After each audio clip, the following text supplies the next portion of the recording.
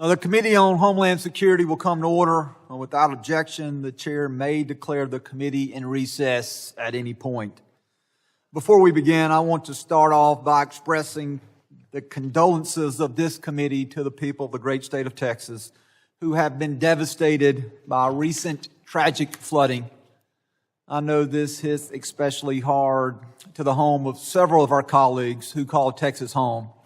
Our thoughts and our prayers are with the victim of this flooding and their families. We are grateful for the courageous efforts of the Coast Guard, CBP, and many other first responders and volunteers who have placed themselves in harm's way to rescue those caught in the flooding. These American heroes, like Coast Guard swimmer Scott Ruskin, saved countless lives through their bravery, and they deserve our nation's gratitude and honor. This committee will continue to do everything we can to ensure the victims receive the assistance they need and that the federal agencies are prepared to help in times of trouble. The purpose of today's hearing is to examine the role that taxpayer-supported non-governmental agencies played in facilitating the border crisis under the Biden-Harris administration. I now recognize myself for a brief opening statement. For 4 years, the Biden-Harris administration created the worst border crisis in American history. From day one, Biden, Harris, and the Department of Homeland Security Secretary Alejandro Mayorkas implemented a policy of mass catch and release, dismantling effective border policies, and gutted interior enforcement. As a result, roughly 13 million inadmissible aliens were either encountered at our border or entered as gotaways. The consequences of these acts have been devastating. Thousands of Americans were lost to fentanyl poisoning. Gang members wreaked havoc in local communities. Young women like Laken Riley, Joycelyn Nungrara, and Rachel Moran were raped, abused, and murdered at the hands of illegal aliens. This committee led the way by impeaching Secretary Mayorkas for his willful and systematic refusal to enforce long-standing immigration laws passed and amended over the years by bipartisan majorities in Congress.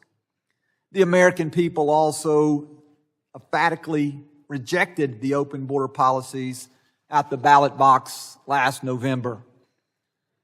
What is not known by many, and what will be highlighted today at this hearing, is that the Biden-Harris administration could not have executed an open-door border policy on its own.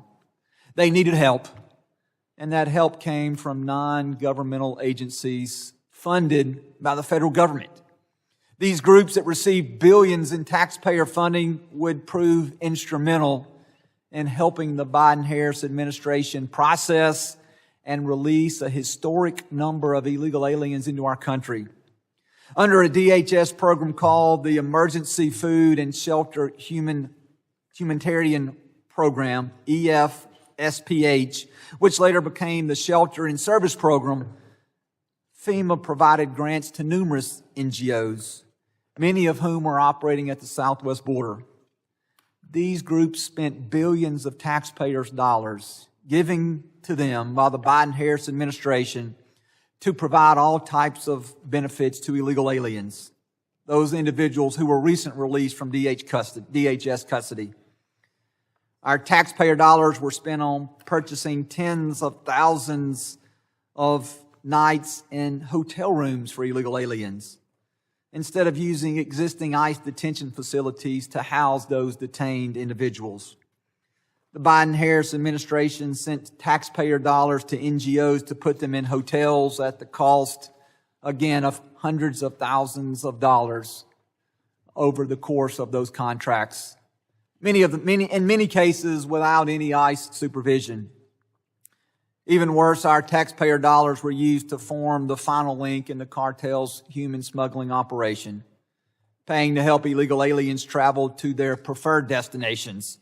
Chicago, New York, Miami, Los Angeles, or other destinations of choice.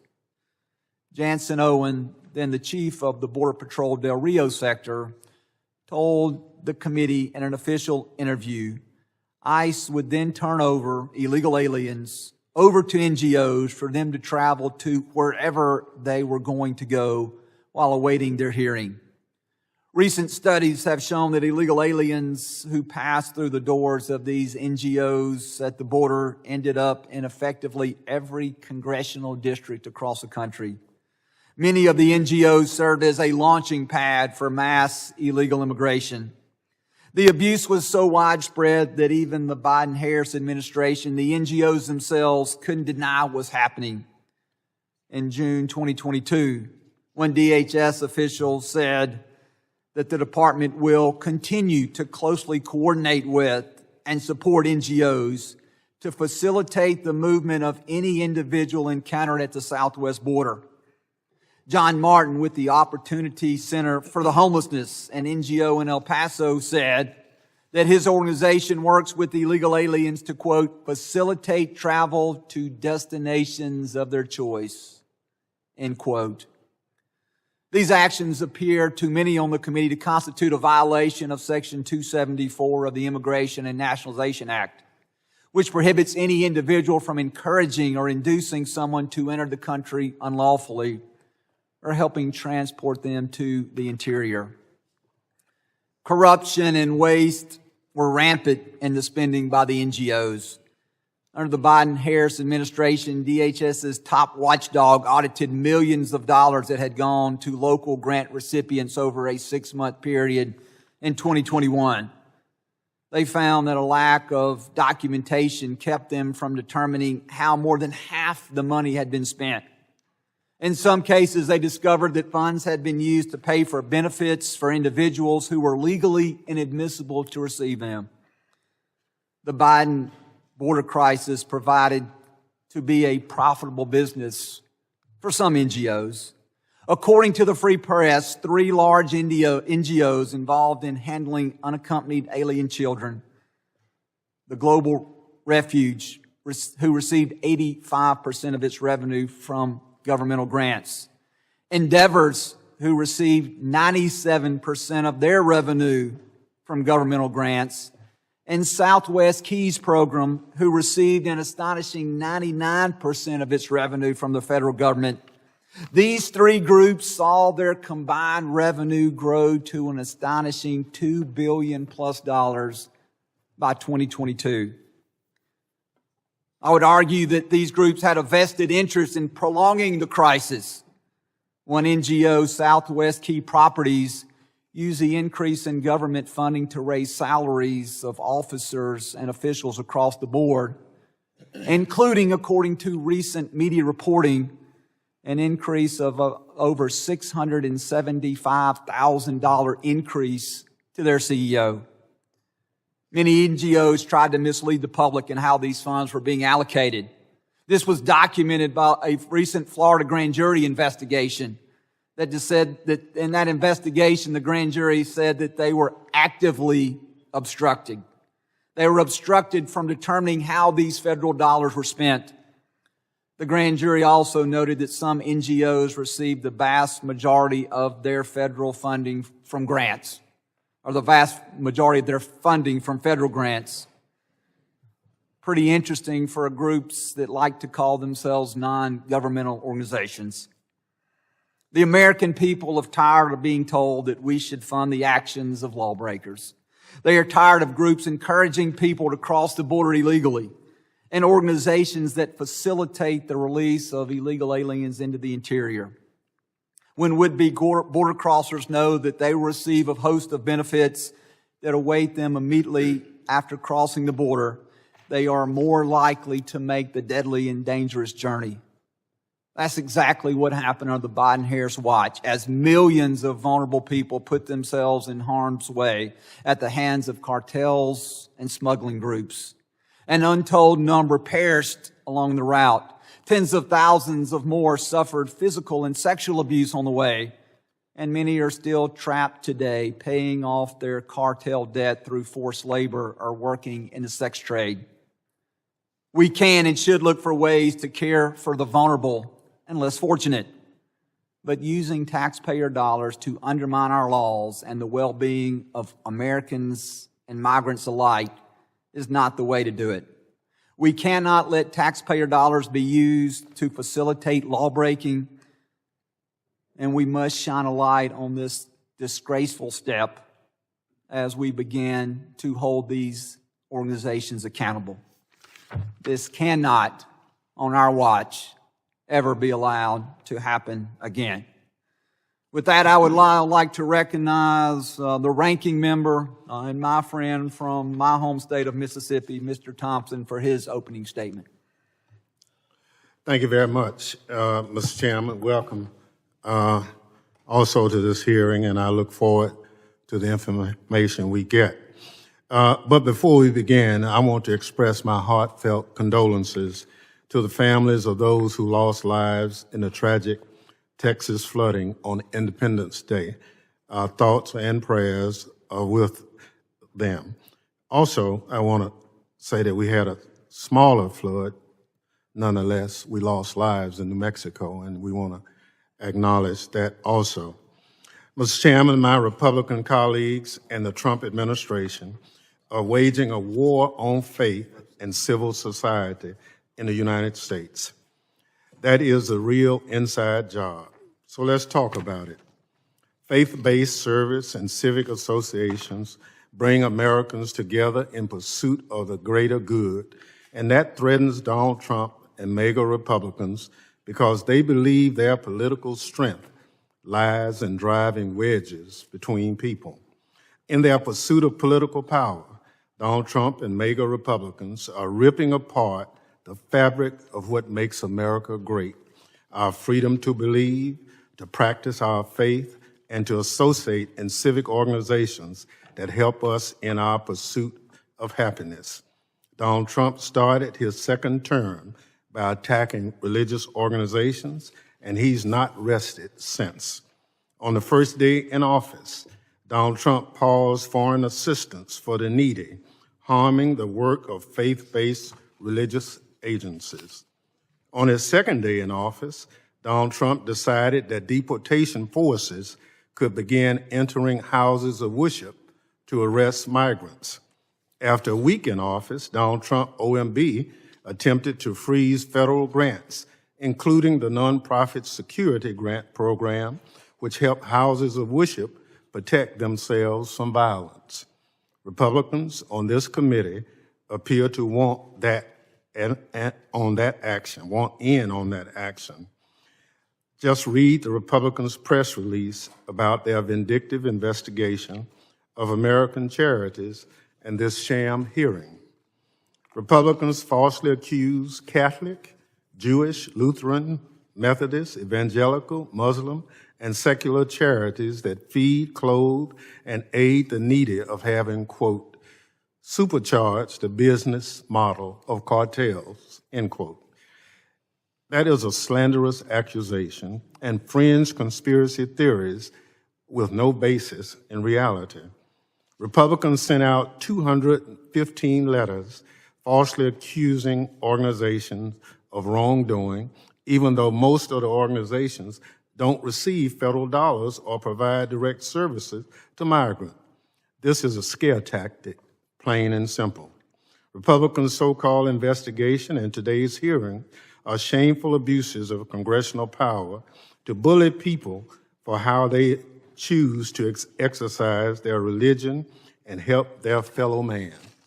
It's an attack on diverse faith-based organizations over their religious practices, and it is a threat to charities that do humanitarian work Republicans do not like. It does not surprise me that the chairman of this committee, Mark Green, is absent for his last full committee hearing before retiring to Guyana. I, too, would be embarrassed if I had to sign off on this hearing.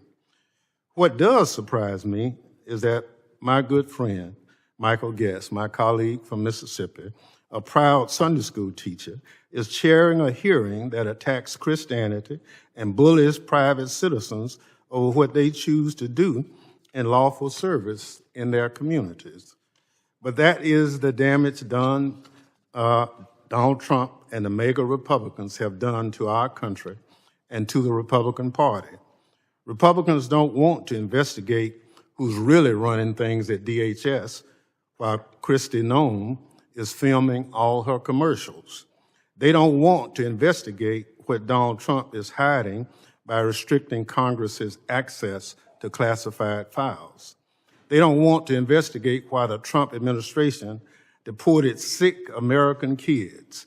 And they don't want to investigate how thousands of calls from flood survivors in Texas went unanswered by FEMA.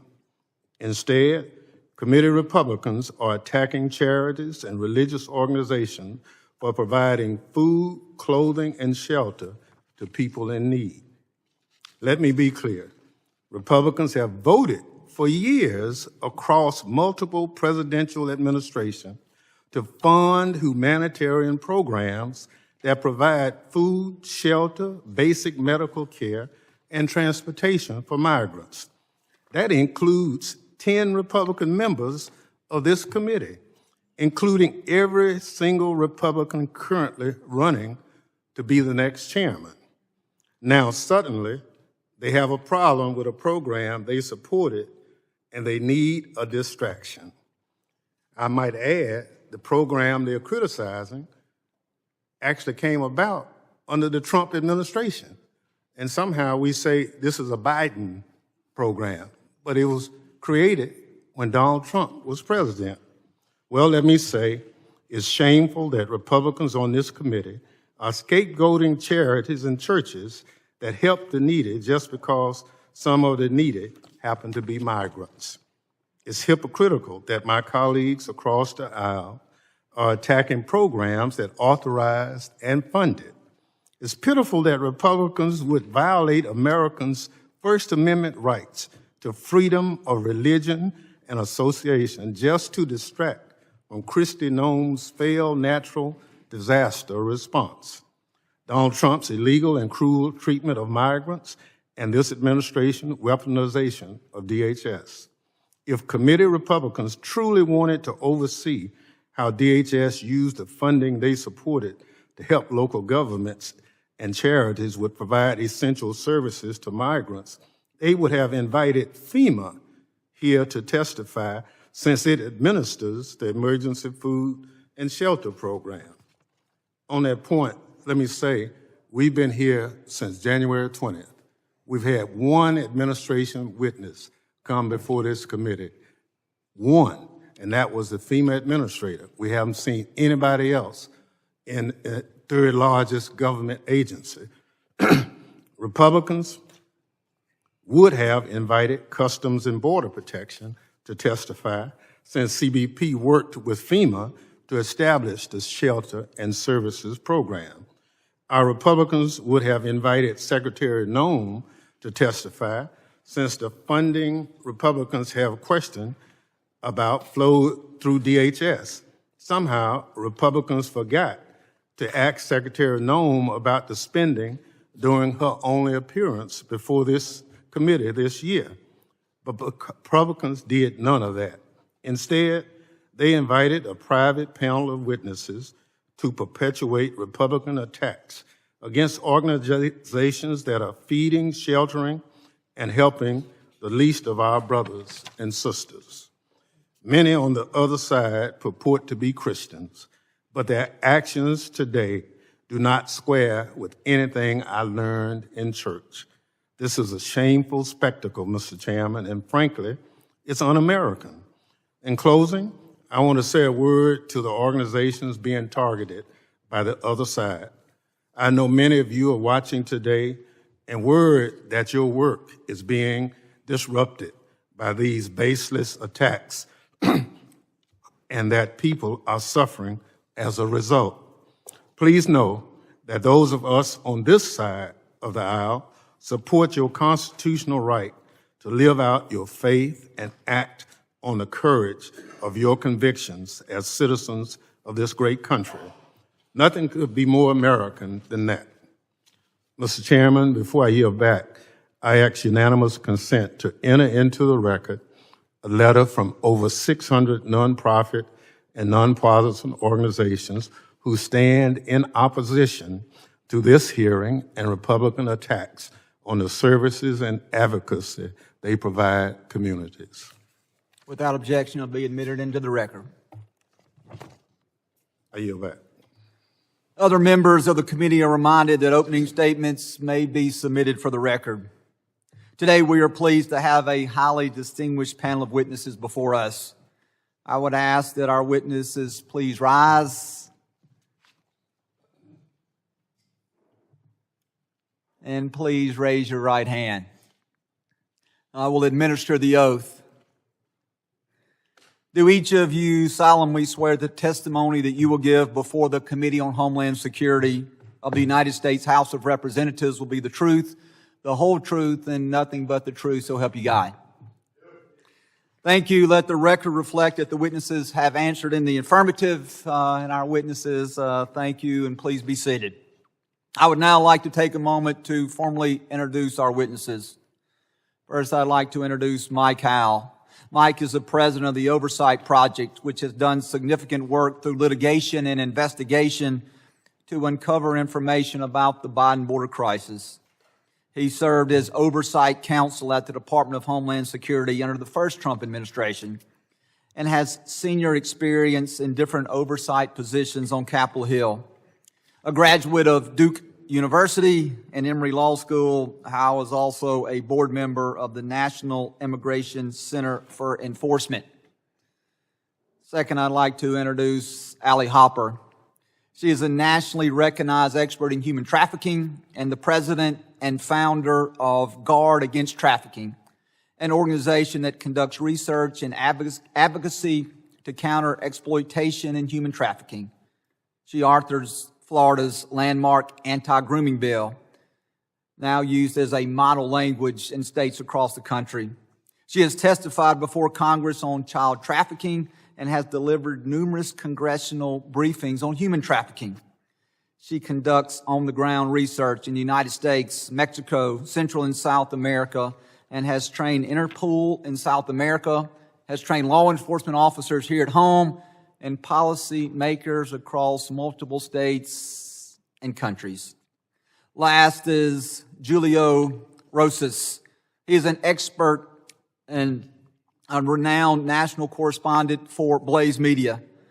As a journalist, he has reported on the ground from the southwest border during the Biden border crisis and has uncovered many riots and protests and has covered many riots and protests across the country, notably those sparked by Antifa and the Black Lives Matter riots of 2020. Julio has previously served in the United States Marine Corps as a reserve. I want to thank all of our witnesses for being here.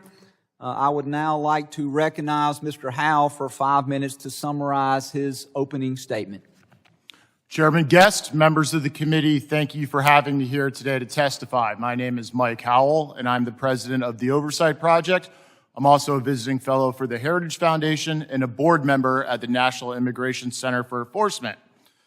I especially thank you for giving me a platform to plead with members of this body, all on the Democrat side, to stand down on their threats against the men and women of Immigration and Customs Enforcement. The violence is getting out of control, and it is fueled by the demagoguery of politicians. Whether it is one of your members telling Axios that there needs to be blood to grab the attention of the press and the public, another saying civility isn't working and to prepare for violence, or even a member of this committee being arrested for forcibly impeding and interfering with federal officials, this escalation deserves condemnation. It needs to stop, and it needs to stop now. Assaults against ICE officers are up over 830%, and that's a lowball estimate. There have been violent incidents in Alvarado, McAllen. The gentleman suspend briefly. Yes, Mr. So I got a point of order. Pursuant to Clause 2K8 of Rule 11, I raise a point of order that this testimony is outside the scope of the hearing.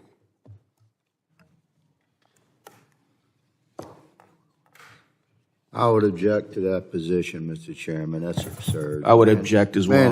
Man has a right to his 5 minutes of testimony. Clearly, the Democrats don't want to hear truth. I object to the ranking member's ridiculous position. The point of order offered by the ranking member is not in order. This individual has the opportunity to summarize his opening statement and the information upon which he used to form that opening statement, so the objection is overruled.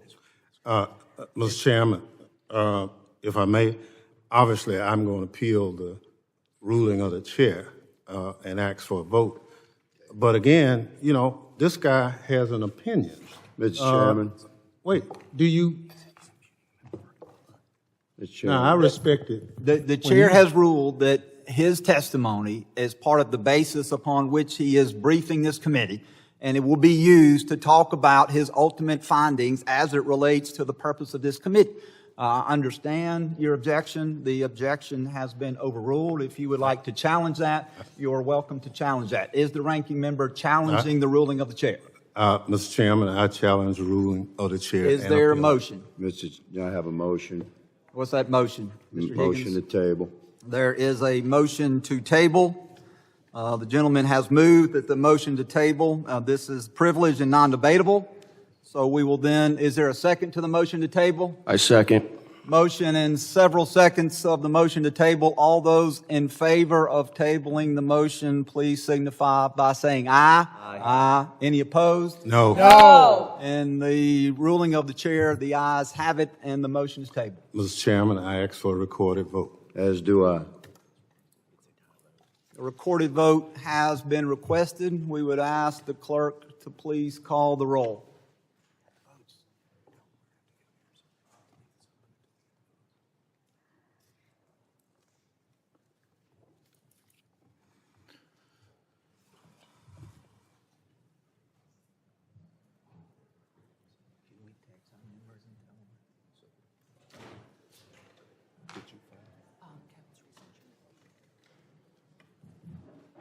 I know they're not going to like the next part.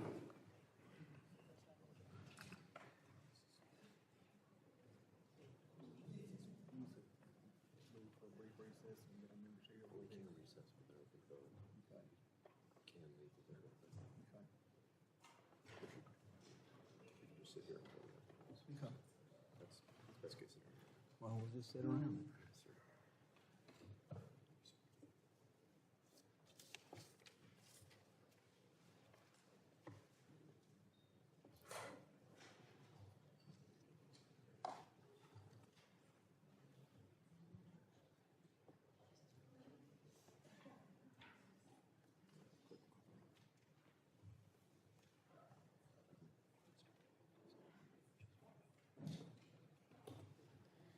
The clerk will call the roll, and then once the roll is called, we will wait on additional members to arrive so that they can cast their vote. But the clerk can begin to call the roll. Mr. McCall. Mr. Higgins. Aye. Mr. Higgins votes aye. Mr. Guest. I'm sorry. Apologies. Mr. Jimenez. Aye. Mr. Jimenez votes aye. Mr. Pfluger. Mr. Garbarino. Ms. Green. Mr. Gonzalez. Mr. Luttrell. Mr. Strong. Aye. Mr. Strong votes aye. Mr. Burkeen. Mr. Burkeen votes aye. Mr. Crane. Mr. Crane votes aye. Mr. Ogles. Aye. Mr. Ogles votes aye. Mrs. Biggs. Aye. Mrs. Biggs votes aye. Mr. Evans. Aye. Mr. Evans votes aye. Mr. McKenzie. Mr. Nutt. Ranking Member Thompson. Nay. Ranking Member Thompson votes nay. Mr. Swalwell. Mr. Correa. No. Mr. Correa votes no. Mr. Tanadar. No. Mr. Tanadar votes no. Mr. Magaziner. Mr. Goldman. No. Mr. Goldman votes no. Mrs. Ramirez. No. Mrs. Ramirez votes no. Mr. Kennedy. No. Mr. Kennedy votes no. Ms. McIver. No. Mrs. McIver votes no. Ms. Johnson. Mr. Hernandez. Ms. Poe. Mr. Carter. Mr. Carter votes no. Mr. Green?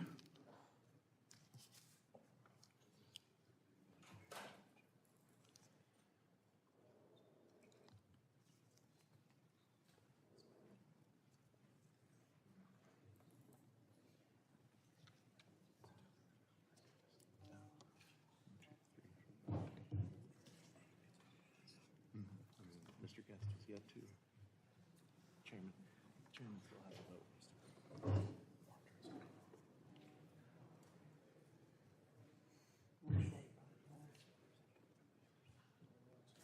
Let's see, I guess I do. Okay.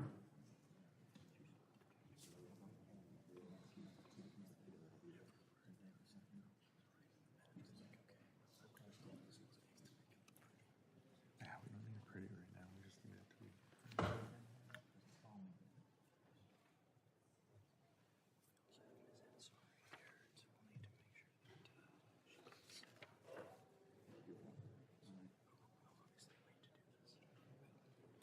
Are there other members that wish to have their vote recorded?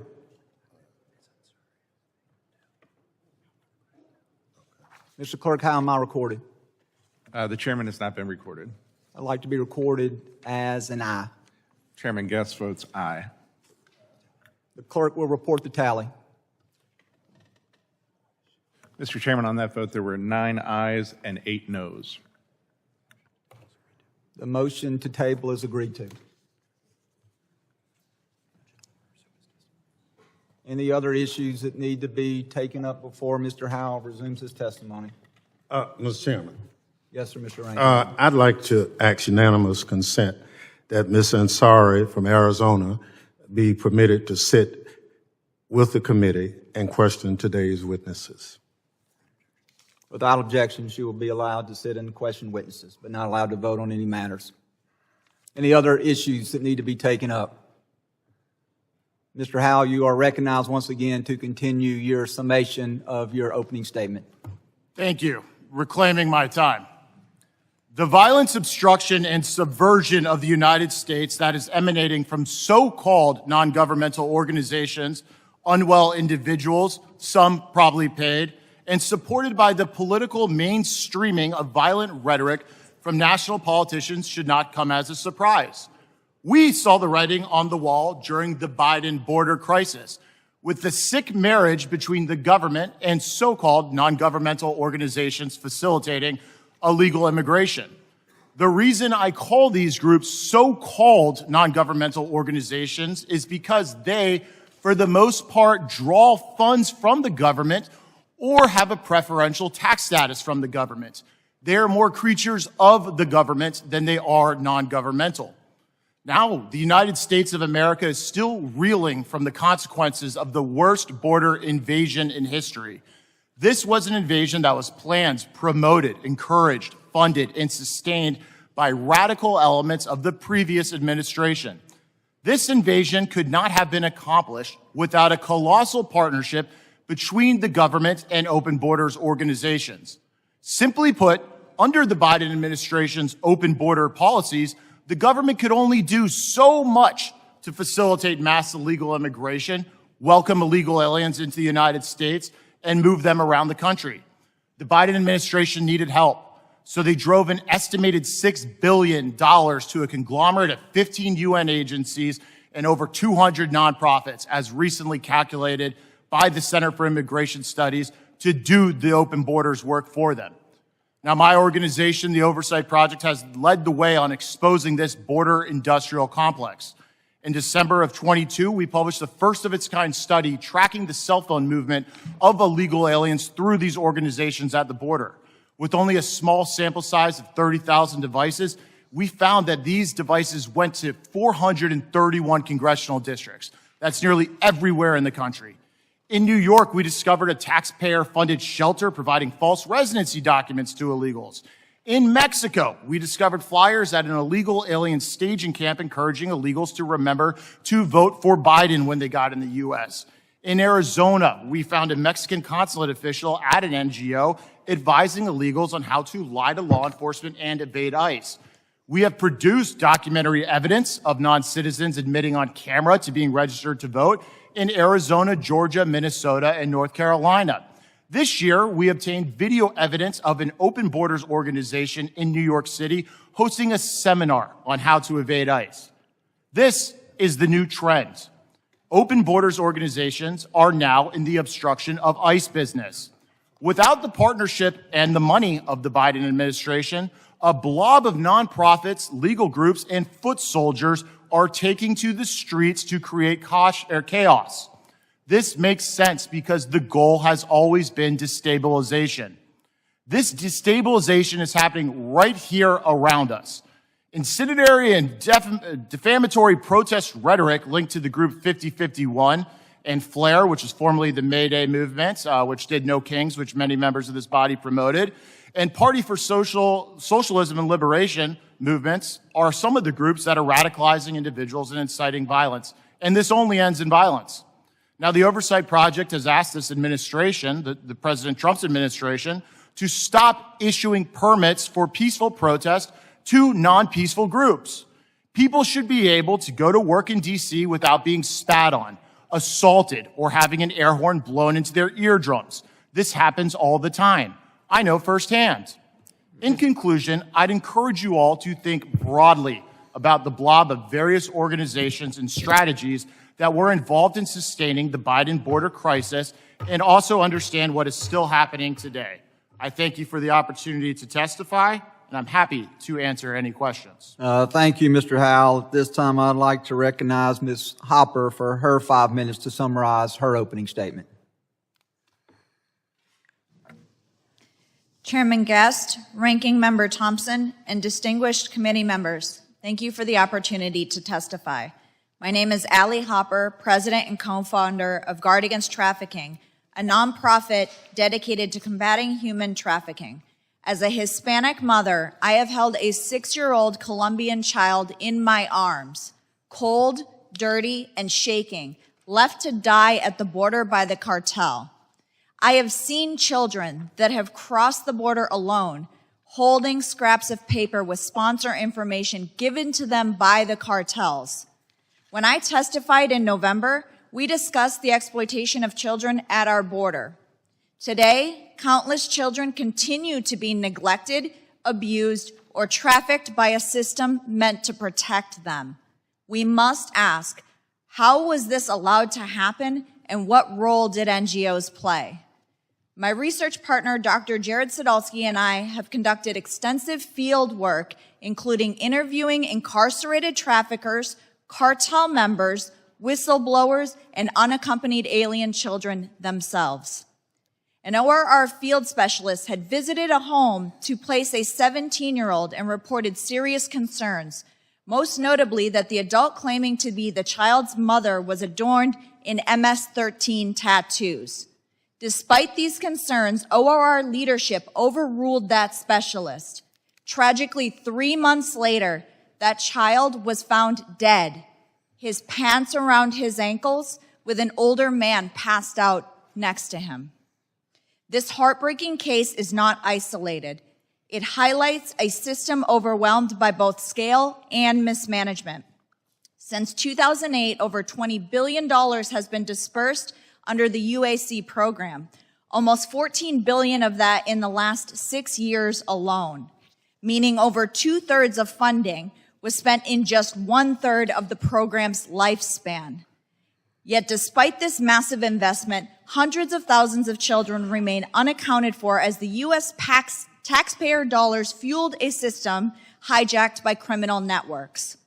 No-bid billion-dollar contracts were awarded with little oversight, while influx facilities became transportation hubs. A striking example is Endeavor's. Their IRS filings show revenue soaring from $65 million in 2019 to $1.18 billion in 2022, driven almost entirely by federal contracts. During this time, CEO John Allman's salary rose from $292,000 to $730,000, with six-figure executive surge bonuses added. Endeavor's ended 2022 with a $112 million surplus. Andrew Lorenzen Strait, a former Biden transition official and ICE advisor, helped secure no-bid federal contracts for endeavors and was caught on camera calling the border crisis a boom for business. Inside endeavors, leadership blocked critical safety protocols, resisted oversight, and silenced internal dissent. Our interviews with contracted auditors at Endeavor's Pico, Texas facility revealed disturbing findings. Male staff had been found inside female dorm rooms. An employee had led 150 teenage girls in sexually explicit routines, dance routines, teaching them how to twerk on multiple occasions. A female over 18 had been shielded from ICE. Others nearing 18 were released early to avoid transfer to ICE. And auditors were blocked from reviewing child sponsor placements. These abuses are not unique to endeavors. Similar patterns existed across multiple NGOs. Federal contracts had prioritized speed over safety and rewarded output over outcomes, conditions which cartels exploited. A cartel operative in Tecate, Mexico, explained to us how children were routinely kidnapped and funneled into the U.S. for profit.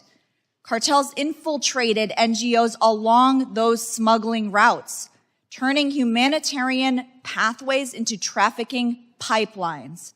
Weak sponsor vetting worsened this problem. An HHS audit later found that 70% of sponsor applications were fraudulent, making proper post-placement welfare checks nearly impossible. Recently, we discovered about 117 unaccompanied children believed to be trafficked on a farm in the Midwest, where our intervention sparked a current investigation. These cases are emerging nationwide. Last week, ICE and CBP arrested about 361 illegal aliens at 2 cannabis farms in California, finding 10 unaccompanied children. So where do we go from here? This is not about politics, it's about protecting children and confronting modern-day slavery. Good intentions and humanitarian missions must never excuse harm when policies enable exploitation, accountability, and decisive action must ensure it never happens again. Thank you, Ms. Hopper. I now recognize Mr. Rosas for 5 minutes to summarize his opening statement. Mr. Chairman, I want to thank you for the opportunity to speak today about this important topic. I've been covering the U.S.-Mexico border as a reporter since 2019. I saw firsthand how secure the southern border was during President Trump's first term. I went on to be at the southern border for the next 4 years to document the deliberate and horrific open border policies implemented by the Biden-Harris administration. The numbers don't lie, the videos don't lie. What our country experienced was a deliberate invasion at the behest of the previous administration. Their efforts could not have been possible without the non-governmental organizations who provided the federal government the ability to flood our country with people who brazenly cross our borders illegally. The NGOs located along the border were often the first place processed migrants went to after being released by Border Patrol. These organizations helped the Biden-Harris administration avoid the bad optics of released migrants having to be on the street due to the large volume of overcrowding in certain sectors. Even with those efforts, the mass overcrowding still resulted in people sleeping on the streets, sometimes during the winter. Ultimately, the goal of these NGOs was to get people to their desired destination within the United States and get them settled in, even though their legal status was far from being secured.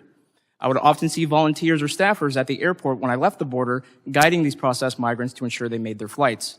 A few times, I saw them ushering unaccompanied minors. This is haunting to think back on now, knowing that Biden's HHS lost track of tens of thousands of minors once they reached their supposed final destination.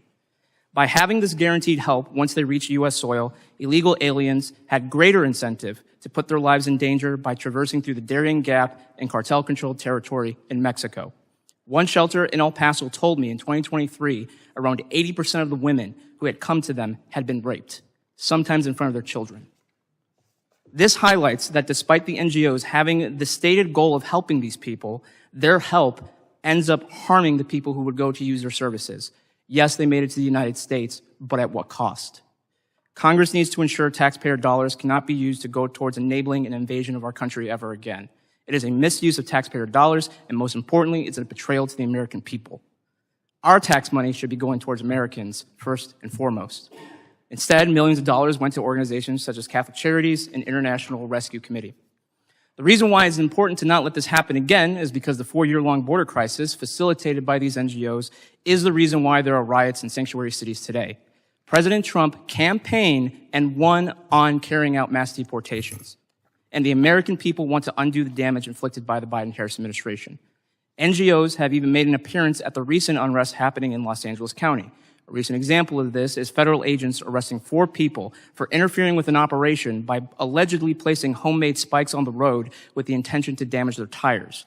On their person was a bag branded with the logo of the Coalition for Humane Immigrant Rights Los Angeles. Congress needs to look into whether NGOs are supporting people directly or indirectly who are currently interfering with federal operations. I can tell you that while Americans are happy the border crisis is finally over, they want to see accountability, and I believe Congress can make that accountability happen should you decide to act. And since I have a little bit of time left, I want to say I'm here testifying today as a proud Latino, but most importantly, I'm here as an American citizen. This is my country, this is my home, this is where I grew up in. And that is why the rhetoric coming from one side of the aisle about these operations saying, no, we got to keep our cheap labor so that we can maintain our standard of living proves that they want to view Latinos simply as a underclass to siphon votes from and fearmonger from every time that there's an election. They're content with keeping us as that servant underclass, and that is why it is disgusting to see them criticize that recent raid in Ventura County where they found unaccompanied minors working alongside convicted sex offenders at a cannabis farm. No, we got to keep them there because or else how else are we going to get high if we can't have unaccompanied minors harvest our weed? It's quite frankly despicable. And the last thing I want to say is that the last time I appeared before this committee, we had one member say that Antifa is just an ideology, it's not a movement, by using an outdated quote from the FBI director. Well, coming back from Los Angeles, Seattle, and Portland just this past month with the recent riots, I can tell you that Antifa is very real, and the fact that they are also connected to that recent attempted ambush at that ICE facility in Texas. So I just wanted to reflect for the record that I was right then, and I'm right now, that Antifa is very real and they're very dangerous. Thank you. Thank you, and I want to thank all of our witnesses again for being here and for their opening statements. Members will be recognized by order of seniority for their 5 minutes of questioning. An additional round of questioning may be called after all members have been recognized. I'd like to recognize the gentleman from the great state of Louisiana, Clay Higgins, for 5 minutes. Thank you, Mr. Chairman. I appreciate the panelists for being here today. Let me ask you all a yes or no question, and we're going to build this thing out. Do you believe if an employee or an agent of an NGO that is implicated in child trafficking in a criminal investigation, if they cross the threshold of reasonable suspicion and they're investigated, and that investigation leads to the jurisdictional authority, the investigative authority, developing probable cause. So they cross the threshold of probable cause and they're arrested. And then they're prosecuted, and if they're convicted, they cross the threshold of guilty beyond a reasonable doubt, and they are convicted. We're talking about an employee of an NGO that participated willingly during the last 4 years with the trafficking of human beings, including children that were destined to be trafficked into the sex trade. Mr. Howell, do you think that employee of that NGO should be convicted and incarcerated based upon the judicial system and the criminal justice system I just described? Yes or no? Yes. Ms. Hopper? Yes. Mr. Rosas? Yes. Well, I concur. And much to the chagrin of a whole abhorrent industry of child trafficking that prospered from the open border policies of the Biden administration for 4 years, 2021, 22, 23, and 24. Much to the chagrin of these people that made bank, man. We're coming after them. And the and this executive branch is building criminal files. So I hope they're watching, and I hope they're frightened, and I hope they're getting their affairs in order, hiring their liberal attorneys to defend them, starting to shuffle their money around. We'll find it. Mr. Howell, are you aware that ongoing right now in our country, if DHS, ICE, FBI, local and state law enforcement agencies working on classified operations to locate, find, and rescue trafficked, tender age, mostly girls. I'm talking about girls under 14 and younger across the country that were trafficked into our country in 2021, 22, 23, and 24. Are you aware that those operations are ongoing? Yes, sir. They're trying to find the children the Biden administration lost. Thank you, Mr. Howell. Ms. Hopper, are you aware? I am. Mr. Rosas? Correct. I'm aware. Thank you. Would you be surprised that according to my research, which will very soon be revealed next week, they've rescued so far 35,000 tender age kids. How you like that? Now, according to Ms. Hopper's research, which I find fascinating, and everybody up here should, 70% of the documentation turned in by so-called sponsors, which were lined up by who? The NGOs. Through who? Primarily HHS. It was a pipeline, man. We fed a pipeline of tender age children into sex trafficking and slave labor into our country. We're finding these kids. We're tracking this fraudulent documents. You're right, Ms. Hopper. My research showed a little bit less, 65%. You said 70%. I'll go with 70. So be advised. Be advised. We are building out case files, criminal case files. We're interviewing these 35,000 kids, and we're finding out exactly what the hell happened, how they ended up in the nightmare where they were, and we're rescuing more. And there's nothing anybody can do about it. We're going to identify these children, we're locating these children, we're rescuing these children, and we're building out criminal files based upon the testimony of these young teenagers and the documentation of fraudulent vetting. And many of these NGO employees are going to find themselves wearing orange, be their new favorite color. Mr. Chairman, I appreciate the indulgence. I yield. Gentleman yields. The chair now recognizes Ranking Member Thompson for his 5 minutes of questioning. Thank you very much, Mr. Chairman. Mr. Chairman, you and I both are from Mississippi, and we know all too well the sense of devastation and hopelessness experienced by disaster survivors. Many of the nonprofits the majority is attacking today under your leadership are the very people who rush to support our constituents in their darkest days. It is a disappointing way to begin your tenure as chairman if your conference does, in fact, select you for that post. Mr. Chairman, you have read the same reporting I have. You've heard the same whispers of concern about the administration's action decimating staff across the department, and you've seen the horrific results of the department's gross incompetence in just six short months. As of July 4th weekend began, the deadliest floods in Texas history were wreaking havoc in communities across the state.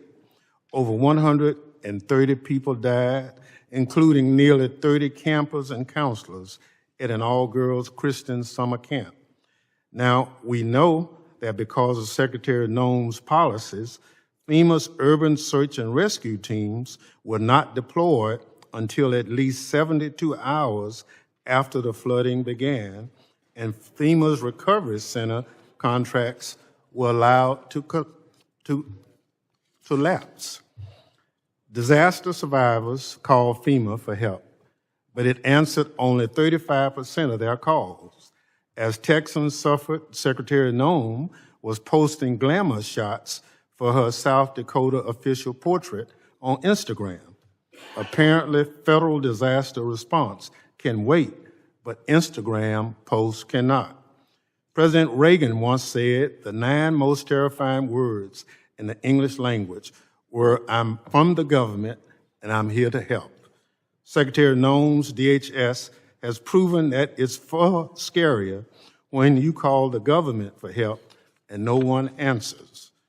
The Secretary has also allowed ICE to execute racist immigration raids, haphazardly rounding up Americans and migrants alike based on skin color, ethnicity, and the language someone speaks. She has defied court orders to halt deportation and timely returns wrongly deported individuals.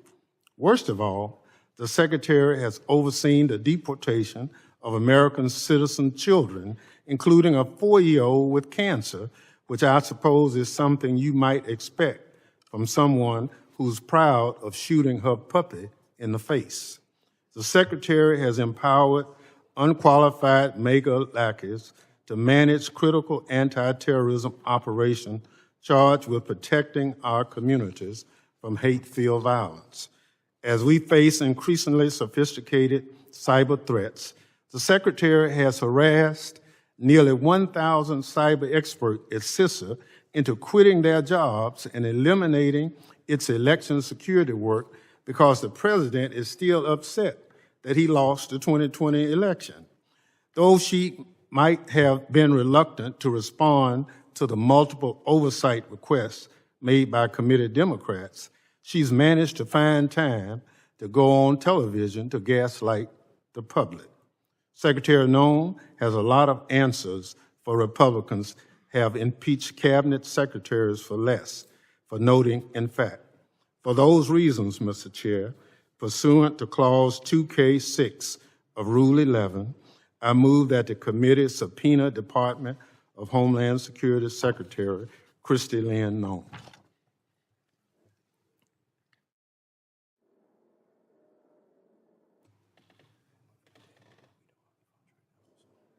Gentleman yield back. I yield Before the gentleman yields back, is there a motion?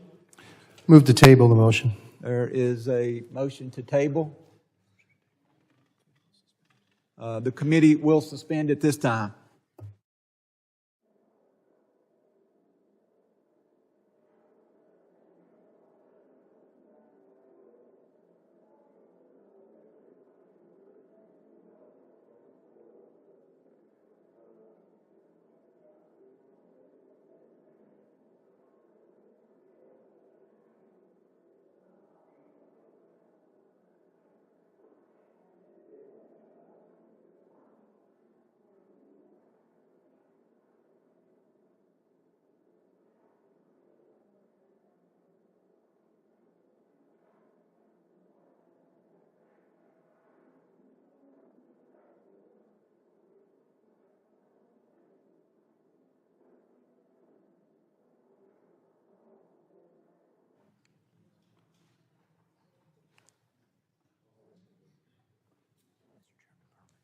Mr. Chairman. Gentleman's recognized. Parliamentary inquiry. Are we waiting on something? Waiting on members to return to the committee room.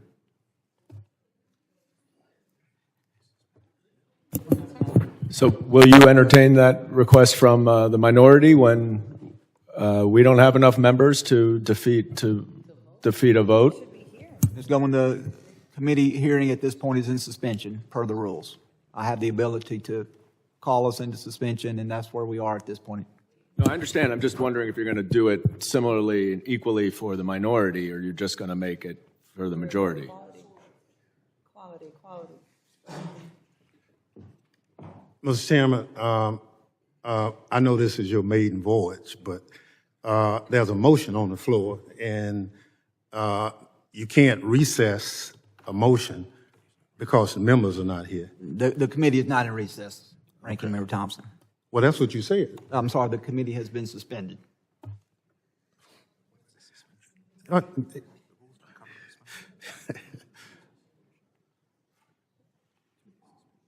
Point of order, Mr. Chairman. Yes, sir, Ms. Thompson. There's a motion before the committee, and I ask that my motion be acted on. You can't suspend it or do anything like that.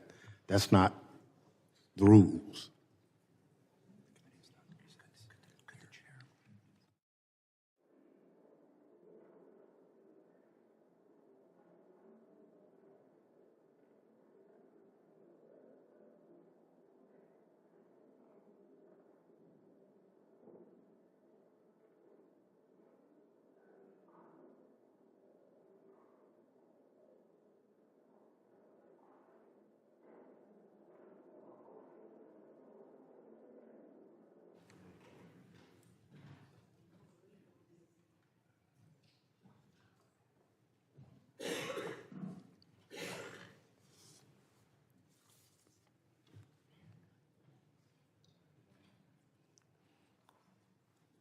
Mr. Chairman, the rules don't, of this committee don't allow for just to stop. And I'm just asking that we go forward with the motion. The chair has already explained where we are at this point, Mr. Thompson, and until additional members return to the chamber, we will not be moving forward. That, you know, I'm just saying that if we following the rules of the committee, what you're doing is not in the rule.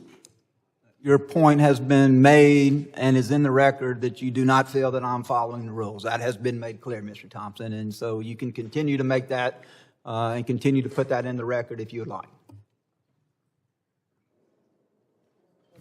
Can you cite to us what rule allows for you to suspend until members return? Parliamentary inquiry. Wow. The people, this is how we break rules all day here.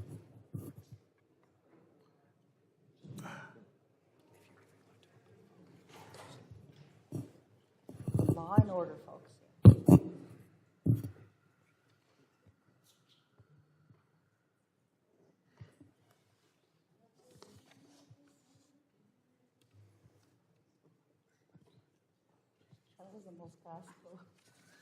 Mr. Chairman, I ask the parliamentary inquiry. Yes, sir, Mr. Goldman.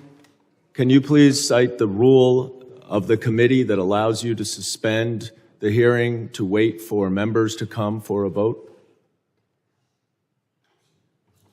I assume you want to follow the rules of the committee as the chairman. As I understand, Mr. Goldman, it's at the chair's discretion. I have used that discretion, and I have suspended. I understand that you and Mr. Thompson and other members may not be happy with that, but that is the decision. No, I just want you to follow the rules. Simple question. I assume you want to follow the rules as the acting chairman. So presumably there's a rule that you can cite to that allows you to do this. There is no general discretion of the chair to do whatever the chair wants to do. That is not a rule in the House of Representatives.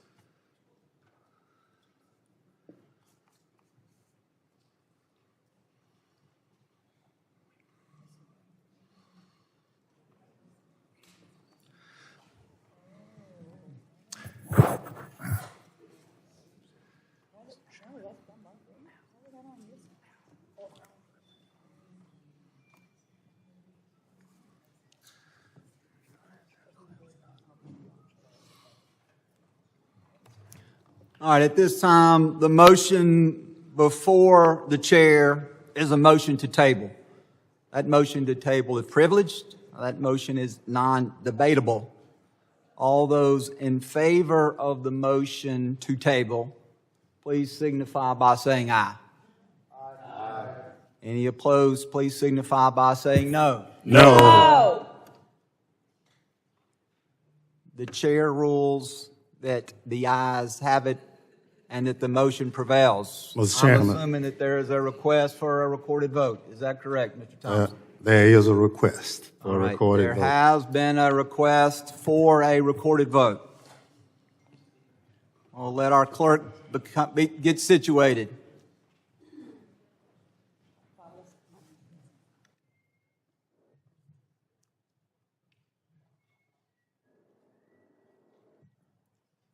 Mr. Clerk, would you please call the roll? Mr. McCall. Mr. Higgins. Aye. Mr. Higgins votes aye. Mr. Jimenez. Aye. Mr. Jimenez votes aye. Mr. Pfluger. Mr. Pfluger votes aye. Mr. Garbarino. Aye. Mr. Garbarino votes aye. Ms. Green. Mr. Gonzalez. Mr. Luttrell. Aye. Mr. Luttrell votes aye. Mr. Strong. Mr. Strong votes aye. Mr. Burkeen. Aye. Mr. Burkeen votes aye. Mr. Crane. Mr. Crane votes aye. Mr. Ogles. Aye. Mr. Ogles votes aye. Mrs. Biggs. Aye. Mrs. Biggs votes aye. Mr. Evans. Aye. Mr. Evans votes aye. Mr. McKenzie. Mr. Knott. Ranking Member Thompson. Nay. Ranking Member Thompson votes no. Mr. Swalwell. Mr. Correa. Mr. Correa votes no. Mr. Tanadar. Mr. Tanadar votes no. Mr. Magaziner. No. Mr. Magaziner votes no. Mr. Goldman. No. Mr. Goldman votes no. Mrs. Ramirez. No. Mrs. Ramirez votes no. Mr. Kennedy. No. Mr. Kennedy votes no. Mrs. McIver. No. Mrs. McIver votes no. Ms. Johnson. Ms. Johnson votes no. Mr. Hernandez. Ms. Poe. Ms. Poe votes no. Mr. Carter. Mr. Carter votes no. Mr. Green.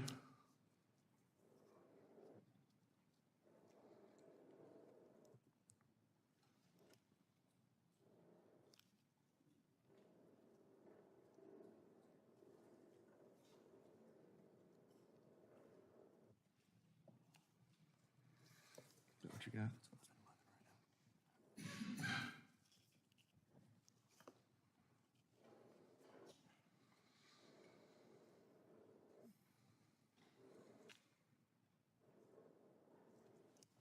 Mr. Clerk, how am I recorded? The chairman is not recorded. The chair votes aye. Chairman Guest votes aye. Are there other members who wish to have their vote recorded or to change their vote?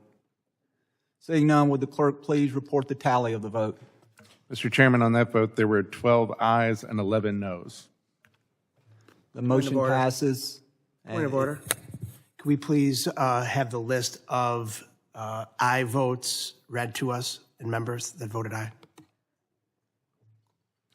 The members that voted aye are as follows: Mr. Higgins, Mr. Jimenez, Mr. Pfluger, Mr. Garbarino,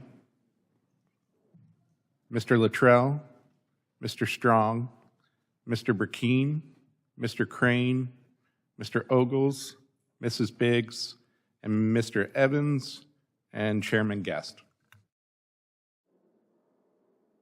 Were all present to cast their votes? Mr. Clerk, we're all present and cast for votes, to your knowledge? Yes, all were present in the room when they voted. Thank you.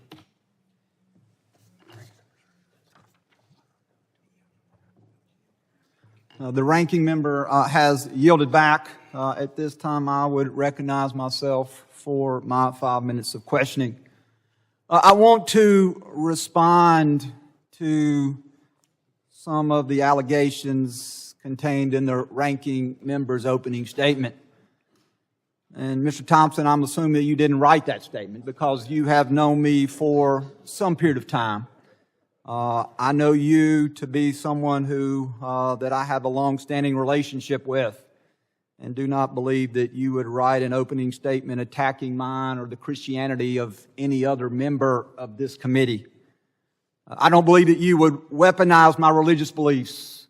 I don't believe that you would criticize me because I choose to teach Sunday school in my church, and to somehow say that because I'm a Sunday school, because I'm a Christian, that me being a part of this hearing somehow, in some way, flies in the face of my religious beliefs. Because what we're doing here today is we are not casting a broad net on every non-governmental organization, every nonprofit. We are instead focusing this hearing on those who have profited off of the illegal immigration that we saw under the Biden-Harris administration. I have mentioned nothing in my statement about nonprofits such as Red Cross, Catholic Charities, Samaritan's Purse, Doctors Without Borders, nonprofits who actually take money and use it for the good, who are out there collecting money from their congregation, from members of the community who wish to give back. Instead, this hearing is focused on those handful of nonprofits who received their money almost exclusively from grants from the federal government, but yet still claim to be nonprofits. Ms. Hopper, you mentioned two of those in your written testimony, two that I referenced in my opening statement. Those two being Endeavors, who, according to my information that I received, Endeavors received 97% of their funding from federal or local grants. They weren't out raising money. They weren't out there ringing the bell there at Christmas asking people to give money. They weren't in churches asking members of the congregation to please give to these organizations. They were instead an arm of the federal government in that they received 97% of their funding. And then Southwest Key Properties was an NGO that blew past that. 99% of their funding came from grants from the federal government. And what did these organizations do with that?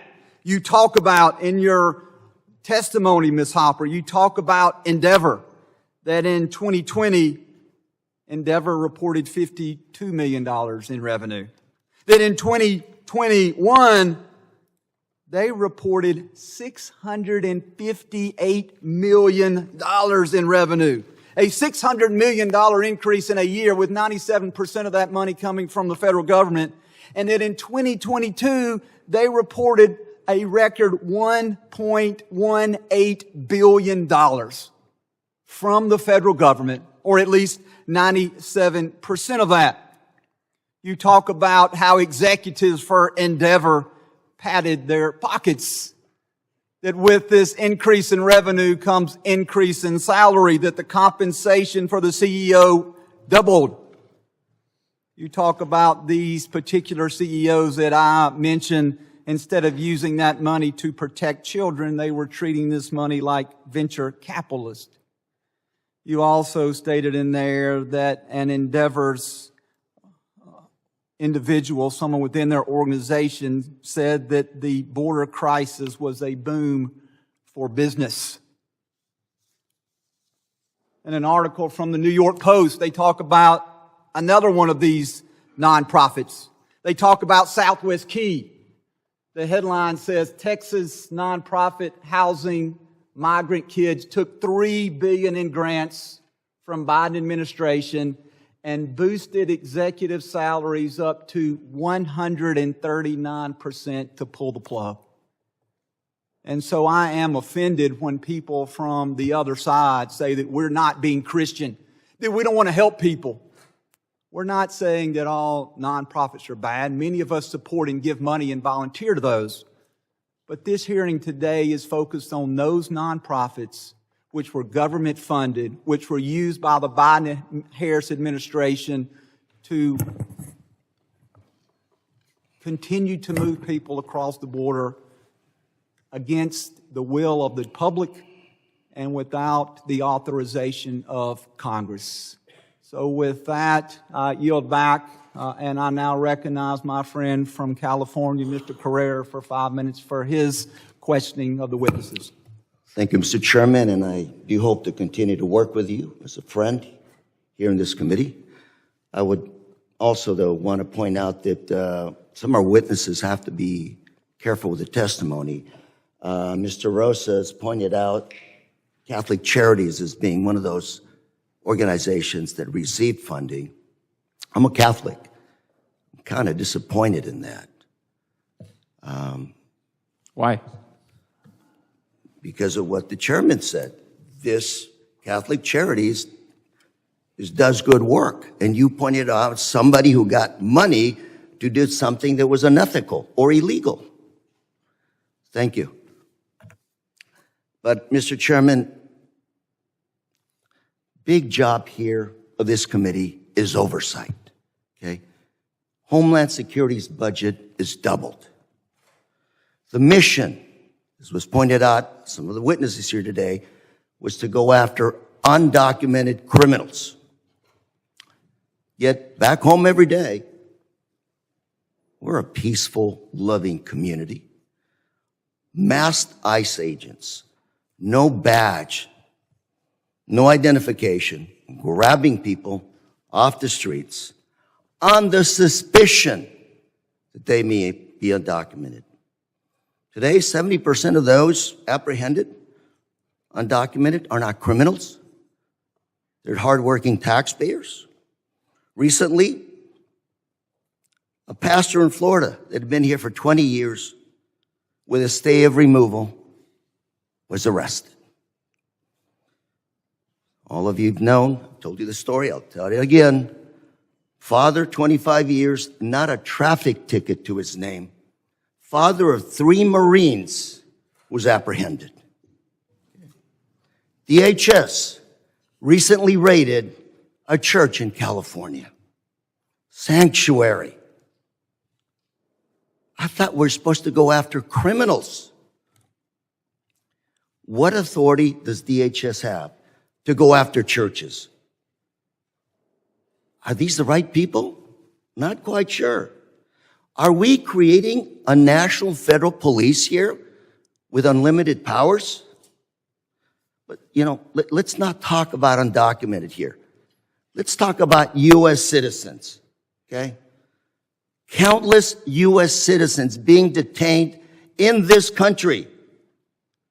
In my district, an attorney, woman, female, walking down Centennial Park, apprehended by ICE, did not touch, did not do anything offensive to the ICE agent, was arrested, put in a van with no windows, cuffed, taken to a detention center for hours.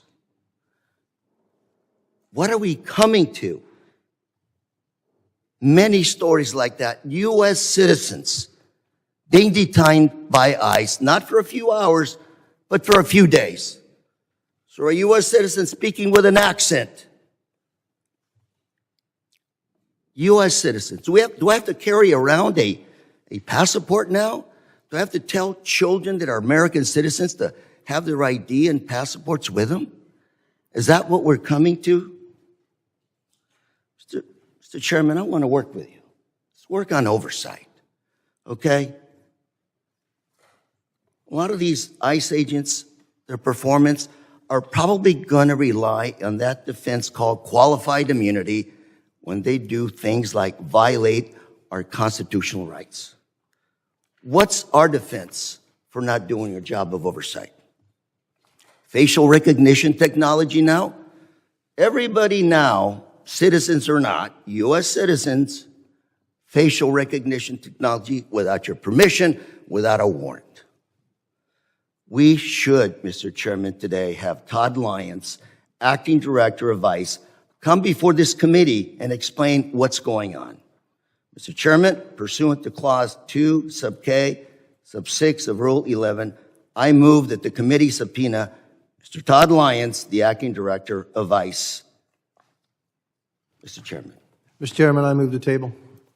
There is a motion to table. Ms. Crater, you yield back at this point? Yes. And the gentleman yields back.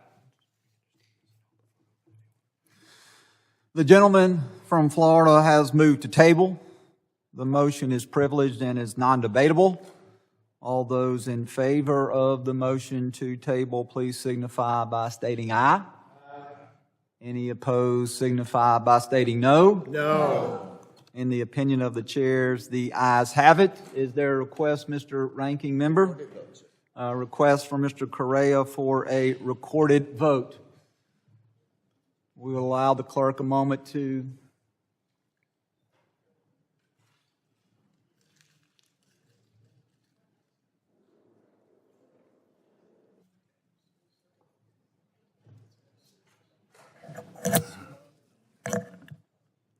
a recorded vote in this matter has been called. Mr. Clerk, if you would please call the roll. Mr. Green of Tennessee, Mr. McCall, Mr. Higgins, Mr. Jimenez. Mr. Jimenez votes aye. Mr. Pfluger. Mr. Pfluger votes aye. Mr. Garbarino. Mr. Garbarino votes aye. Ms. Green. Mr. Gonzalez. Mr. Luttrell. Mr. Luttrell votes aye.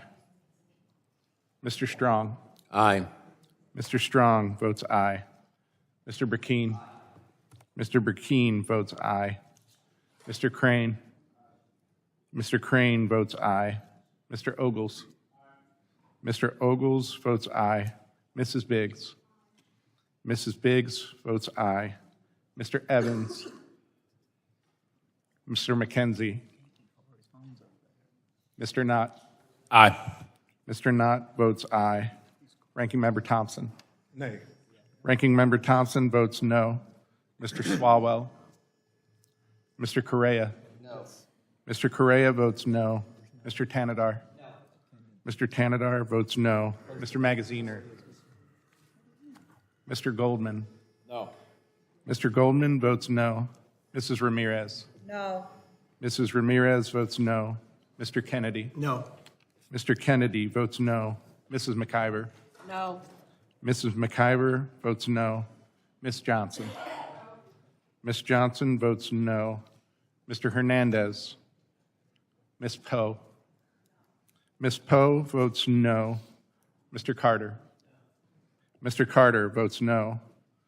Mr. Green of Texas. Are there other members who wish to have their vote recorded? Mr. Evans is not recorded. Mr. Evans votes aye. Mr. Clerk, how is the chair recorded? The chair is not recorded. Mr. Chair, Mr. Magaziner recorded. Mr. Clerk, is Mr. Magaziner recorded? Mr. Magaziner was not recorded. Mr. Magaziner, how would you like to be recorded? Mr. Magaziner is recorded as a no.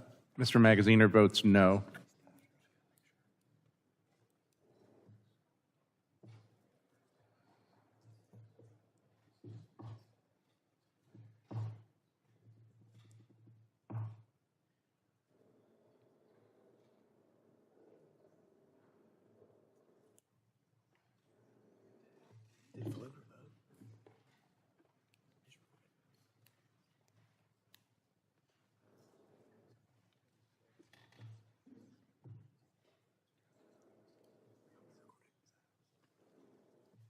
Mr. Clerk, how is the chair recorded?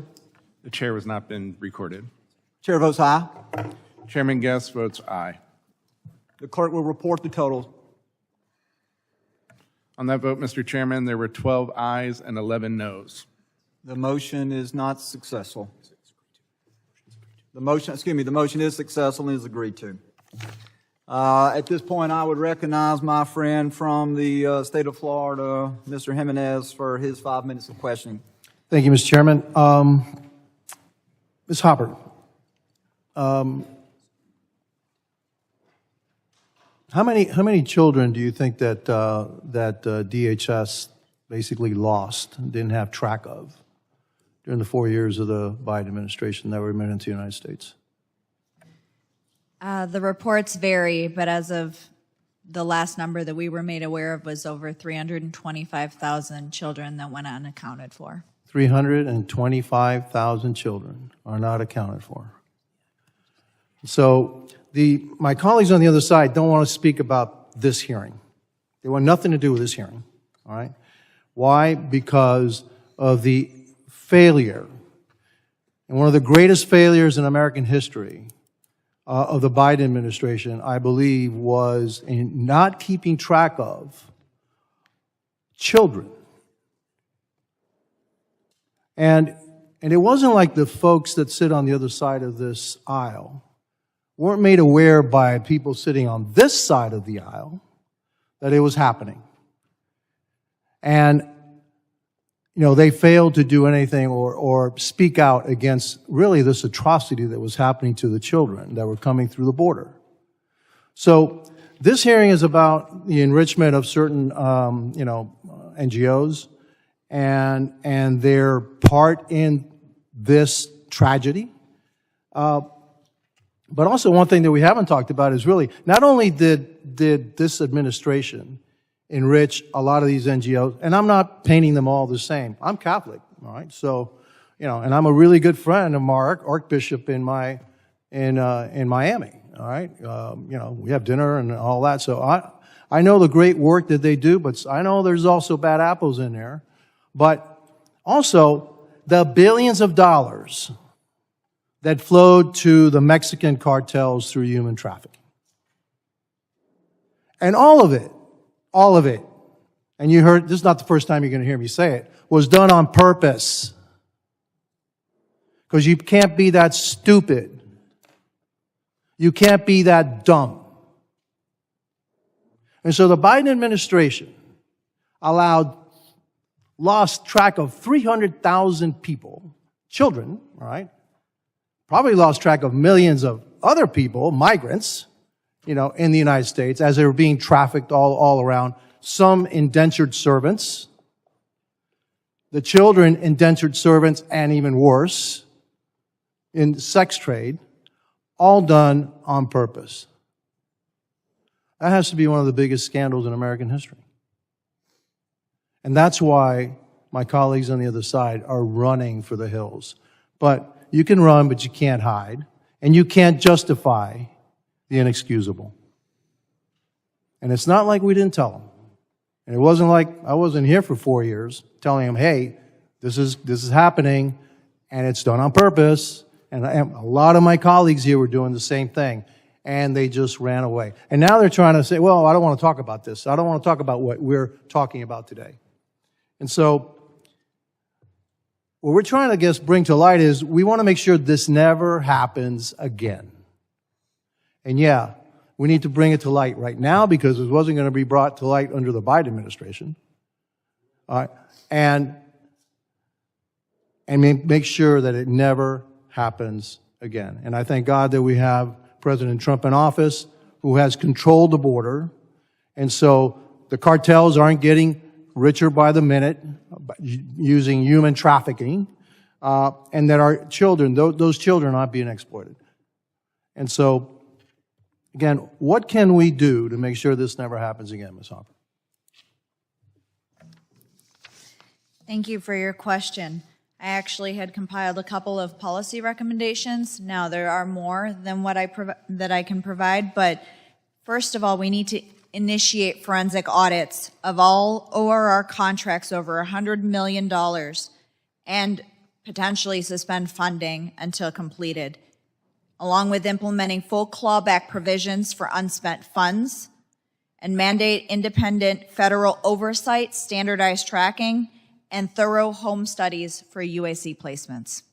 Thank you, and I hope that we as a committee can take those recommendations and put them into legislation, and I hope it would be a bipartisan effort, because what's happening to those children is definitely a crime. Thank you, and I yield back.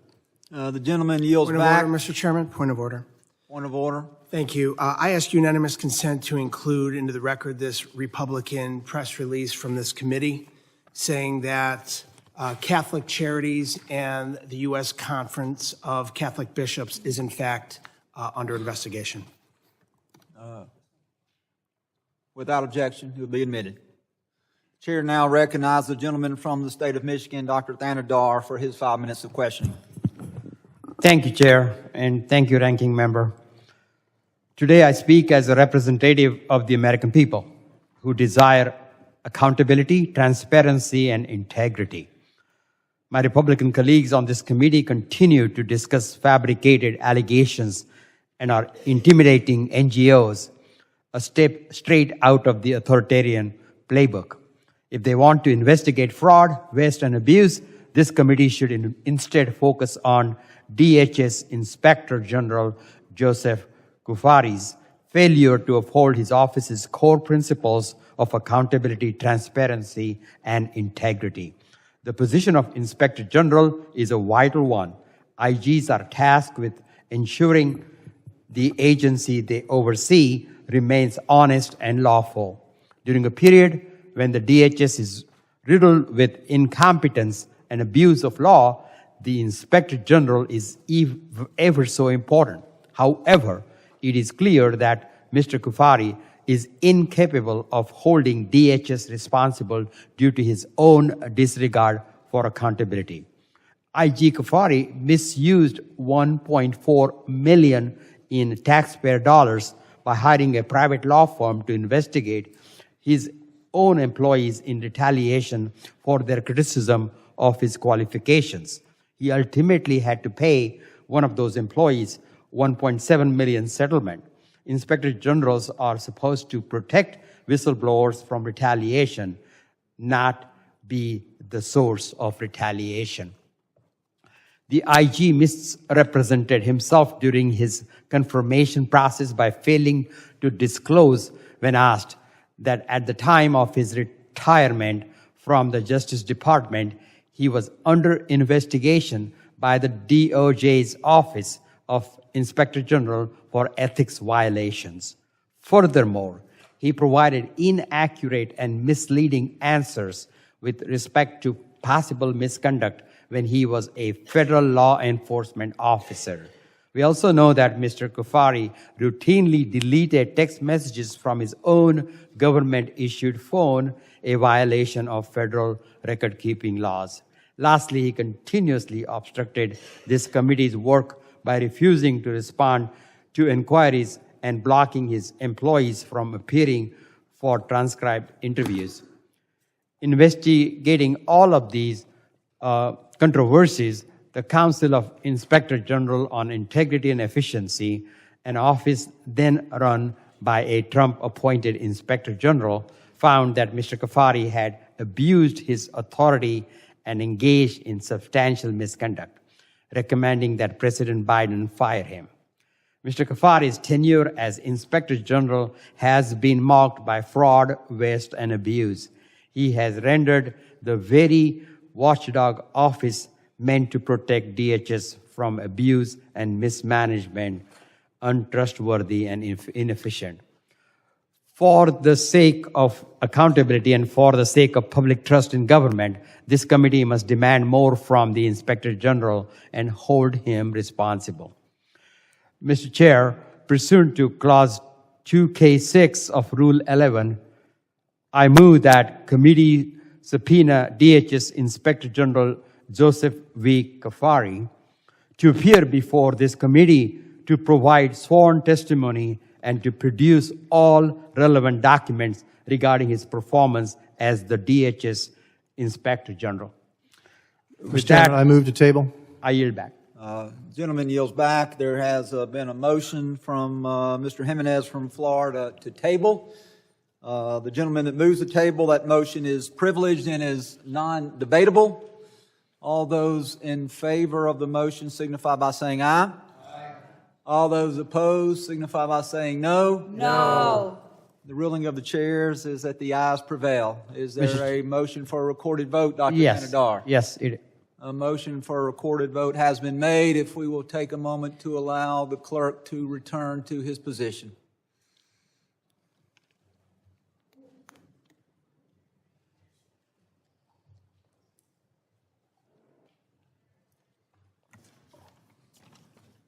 Would the clerk please call the roll? Mr. Green of Tennessee, Mr. McCall, Mr. Higgins, Mr. Jimenez. Mr. Jimenez votes aye. Mr. Pfluger. Mr. Pfluger votes aye. Mr. Garbarino. Mr. Garbarino votes aye. Ms. Green. Mr. Gonzalez, Mr. Luttrell. Mr. Luttrell votes aye. Mr. Strong. Aye. Mr. Strong votes aye. Mr. Burkeen. Aye. Mr. Burkeen votes aye. Mr. Crane. Mr. Crane votes aye. Mr. Ogles. Mr. Ogles votes aye. Mrs. Biggs. Mrs. Biggs votes aye. Mr. Evans. Mr. Evans. Mr. Evans votes aye. Mr. McKenzie. Mr. Knott. Aye. Mr. Knott votes aye. Ranking Member Thompson. Nay. Ranking Member Thompson votes no. Mr. Swalwell. Mr. Correa. No. Mr. Correa votes no. Mr. Tanadar. No. Mr. Tanadar votes no. Mr. Magaziner. Mr. Goldman. Mr. Goldman votes no. Mrs. Ramirez. No. Mrs. Ramirez votes no. Mr. Kennedy. No. Mr. Kennedy votes no. Mrs. McIver. Mrs. McIver votes no. Ms. Johnson. Ms. Johnson votes no. Mr. Hernandez. Ms. Poe. Ms. Poe votes no. Mr. Carter. No. Mr. Carter votes no. Mr. Green of Texas.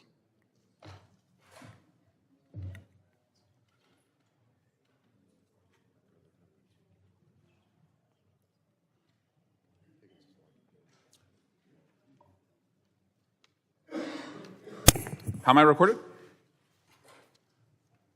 I'm sorry, I didn't see who the request was from. Mr. Swalwell. Mr. Swalwell is not recorded. Mr. Swalwell votes no.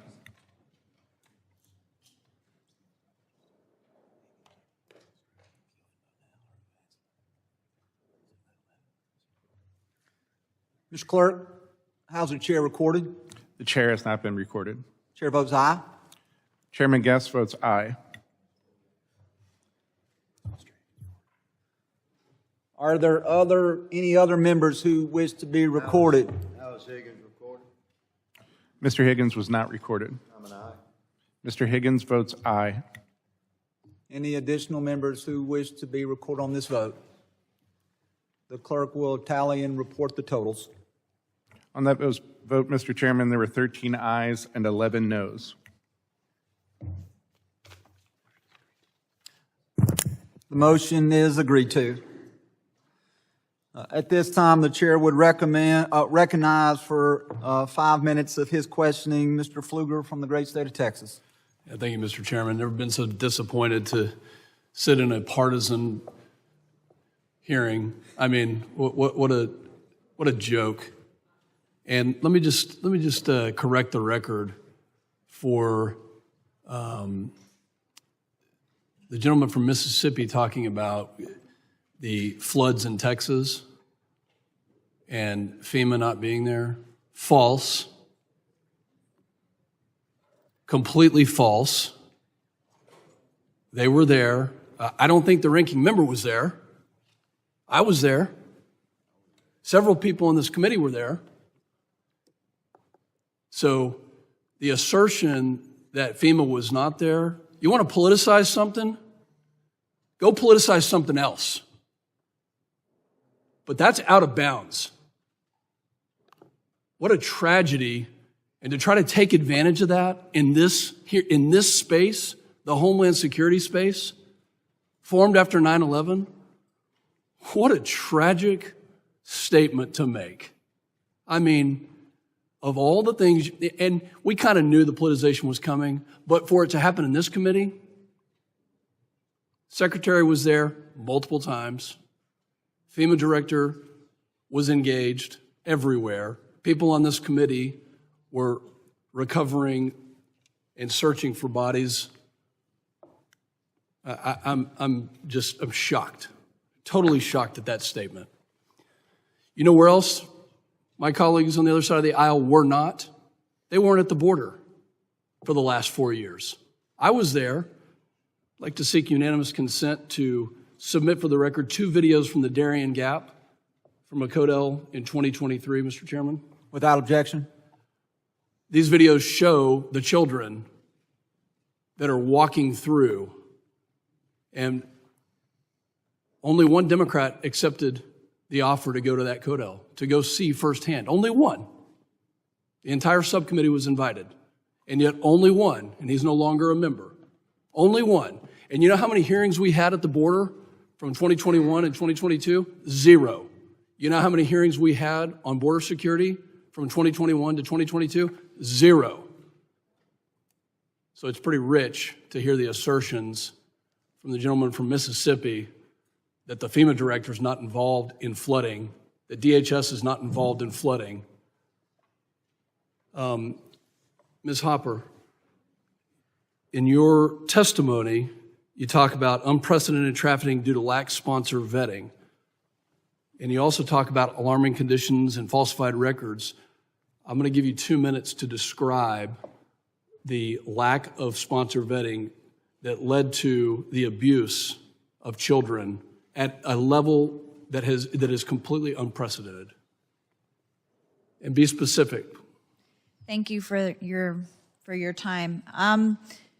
When we're talking about sponsor vetting, when I spoke with a retired Border Patrol agent, he had said that the requirements to adopt a dog that was about to be euthanized were higher than the standards and the documents that needed to be provided for an adult to sponsor a child. He went through more hoops to adopt a dog than what people would go through to sponsor a child. When it only takes 2 phone calls to verify that someone picks up on the other line, voice verification, or you receive a photograph of an identification through WhatsApp with no facial match to the person sending the photograph. When people talk about doing better job in Photoshop with fake IDs than what the documents they received in a picture of an ID, and no meaningful background checks on these sponsors, when you have children that are unaccompanied, and as a mother, as a Christian, as a Hispanic, you have children being sent to known pedophiles, known gang members, known individuals with criminal backgrounds, that is what led to this. Thank you. Every single person that was on this committee from 2021 to the end of President Biden's presidency went to the border multiple times, and saw these atrocities that were happening firsthand, talked to these kids, saw the ones that were left in the brush. So it's pretty rich to say that we shouldn't be looking at NGOs that had a role, that were culpable and complicit in not vetting people or not doing the appropriate work. Mr. Chairman, thank you. Thank you for holding this hearing. I yield back. Gentleman yields back. The chair now recognizes the gentleman from California, Mr. Swalwell.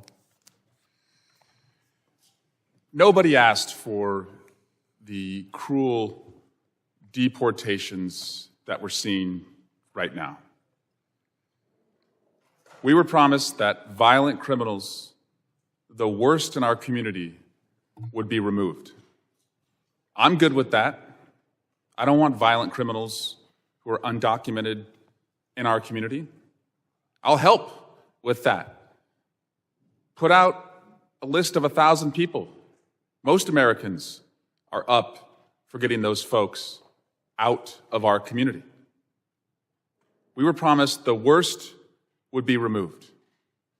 What we have found is that rather than focusing on the worst offenders in our community, this administration arrested a 6-year-old battling leukemia and detained that 6-year-old in the cruelest, harshest conditions. ICE detains 6-year-old leukemia patient and his family, even though they followed every immigration rule.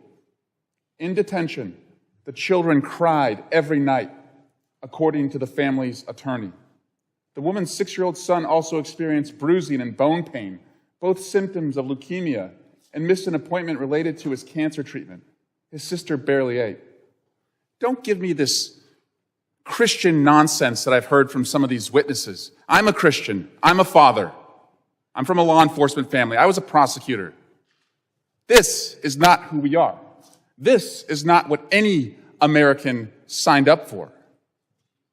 This administration deported a 4-year-old American citizen battling cancer.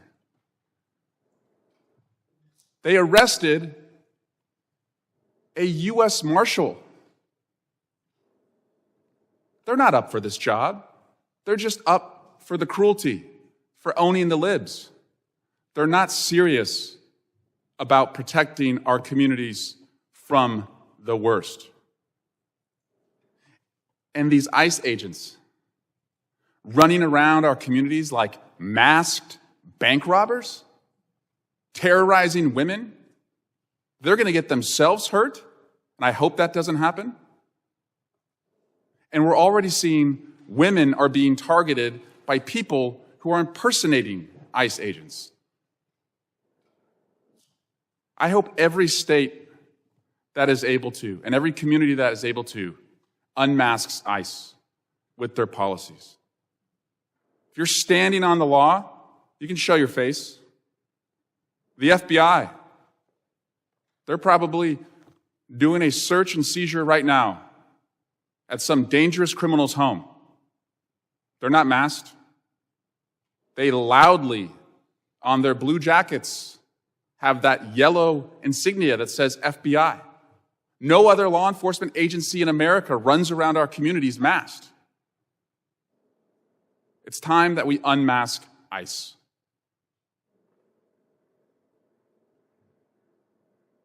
This is an administration that does not want to be held accountable. Secretary Noem does not want to come in and testify. Stephen Miller certainly doesn't want to sit in that chair and defend putting this 6-year-old battling leukemia into deportation proceedings. Tom Homan doesn't want to come here and defend why he thinks it's okay to target people based on their accent and the color of their skin. Yes, he said that. Thankfully, a California court has shut that down, and hopefully more lawsuits are brought across America to shut that down. But my Republican colleagues in Congress, they don't work for the administration. They are, theoretically, an independent branch of government. Article 1, the preeminent branch of government. So why do they go for this? Why do they enable this?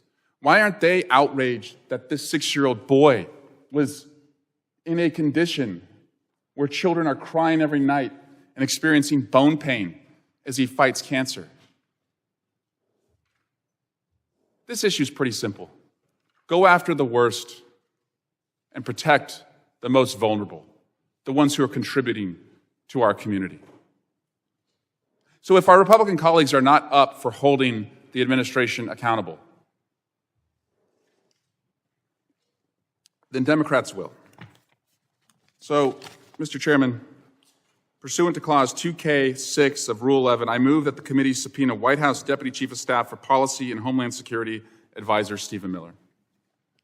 Gentlemen, yield back. Yes. Is there a motion? Motion to table. There has been a motion to Recorded table. The gentleman moves the motion to table. The motion to table is privileged and non-debatable. All those in favor of the motion to table, please signify by saying aye. Aye. Any opposed, no? No. The ruling of the chair is the ayes have it. Mr. Swalwell, Record vote. is there a motion for a recorded vote? A motion for a recorded vote has been made. We will allow the clerk a moment to resume his position.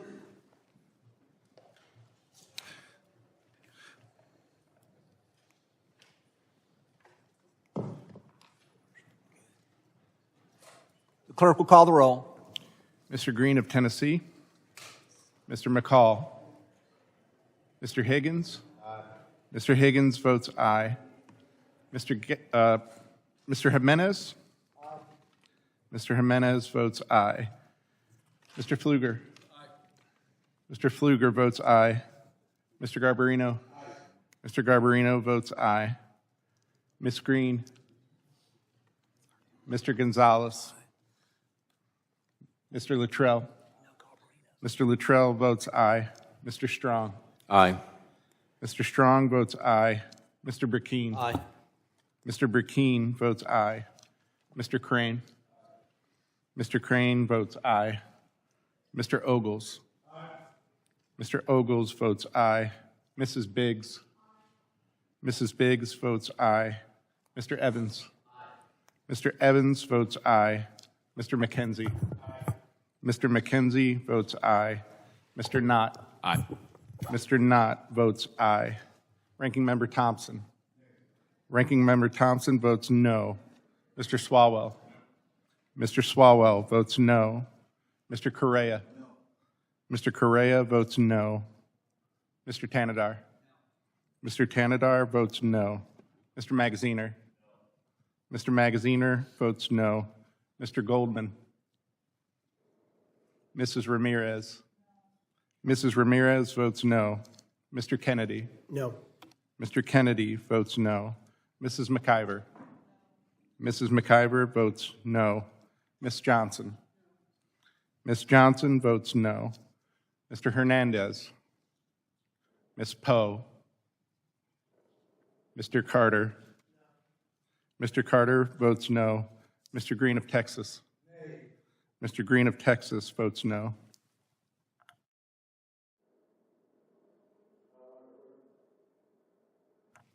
Mr. Goldman has not been recorded. No. Mr. Goldman votes no. Mr. Clerk, how's the chair recorded? The chair has not yet been recorded. Chair votes aye. The chairman votes aye. Are there any other members who wish to have their vote recorded? If not, the clerk will report the total to the committee.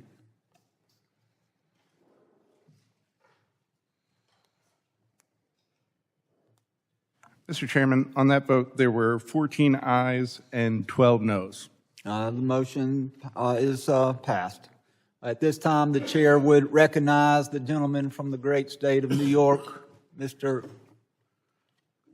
Oh, I'm sorry. At this time, we would recognize the gentleman from the great state of Texas, Mr. Luttrell, for his questioning. Thank you, Mr. Chairman.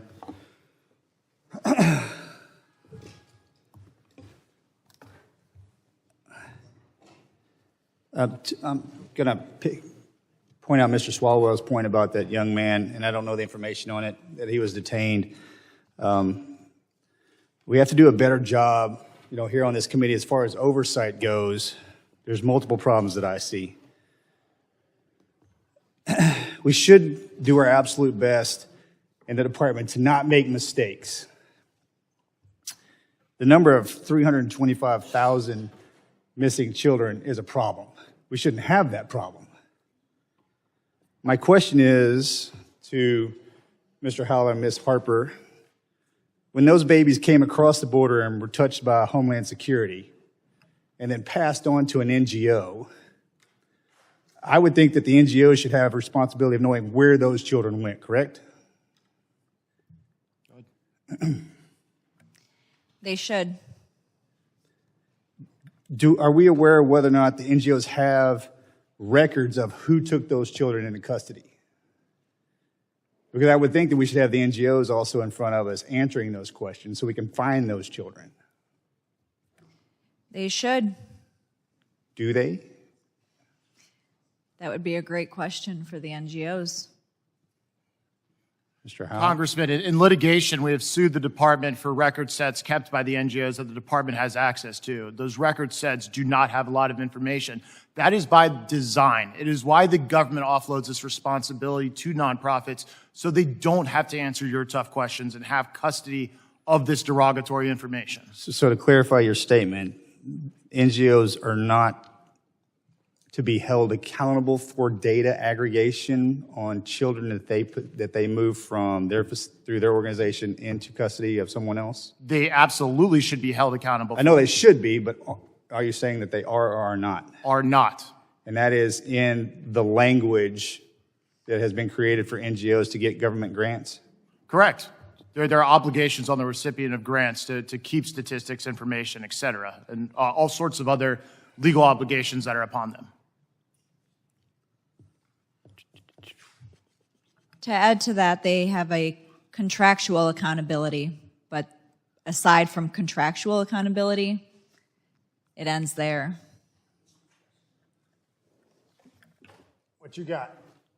Well, that's exactly the problem, because it's not just the fact that we had this massive volume of people, and so things are obviously going to slip through the cracks. So there's no way to really figure out exactly how many they ran through or how many they processed, because like Border Patrol at the time and Customs, they were overwhelmed because people had a greater incentive to arrive illegally because of the policies pursued by the Biden-Harris administration. So to my understanding, for this committee and moving forward, we need to make sure that legislation states properly that any NGO, whether or not be it a Catholic organization or whomever, has to follow certain guidelines and rules, which obviously that is not in place, correct?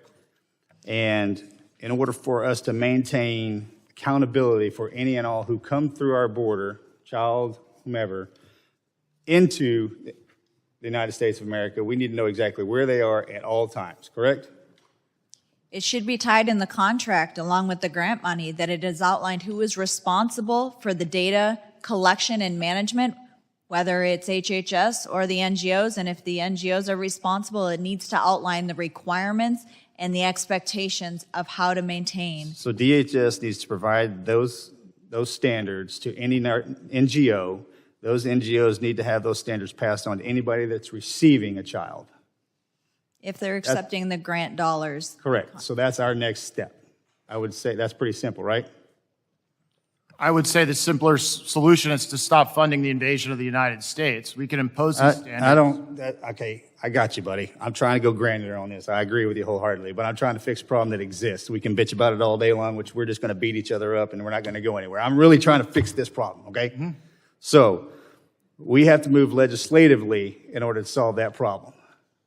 Right, and HR 2 contains a provision which would do a lot of that. It could also be improved. Okay, so my next step as a congressional member is to write out legislation that both sides would agree on in order to fix this problem. That sounds like a pretty good fix, correct? Thank you, Mr. Chairman. I yield back. Gentleman yields. Mr. Goldman is recognized for questioning. Thank you, Mr. Chairman. Here we are again, La Land and Homeland Security Committee, conducting oversight of the President and his administration. Great, because there are many, many things that Congress should be conducting oversight over this administration. Donald Trump campaigned on finding convicted criminals who are unlawfully here in this country and deporting them. The worst of the worst, he said.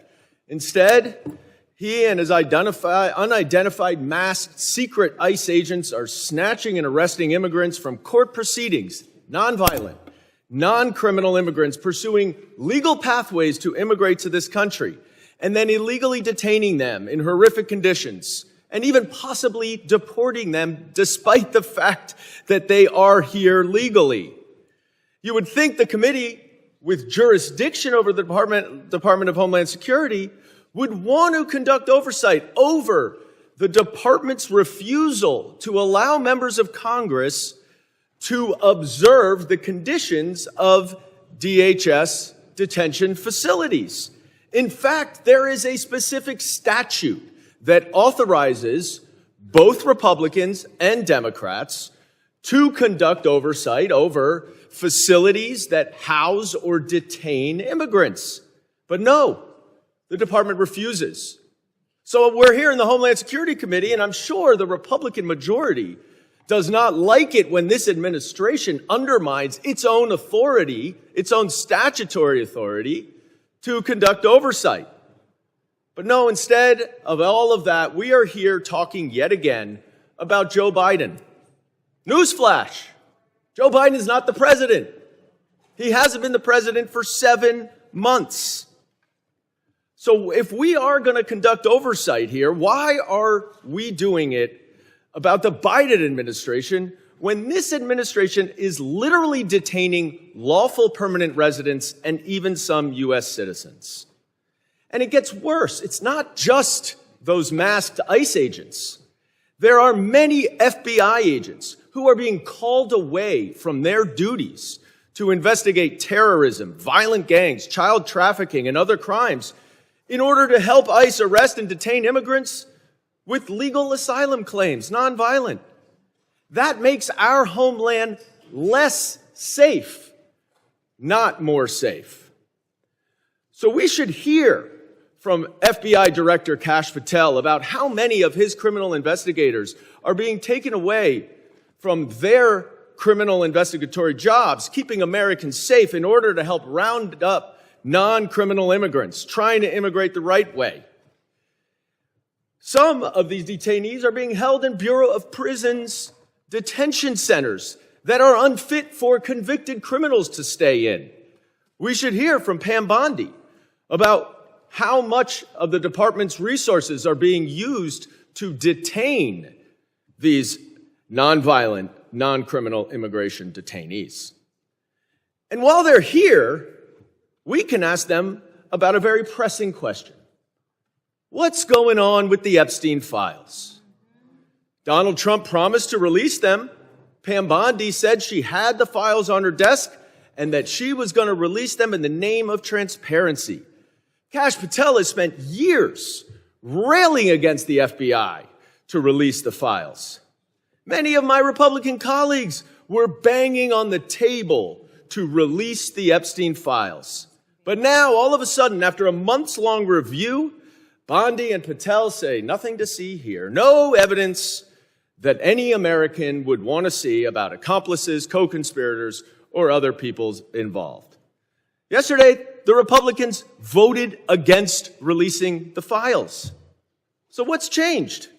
Well, we all know Donald Trump has had a relationship with Jeffrey Epstein. He flew on his plane, he hung out in parties, spoke highly of him. And now there are many people saying that Donald Trump is included in the Epstein files. In fact, there are reporters who say that there are videos of him with topless women. Elon Musk even confirmed that Trump is blocking the release of these files because he's in them. Pam Bondi says there's nothing there. But Donald Trump even acknowledges that there is evidence there. It's just not credible. It's made up. This is a Truth Social post from 9:43 this morning. It is an admission that Donald Trump is in the Epstein files. And the American people deserve to know whether he is or not. Mr. Garbarino. Mr. Chairman, I would, pursuant to Clause 2K6 of Rule 11. Gentleman is not recognized. Your time has expired. I have a motion, Mr. Garbarino. Mr. Chairman.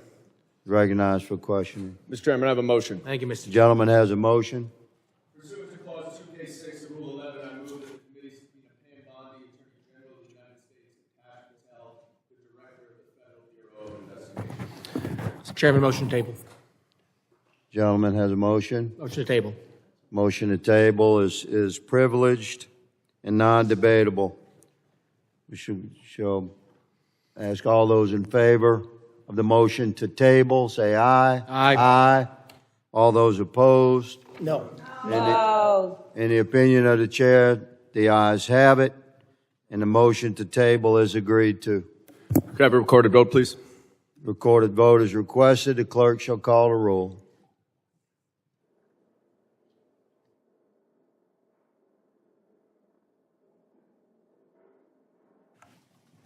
Mr. Green of Tennessee. Mr. McCall. Mr. Higgins. Aye. Mr. Higgins votes aye. Mr. Jimenez. Mr. Jimenez votes aye. Mr. Pfluger. Mr. Pfluger votes aye. Mr. Garbarino. Mr. Garbarino votes aye. Ms. Green. Mr. Gonzalez. Mr. Gonzalez votes aye. Mr. Luttrell. Mr. Strong. Mr. Strong votes aye. Mr. Burkeen. Aye. Mr. Burkeen votes aye. Mr. Crane. Mr. Crane votes aye. Mr. Ogles. Mr. Ogles votes aye. Mrs. Biggs. Mr. Evans. Aye. Mr. Evans votes aye. Mr. McKenzie. Mr. Knott. Aye. Mr. Knott votes aye. Ranking Member Thompson. Ranking Member Thompson votes no. Mr. Swalwell. Mr. Swalwell votes no. Mr. Correa. Mr. Tanadar. Mr. Tanadar votes no. Mr. Magaziner. Mr. Goldman. No. Mr. Goldman votes no. Mrs. Ramirez. No. Mrs. Ramirez votes no. Mr. Kennedy. No. Mr. Kennedy votes no. Mrs. McIver. No. Mrs. McIver votes no. Ms. Johnson. No. Ms. Johnson votes no. Mr. Hernandez. No. Mr. Hernandez votes no. Ms. Poe. Ms. Poe votes no. Mr. Carter. No. Mr. Carter votes no. Mr. Green of Texas. Mr. Green of Texas votes no. Am I recorded? Mr. Correa is not recorded. Vote no. Mr. Correa votes no. Chairman Guest is not recorded. Chairman Guest votes aye. Is any other member not recorded? Mrs. Biggs votes aye.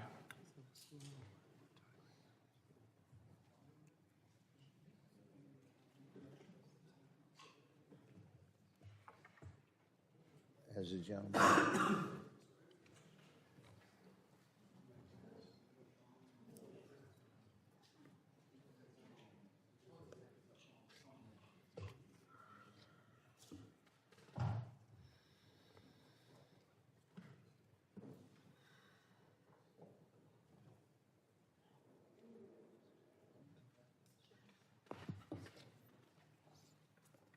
Mr. Chairman, what are we waiting for? I'm sorry, sir. What are we waiting for? We're waiting for all members to complete voting, sir. We have all members who've completed votes, Mr. Chairman. Call the question. I'm sorry, sir. We'd like to call the question and have the vote tallied. All members who are present have voted. Your request is heard and denied. We're waiting for members to return to the chamber to vote. Mr. Chairman.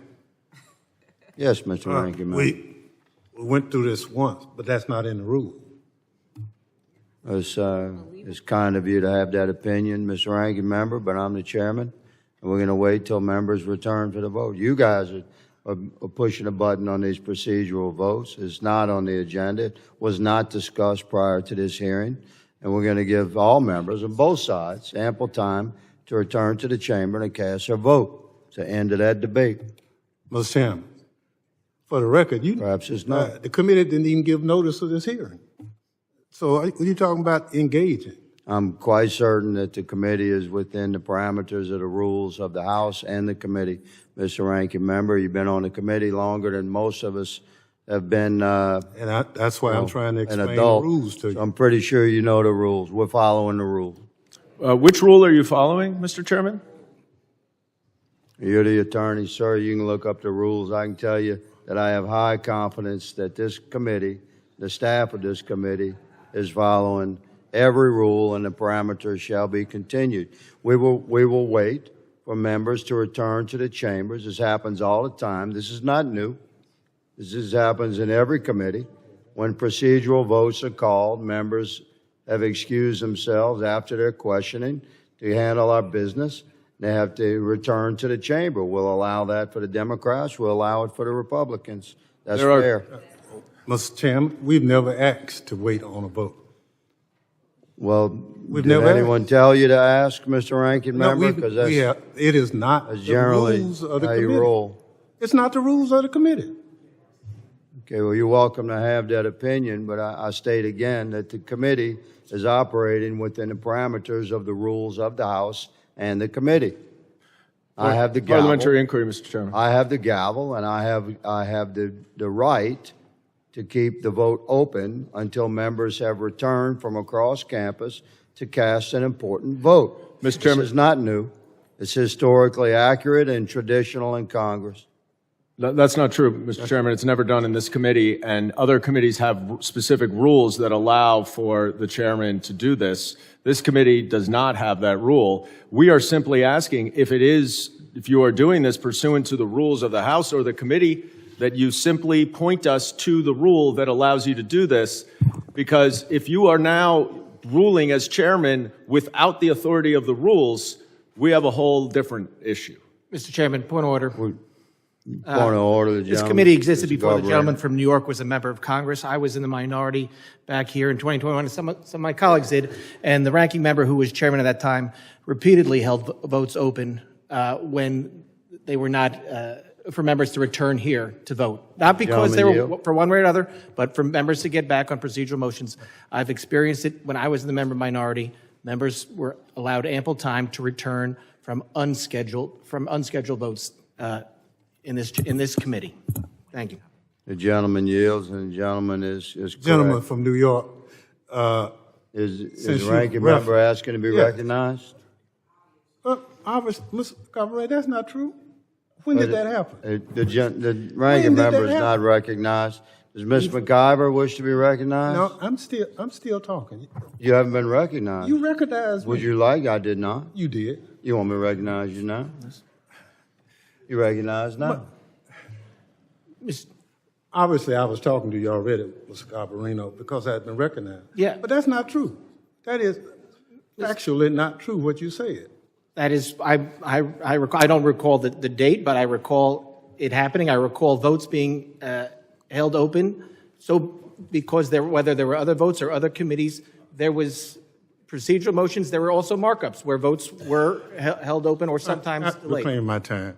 Look, all this is just delaying till somebody get here. And Mr. Chairman, the rules are the rules. And for you to try to make them up as you go, that's not how you do it. The gentleman yield. How am I recorded? Mr. Magaziner has not been recorded. I asked to be recorded as a no. Mr. Magaziner votes no. Mr. Chairman, while we wait, can I introduce a UC request? The gentleman has a unanimous consent request. You recognize? I would move to introduce a Truth Social post from Donald Trump from 9:43 a.m. Railing against... Mr. Chairman, we're in the middle of a vote. I don't think you can entertain a UC request. I'm advised, that, although I'm quite generous with recognizing my colleagues across the aisle here, it's contrary specifically to the rules for you to introduce unanimous consent. Will the gentleman let us close this vote out? We're happy to recognize. Of course, I'm happy to Thank you, reintroduce. sir. Mr. Chairman? Trying to be polite. Mr. Chairman? Given that there seem to be some attendance issues, at least on the Republican side, I move that the committee do now adjourn. There's an open vote right now. You're welcome to make a motion to adjourn after we close this Mr. Chairman, vote. point of order. A motion to adjourn is the highest privilege, so it would I'm not doing an supersede- open vote. It would supersede Motion the to open adjourn, if you continue with your motion and enter your motion after we've closed this vote, then the chair will entertain that. But parliamentary Right inquiry, now, can I make a... this vote is open, is going to remain open until Chairman, can I ask a members question? have been allowed to return. Parliamentary inquiry. My understanding is that a motion to adjourn is the highest privilege and has to be acted on even if there is another open vote.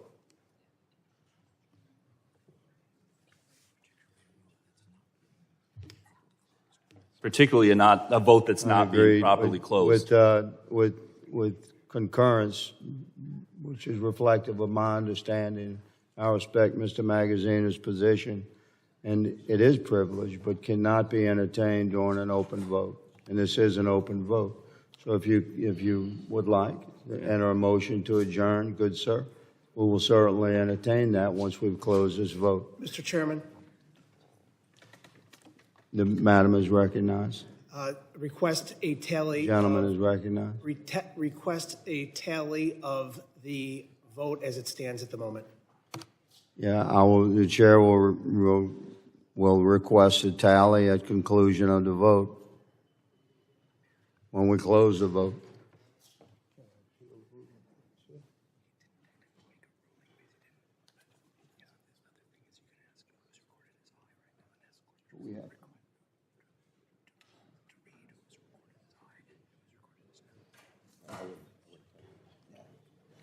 Green from Texas, Mr. Chairman. May I be recognized? Of course, my friend from Texas is recognized. Thank you, my friend. Is it in order to make a motion to close the vote? I don't believe that a motion to close the vote is in order or required. The chair is keeping the vote open until members from either side of the aisle return to the chamber for this unscheduled procedural vote. And may I consider this a ruling of the chair? You can't challenge the ruling of the chair on a motion that's not recognized during an open vote. So if you continue if you would like to submit a motion to adjourn, I would suggest you follow the rules there as well, but you'll have to wait until this vote is closed, good sir. What I would like to do is, as we have done with other motions, is appeal the ruling of the chair. You're welcome to appeal the ruling of the chair if it's within the parameters of the rule, but that appeal will not be entertained during an open vote.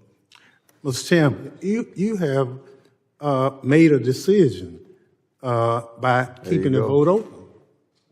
That is, in effect, a ruling. And Mr. Green is appealing that decision you've made. Yeah, we're not going to entertain a motion or an appeal while the vote is open, Mr. Ranking Member. You know that. Well, I know it, but it's not the rules. We've always, and ladies and gentlemen, I understand your position. Understand you making a stance in the Homeland Security Committee. We're just making a stance for you to follow the rules. Historically and traditionally, this committee and every committee I've served on has kept votes open when you have an unscheduled procedural vote to allow members to return to the chamber to cast a vote. Mr. Chairman? This happens if we're in the majority or you're in the majority. It's ideologically, appropriate from either perspective to allow your members to return to the chamber. And it's certainly the historical and traditional means by which we deal with unscheduled procedural votes. Mr. Chairman? Who was that, please? Mr. Brashean. Yeah, point of order or parliamentary inquiry, I would put it to you, but I would put it to the Democrat opposition also, is I would love for someone to point out where the rules say that you, as chairman of a committee, do not have the discretion over this matter. The accusation that the rules are being violated, but yet where is it in the rules that does not give the chairman the allowance or the discretion to make this decision? Mr. Brashean yields. Mr. Clerk, how is Mr. McKenzie recorded? Mr. McKenzie has not yet been recorded. Aye. Mr. McKenzie votes aye.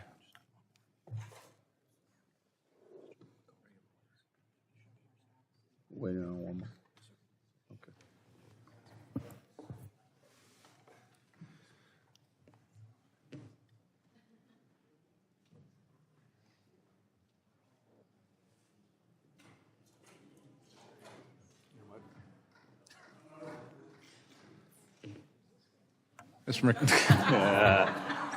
Mr. McCall has not been recorded. Mr. McCall votes aye.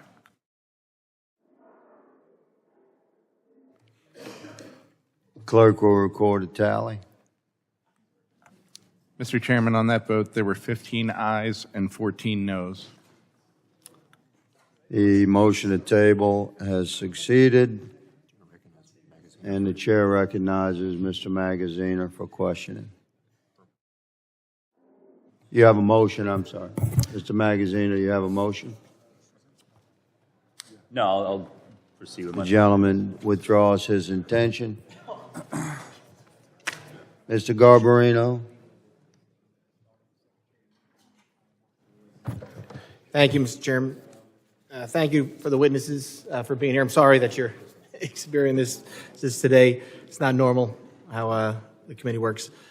I'll tell you, it's amazing listening to the other side complain about our law enforcement officers, ICE, and saying that they should not be wearing masks, even though they're rounding up MS-13 criminals who, in my district, would chop up children with machetes, whether I was in Brentwood or CI. But they want them to be demasked and possibly face retribution. It's amazing. The first time that they're asking for anybody to be demasked. I mean, Antifa, they can wear their masks. The violent protesters that burned down cities, burned down cars, looted, they can keep their masks on. God forbid we hold the criminals accountable and ask them to be demasked. But our law enforcement officers, let's put them in danger for retribution from violent drug cartels and MS-13, who we know, whether in the U.S. or in Mexico or in South America or in Central America, kill whoever they want, however they want, whenever they want. But let's put our law enforcement officers in harm's way. Ms. Hopper, organizations that aided and abetted illegal immigration activities must be held accountable. And the committee has identified countless non-governmental organizations appear to have played a larger role in propping up the Biden administration's border crisis, helping play a role in obscuring the true extent of the lawlessness that occurred over the last 4 years. Can you highlight some of the most egregious examples of the activities NGOs engaged in support of the Biden administration's open border policies? Thank you. Absolutely. I think Florida's grand jury review of the whole unaccompanied children process is a great place to start if people haven't looked into that. There are numerous situations where you can look at the funding of what the NGOs took in, starting with the 990s. Then when you start to zoom in, you look at the program mismanagement, waste, fraud, and abuse. This isn't about the humanitarian mission. This isn't about the religious component of the organization, the nonprofit. We heard people bring up the religious component of the nonprofit. That has nothing to do with that. It has to do with how the humanitarian organization handled the program, handled these children, handled these funds, and handled the sponsors. And they didn't. They didn't handle any of that. Now, not all NGOs mismanage children and mismanage funds, but there were a lot of them that did, and taxpayers funded it. They paid for it, and they must be held accountable for it. Thank you very much. Can you also elaborate on the extent to which the Biden administration's reliance on non-governmental organizations endangered the lives of those children? I know you touched about it a little bit, but can you talk about especially the UACs? That is something that was, we saw a lot of UACs being sent up to New York, to Long Island, my district, and there was no follow-up or very little follow-up after they were sent. Can you talk about that, please? Yeah, so once NGOs were sending children to their sponsors, they were supposed to have an individual traveling with them to make sure that they got to their destination.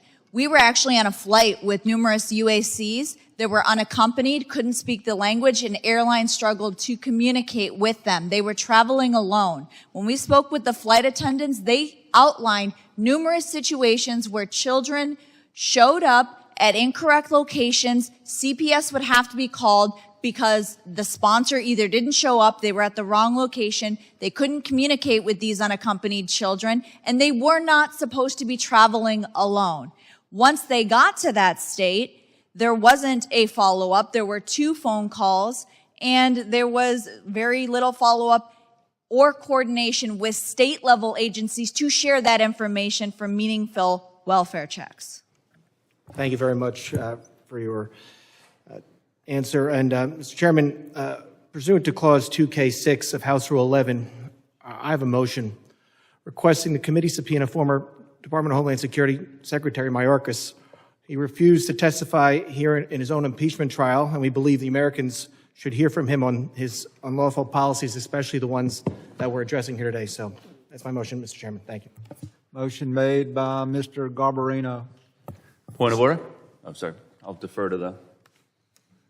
Mr. Chairman, I move to table the motion. Motion to table. The motion to table is privileged and is non-debatable. All those in favor of the motion to table signify by saying aye. Aye. Aye. All those opposed signify by saying no. No. In the opinion of the chairs, the nays have it. Mr. Chairman, I ask for a recorded vote. A recorded vote has been requested on the motion to table. We will allow the clerk to resume his position.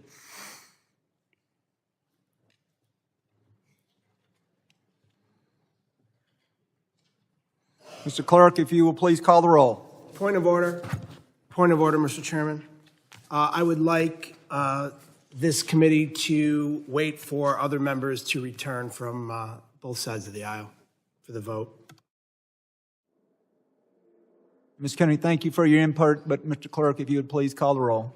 Thank you for your consideration, Mr. Chairman, as you're clearly demonstrating your partisanship in not allowing members of this committee to return as you held this open for at least 15 minutes on the last vote, which I've never seen anything so ridiculous in my entire 2+ decades of service in government. This committee's broken the rules countless times today, and it continues. Point of order, Mr. Chairman. Mr. Ogles. If you open the vote so we can begin, is it possible for you to hold the vote open so other members can return as we just did previously, sir?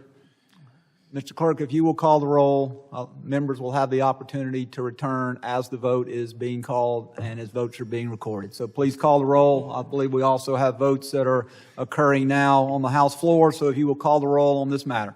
Point of order, Mr. Chairman. Mr. Garbarino stated that Secretary Mayorkas did not come before this committee. He came dozens of times, but Stephen Miller has refused to come. Tom Homan has refused to come.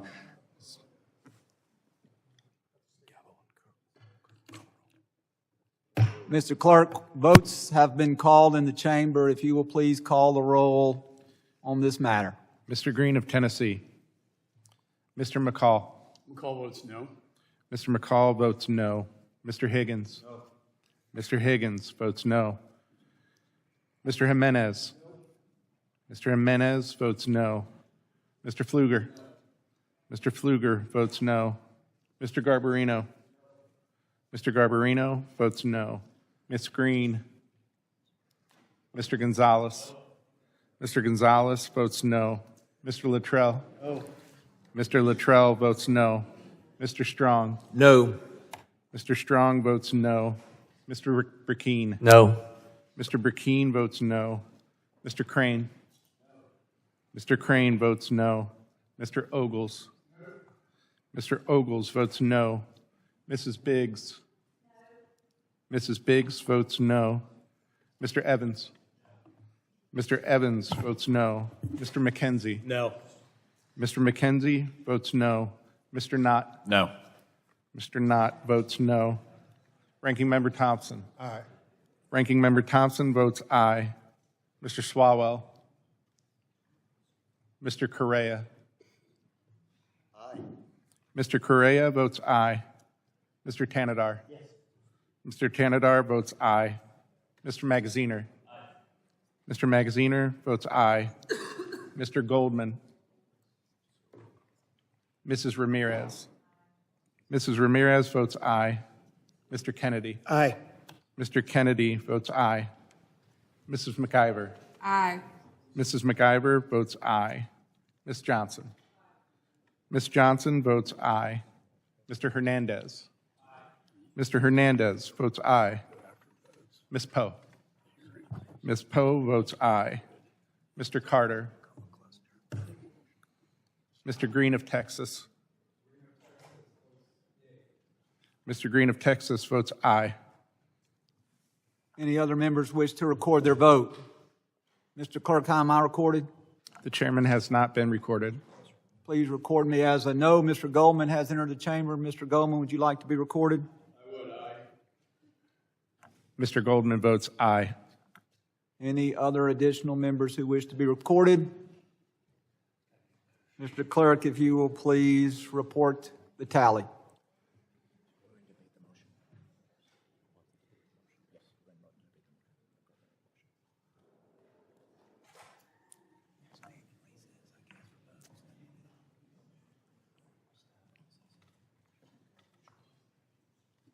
Mr. Chairman, on that vote, there were 16 ayes and 12 noes. The motion to table is not agreed to.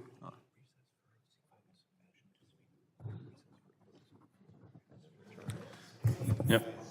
Mr. Chairman. With votes being called, the chair intends to call a recess. We will return back after votes have been called to then debate the motion. So at this time, the committee stands in recess. Committee will come to order. At this time, I would like to recognize the gentleman from New York, Mr. Garbarino, on his motion. Mr. Chairman, out of respect for the witnesses that are here and the importance of this topic, I'm going to withdraw my motion. The motion has been withdrawn. I will now recognize Ms. Ramirez for 5 minutes for her questioning. Thank you, Chair, and thank you, Ranking Member Thompson. It's been a long time in this committee, but I want to start by talking about civil society, because civil society, in my opinion, is the first line of defense for our communities when authoritarianism, like the one that the president is attempting on our democracy, tries to attack us. And when Trump demands a public enemy and abuses our authority to target them, it is civil society that holds the line. I find it deeply undemocratic and un-American and unacceptable that my Republican colleagues are targeting more than 212 organizations across the country that assist community members, including immigrant children, since we've been talking about children as if you care about immigrant children, and asylum seekers to meet their basic needs. So I want to make sure that I remind my colleagues, since we've been here for a while, that Secretary Noem and this administration, a couple of things. First of all, crossing a border to the U.S. to request the opportunity to apply for asylum is actually legal. Adjusting your status, if you have a pathway to do so, is legal. Supporting immigrants to apply for asylum, TPS, parole, and other forms of relief is legal. Supporting people to become United States citizens is also legal. Look, Republicans are going to lie and gaslight us all to help their fascist boss suppress dissent. Let me ask you, who drags the reputations of essential nonprofits in our communities? I'll tell you who. Authoritarians, bullies, these weak wannabe kings who are scared of civil society because they uphold the democracy. This hearing has been unserious, especially since the illegal and unlawful activities are actually being perpetrated by the people in the White House, the cabinet, and Republican leadership.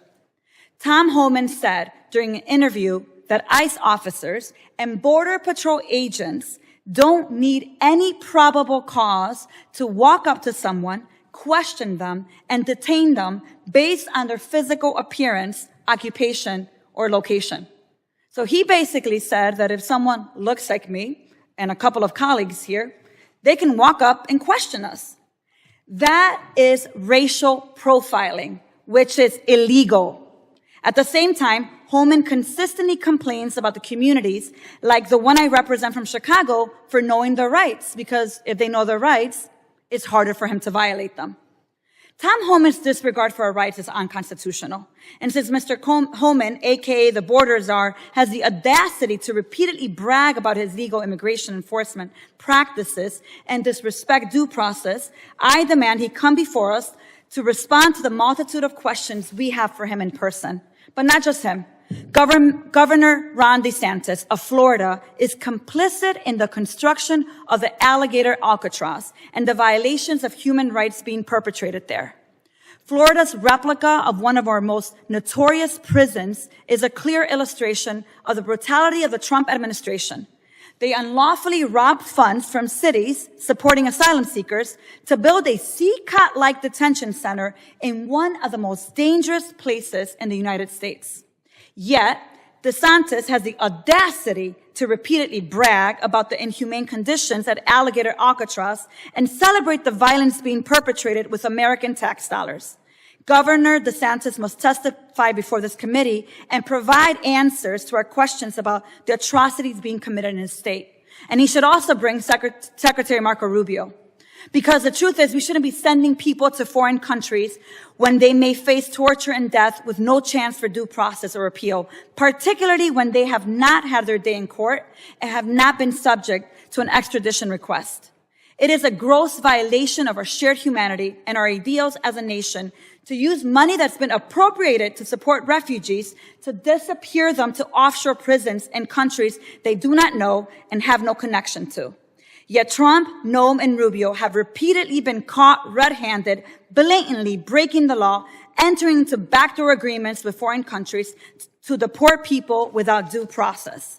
So, Mr. Chair, pursuant to Clause 2K6 of Rule 11, I move that this committee subpoena Thomas Douglas Homan, Ron DeSantis, and Marco Rubio. Does the gentlelady yield back? I would like to make sure that my subpoena request is in record and is considered. Yes, ma'am. Do you yield back? I do. Is there a motion? Mr. Chairman, I move to table.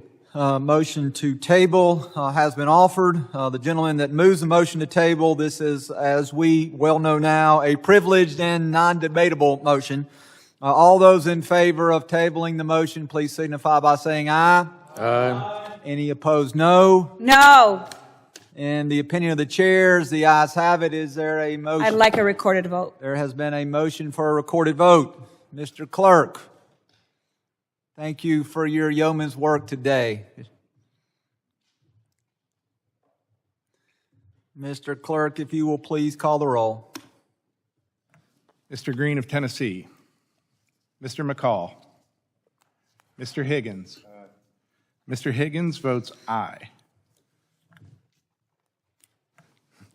Mr. Jimenez. Aye. Mr. Jimenez votes aye. Mr. Pfluger. Mr. Pfluger votes aye. Mr. Garbarino. Aye. Mr. Garbarino votes aye. Ms. Green. Mr. Gonzalez. Mr. Luttrell. Mr. Strong. My apologies. Aye. You were just called. Yes, sir. That's all right. Mr. Luttrell votes aye. Apologize. Mr. Strong. Aye. Mr. Strong votes aye.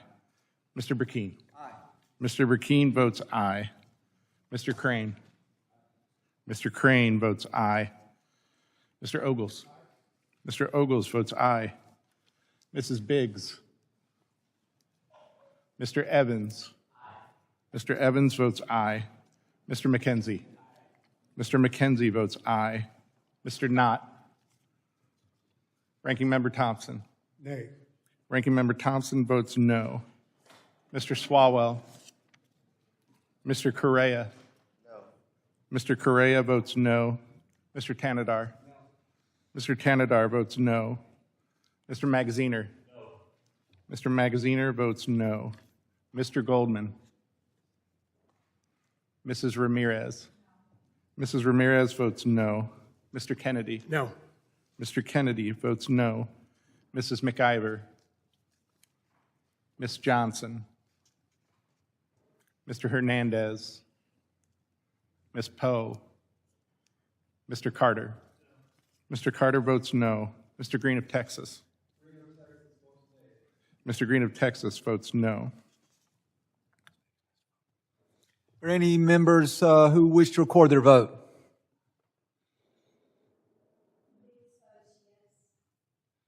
Mrs. Biggs votes aye. Mr. Clerk, how am I recorded? Chairman has not yet been recorded. Guest votes aye. Chairman Guest votes aye. Would you please report the tally? Point of order. Mr. Chairman, Yes, sir. are we going to leave the voting tally open until everybody gets here, as we did earlier? There are people that are still outstanding, missing votes on both sides of the table, bipartisan. Ms. McIver, would you like to be recorded?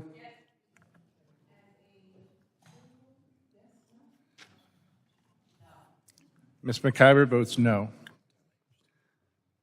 Would the clerk report the tally?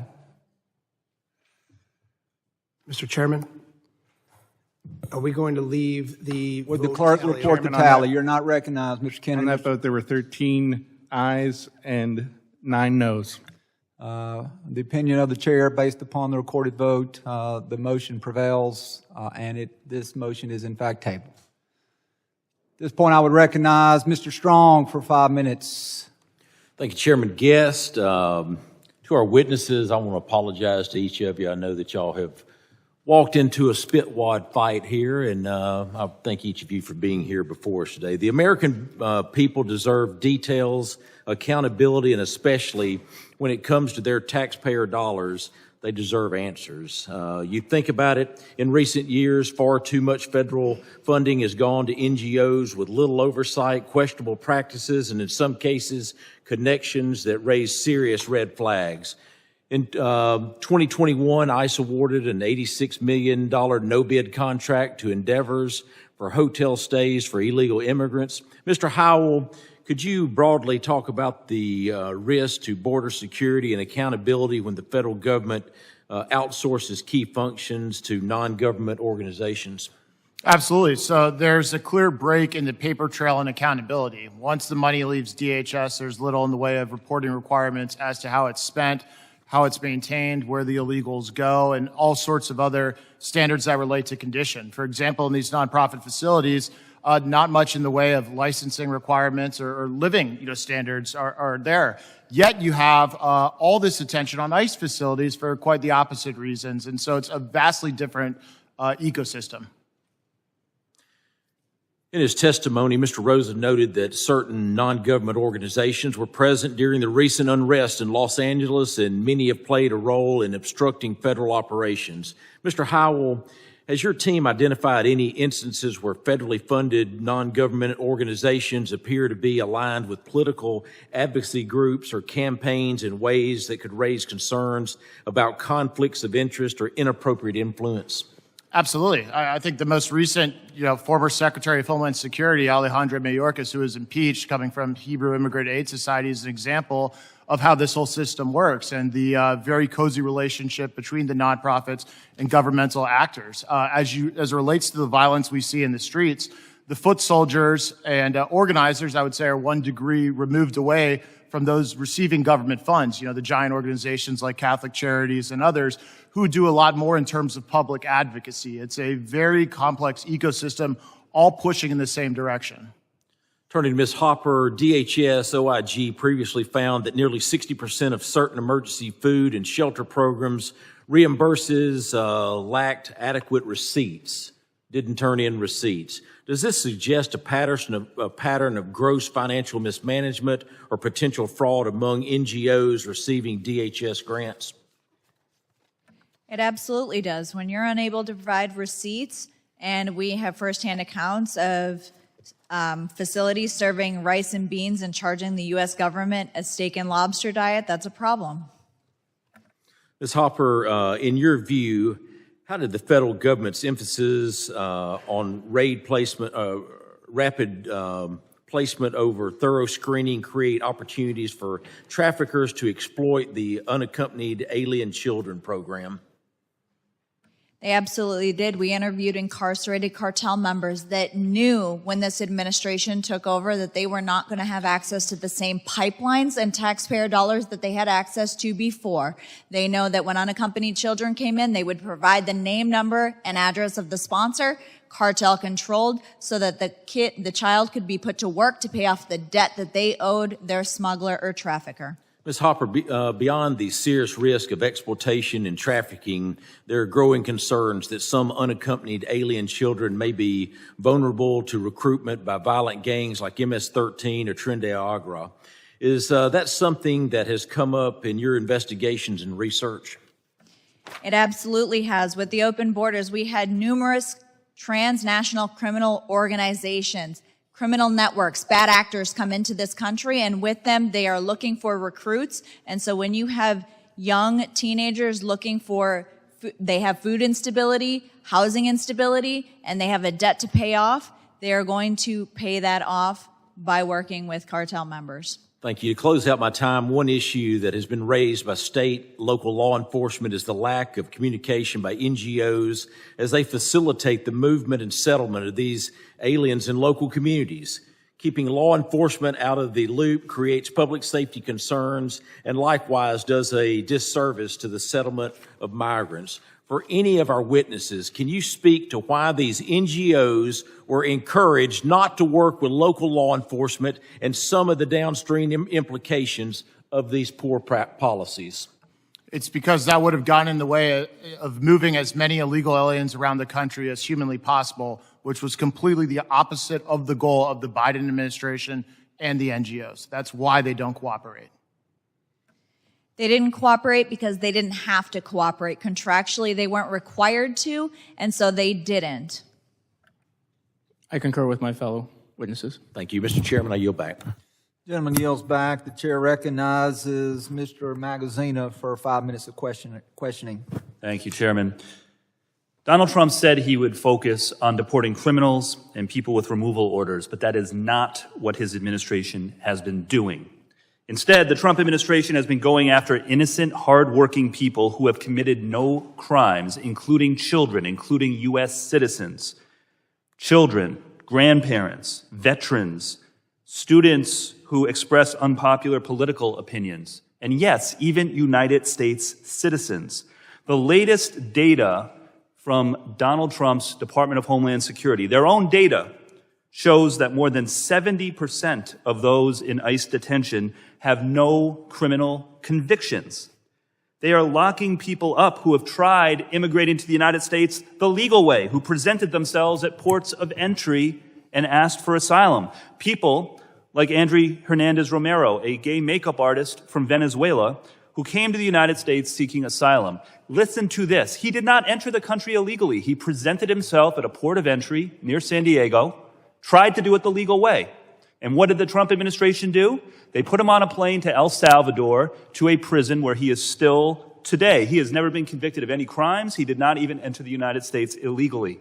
We have been asking the administration, can you give us a proof of life? Can you let us know that he's still alive? And they refused to do so. They deported a mother from Louisiana along with her 7-year-old daughter and 4-year-old son, both of whom are U.S. citizens, and the 4-year-old has stage 4 cancer. The mother of these children has said that she did not consent to having her children deported with her. Secretary Noem was here, and she said under oath that she had documentation proving that the mother had consented. She said she would provide it. She still has not. Representative Swalwell and I followed up with her. She still has not presented any documentation, any rationale for why this 4-year-old U.S. citizen with cancer was deported to a country that is not his own. And so when I hear my colleagues and when I hear our witnesses saying that they care about the lives of the children, I'm sorry, you have no credibility if you are not prepared to call out the injustice of deporting a 4-year-old with cancer, a 7-year-old with leukemia. Where's your sympathy for those children? No, Donald Trump gets a free pass, always, no matter what he does from this crowd. That's how we know that what we're hearing is political today, not a real concern for the children who have been caught up in all of this. There's more. This family in Oregon, 4 children, all U.S. citizens. These 4 children, along with their parents, who have no criminal record, were put into detention by ICE for 2 weeks in a Border Patrol facility that is not designed for long-term detention, a 10-by-10 cell that these 5 were in. They were just released after 2 weeks. These U.S. citizen children, where's the concern for them? We know why this is happening. It's because on May 21st, Stephen Miller summoned ICE officials to Washington and ordered them to make mass arrests, not to focus on criminals. He said, go after people at Home Depot and 7-Eleven.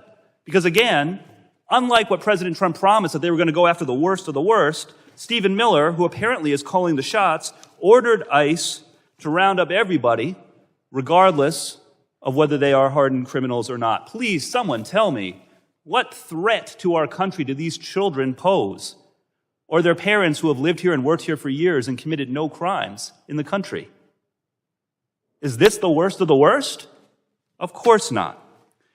This is the same Stephen Miller, by the way, who was the architect of the family separation policy under the first Trump administration, during which 4,600 children were removed from their parents, some as young as 10 months old. Where's the concern for those 4,600 children? I haven't heard a word from any of our partisan witnesses or any of my partisan colleagues on the other side. You lose your credibility when you refuse to acknowledge the humanity of those 4,600 children who were separated purposefully from their families by the first Trump administration, or the children who are being unlawfully detained and deported today. I'll leave you with this. Pope Leo, His Holiness, posted on X about the Trump administration deporting people to El Salvador. He said, quote, "Do you not see the suffering? Is your conscience not disturbed? How can you stay quiet?" This is not what the American people want. Let's focus on going after real criminals, not children, not U.S. citizens, not people who are just trying to make a living who pose no threat. Let's focus on the criminals. I yield back. Gentleman yields back. The chair recognizes Mr. Bucane for his 5 minutes of questioning. Thank you, Mr. Chairman. We tend to find tactics of distraction. It's what we see happening with people that are trying to stop ICE from deportation efforts. We see that happening in the committee, and H.R. 2 is not law. What H.R. 2 was designed to do is to stop the $6 billion. That's an entire state budget. Many of us think about the size of your state budget. $6 billion under the Biden administration went to these non-government organizations, many of which are 100% federally funded, like Endeavors, that reach the size of Save the Children. Ms. Hopper, you mentioned that in your testimony. Save the Children, been around for generations. It's designed that is privately funded. This Endeavors non-government organization went from 52 million and went to over $1 billion because of government funding. Ms. Hopper, you talked about the NGOs being complicit. I don't know how many were stirred by your conversation about the 17-year-old child that was placed with someone that was discovered from the Office of Refugee Resettlement, had tattoos resembling that of MS-13 gang members. It was reported, supervisors overruled that. A month or two later, the 17-year-old is found dead. A man passed out, has pants depantsed, sexual activity being absolutely implied. And you're talking about all the different ways that these NGOs who got rich,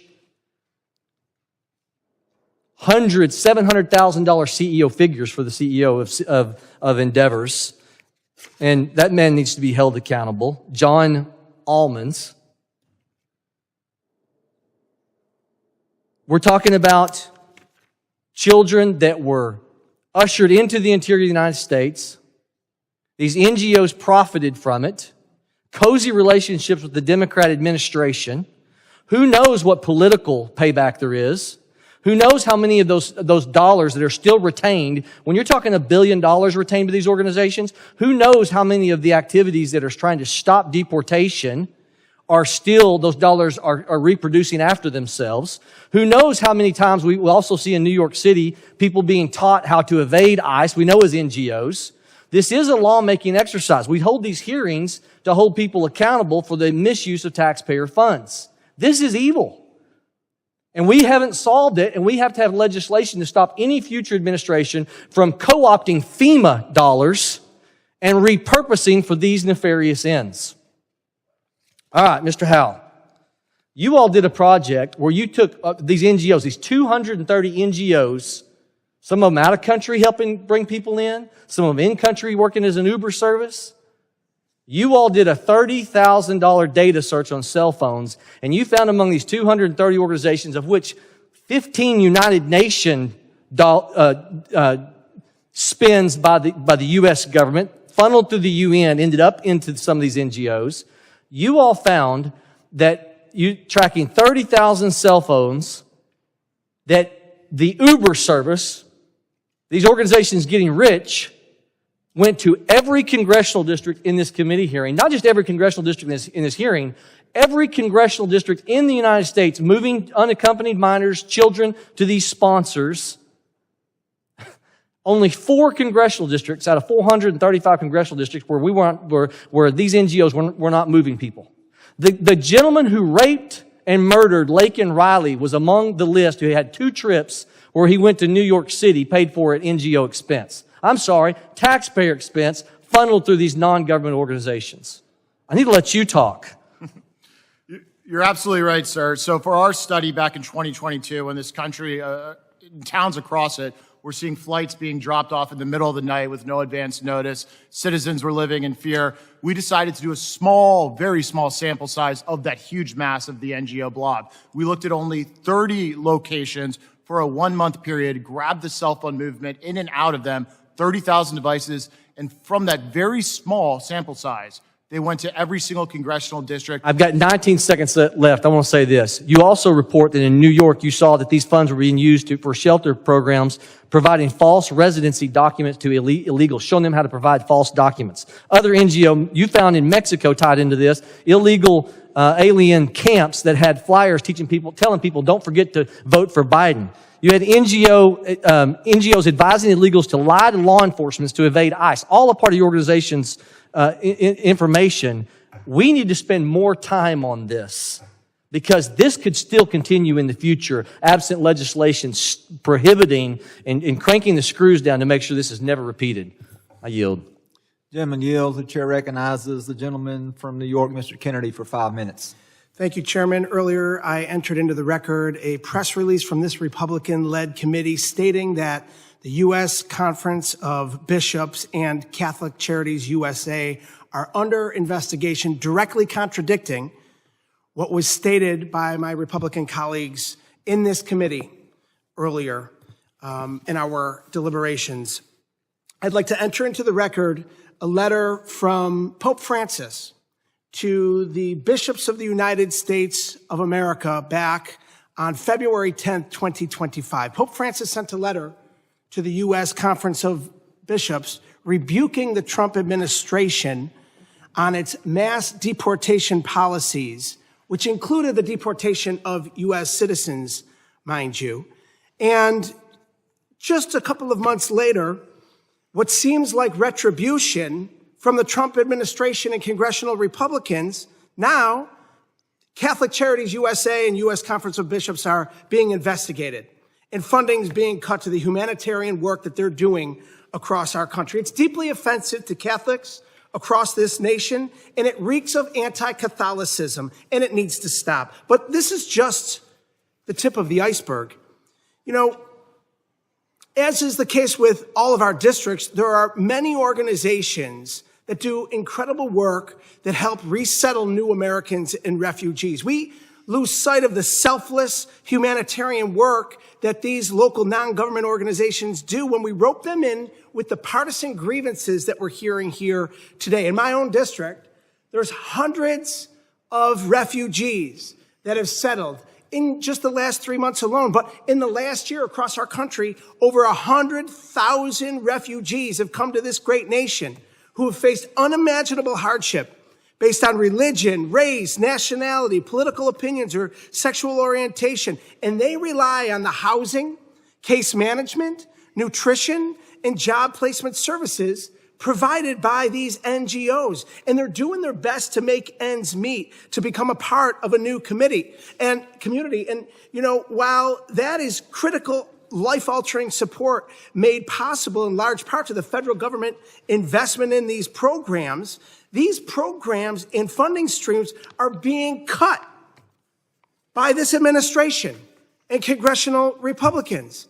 They're not only affecting jobs and livelihoods across the country in every single community represented on this committee, but they're forcing the workers to be laid off, and hence the work that they were doing to help new Americans assimilate into our country is not being done. Refugees can no longer rely on these services. Workers can no longer rely on support from the federal government to keep the lights on. And meanwhile, American people are watching as people, including U.S. citizens and children with cancer, are grabbed off the street by masked ICE agents in plain clothes. Migrants are mistreated at detention center by the administration's Department of Homeland Security. And people who came here legally to seek a better life see their futures in jeopardy under Trump's policies.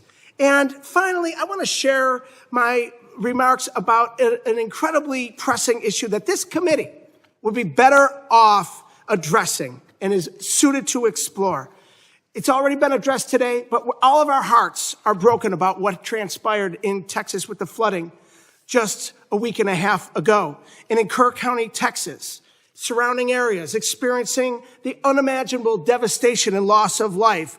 Over 132 lives lost, over 100 still missing. And in the aftermath of this tragedy, current FEMA employees sounding the alarm about the Trump administration's slow and delayed response to Central Texas, and reporting suggesting that FEMA failed to answer many calls, thousands of calls from victims in the days following the flooding. So make no mistake, emergency responders and local officials in Texas carried out acts of heroism to save lives and pick up the pieces of the lives that were shattered. But this committee has an obligation to investigate how the Trump administration's months-long degradation of FEMA, from defunding to layoffs to consolidation, played a role in these delays. 72 hours it took them to get people on the ground from FEMA into the flood zone to save lives and to help those poor people in that horrific disaster. And I'm so disappointed that there's not been more of a measured response from Republicans to address the authority and oversight of this committee.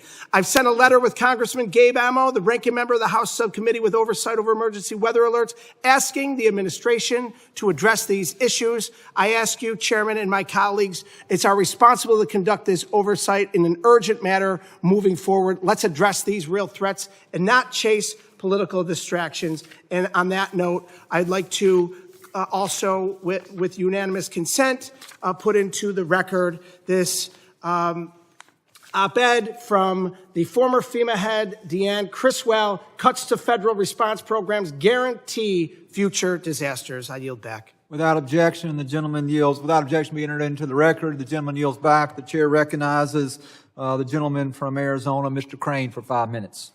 Thank you, Mr. Chairman, for holding this hearing today on how NGOs facilitated the Biden border crisis. You can see our colleagues are very upset that we're having this hearing today. They don't want to talk about this stuff. They don't want to talk about the 300,000 kids that we still don't know where they are. They're upset that President Trump got elected. They're upset that he's doing exactly what he said he was going to do, and we're backing him up here in Congress. This is what the American people voted for because they saw 4 years of the carnage that these open border policies plagued on the United States. And we're talking about the NGOs that they used as middlemen to carry out their operations, like the Catholic charities they used to facilitate, normalize, and accelerate illegal immigration into this country. Ms. Hopper, you've worked closely with trafficking victims and survivors. I'd like to explore the role that the NGOs have played in enabling the trafficking and exploitation of unaccompanied alien children. Under the last administration, what safeguards were put in place to protect vulnerable unaccompanied children? I previously discussed the post-placement welfare checks, which consisted of 2 phone calls. Again, if the sponsor didn't answer, the case was no longer followed up on. But there was also a notice of concern hotline where people could report concerns about the unaccompanied child's safety. But what this administration found was from August 2023 to January of 2025, 65,000 calls went unanswered. Those calls spanned from, complaints about stale bread all the way to being abused, to one case where a child's call was reporting that grown men were coming into his room at night and they were touching him. Nothing happened with that call. That call went unanswered until this administration took office, went through those 65,000 calls, made follow-ups, conducted a welfare check, and now that child has been rescued and that sponsor has been arrested. These are the safeguards that were put in place, but accountability and oversight was not had. So you're telling this committee that the Biden administration, while they were letting all of these unaccompanied minors into the country, and as we've talked about today, they weren't keeping track of them, they issued these kids a hotline that they could call if they had trouble with the sponsor family that they were put with, and you're saying that 65,000 calls to this hotline designated to protect these kids went unanswered? Is that what you're telling this committee? Yes, sir. Wow. That is unbelievable. Unbelievable. I believe you also said, Ms. Hopper, that according to your research, it was easier to adopt a pet or a dog than it was to get one of these children. Is that what you said? I said that it was easier to get a child, yes, than to adopt a dog. You actually had to provide more paperwork to adopt a pet from a pet shelter than you did to sponsor a child. Yeah, and think about it, guys. This is exactly why the American people are so upset. This is why they voted for the president, and this is why they voted for this agenda, to not only remove people from this country, to secure our borders, but to find these kids. I mean, this is completely atrocious in a day and age where we're starting to wake up to the realities of sex trafficking and what's going on with these kids. They let all these kids in. We still don't know where over 300,000 of these kids are. And you're sitting here testifying, saying that they gave a hotline for these kids to report if they were okay, if they needed anything, and 65,000 calls went unanswered. Do you know how many staffers the administration assigned to answering these phones and helping these kids? One staffer? Any idea how many hours a day this staffer was working? No. Maybe that's why there were 65,000 calls that weren't answered from these little kids, huh? Unbelievable. Thank you. I yield back. The gentleman yields back. The chair recognizes the gentlelady from New Jersey, Ms. MacGyver, for 5 minutes. Thank you, Mr. Chairman. I first want to start off by just advising that witnesses should definitely come here with the facts. One of the witnesses today stated that I was arrested, and that's a complete lie, and I want to put that on the record. Mr. Chairman, this hearing is a sham, and a complete disgrace. Just because Republicans don't want to see it doesn't mean it's not true. The charities the majority is targeting are doing the Lord's work, quite literally. Republicans are trying to misrepresent and undermine and attack the work of these charities due to assist the most vulnerable and underserved, all while quoting scripture from the Bible. No matter what narrative my colleagues across the aisle try to spin, the truth is that these religious organizations and other nonprofits are not political. They seek to provide aid to those who are fleeing violence and seeking asylum. To every person working at the charities, religious organizations, and other NGOs that are the subject of this hearing, I say this to you: thank you, and I am sorry. Thank you for providing the services and resources that our government has failed to provide to desperate people who are in need. And I am sorry that Republicans are trying to intimidate you and prevent you from carrying out this critical work. I am appalled that this hearing is being used as an attempt to target religious organizations and prevent them from serving their communities in accordance with their faith. Meanwhile, the Republican majority has not done an ounce of oversight of the Trump administration, even as Trump and his administration tear apart DHS. In January, Trump installed unelected billionaire Elon Musk as the leader of Doge and empowered him to derail and demonize critical functions across the government, including at DHS. Elon has long had massive unexplained ties to China. He did not file any kind of financial disclosure, even as he took a role in overhauling the federal government.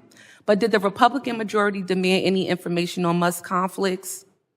Did they ask questions about his ties to the Chinese government, a topic that draws their interest in just about every context, every week on this committee? No, they did not. Instead, they turned a blind eye to Doge, and Doge installed unqualified staffers across DHS, gained access to sensitive security systems, and drove off untold members of dedicated civil servants carrying out important missions to secure our homeland. Doge has been dismantling and reshaping DHS for 6 months now. Has the Republican majority held a single hearing or called a single witness to examine these massive changes to the department? No, they have not. More recently, Elon Musk and Donald Trump had a very messy breakup. Perhaps men are just too fragile and emotional for these jobs. But I digress. We did, in fact, learn a few things during this breakup. On June 6, Musk tweeted, "Time to drop the really big bomb. Donald Trump is in the Epstein files. That is the real reason they have not been made public. Have a nice day. DJT." Wow. Now that's some inside information. Elon Musk, Donald Trump's right-hand man, who spent hundreds of millions of dollars to help get Trump elected, says the president is tied to the notorious child sex predator. And look what we're talking about today. And indeed, over the past several days, Trump has moved to permanently squash the release of the Epstein files. Now, my Republican colleagues have long expressed a desire to fight human trafficking. Woohoo, talking about it today, but yet scared to call out to ask the administration to release the Epstein files. Surely that must be something we can all get behind. Surely we can all agree that if Elon Musk has evidence that Donald Trump is or has ever been involved in child sex trafficking, then Musk should be compelled to come share his evidence with this committee and the public. Now, I'm sure some of my colleagues may argue that Musk is just blowing smoke, but who's to say? Let's find out. I might have my doubts, but if you think that under oath Musk would admit he does not actually have any evidence to back up his claims, then great, let's find out. Let's do some real work on this committee. With that, I yield back. Gentlelady yields back. The chair recognizes Mr. Ogles from the state of Tennessee for 5 minutes. Thank you, Mr. Chairman. I'd like to enter into the record for unanimous consent a news story by News Nation updated on June 7th, 2023 by Mr. Ventura and Mr. Markham, talking about the NGOs using tax dollars to relocate migrants. And quite frankly, without objection, the document will be entered into the record. Thank you, Mr. Chairman. And when you look at their track record, and there's some statistics I'll quote, and most of this can be directed at you, Ms. Hopper, but to the other two witnesses, feel free to chime in. We'll just have an open dialogue.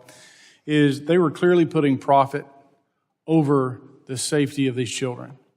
And my colleagues on the other side have spent most of the day disrupting this hearing, stalling this hearing with procedural votes. Meanwhile, we have 325,000 children that are unaccounted for. We have 65,000 calls of concern that went unanswered. And yet, all they want to talk about is Trump and Elon Musk. Some tweet that has since been redacted. I mean, it's nonsense. And by the way, one of my colleagues mentioned religion, saying that, we over here are righteous. And yet I do believe if you look at the context of this hearing, they're the ones that are quoting the Pope and the Catholic bishops and all the other stuff. Meanwhile, I want to talk about the children. How do we find these 300,000 kids? How many of them are being sexually abused right now?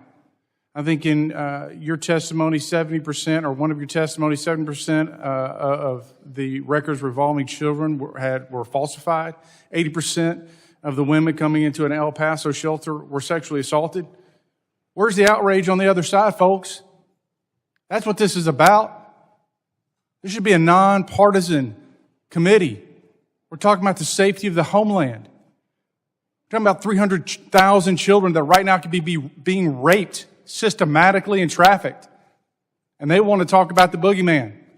I want to talk about the boogeyman too. I want to talk about all the predators and the gangbangers and the murderers that were allowed into this country. Just in Nashville, the ICE raid, where they arrested murderers, rapists, traffickers, child traffickers. That's who they're protecting. Let's talk about these 300,000 kids. How do we find them? How do we undo this mess? And oh, by the way, the idea that none of these folks are criminals, if you came into this country on false pretense, that is a crime.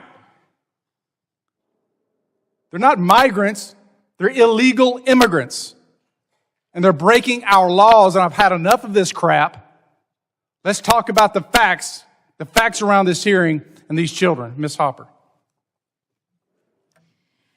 There needs to be complete coordination with the state and local agencies.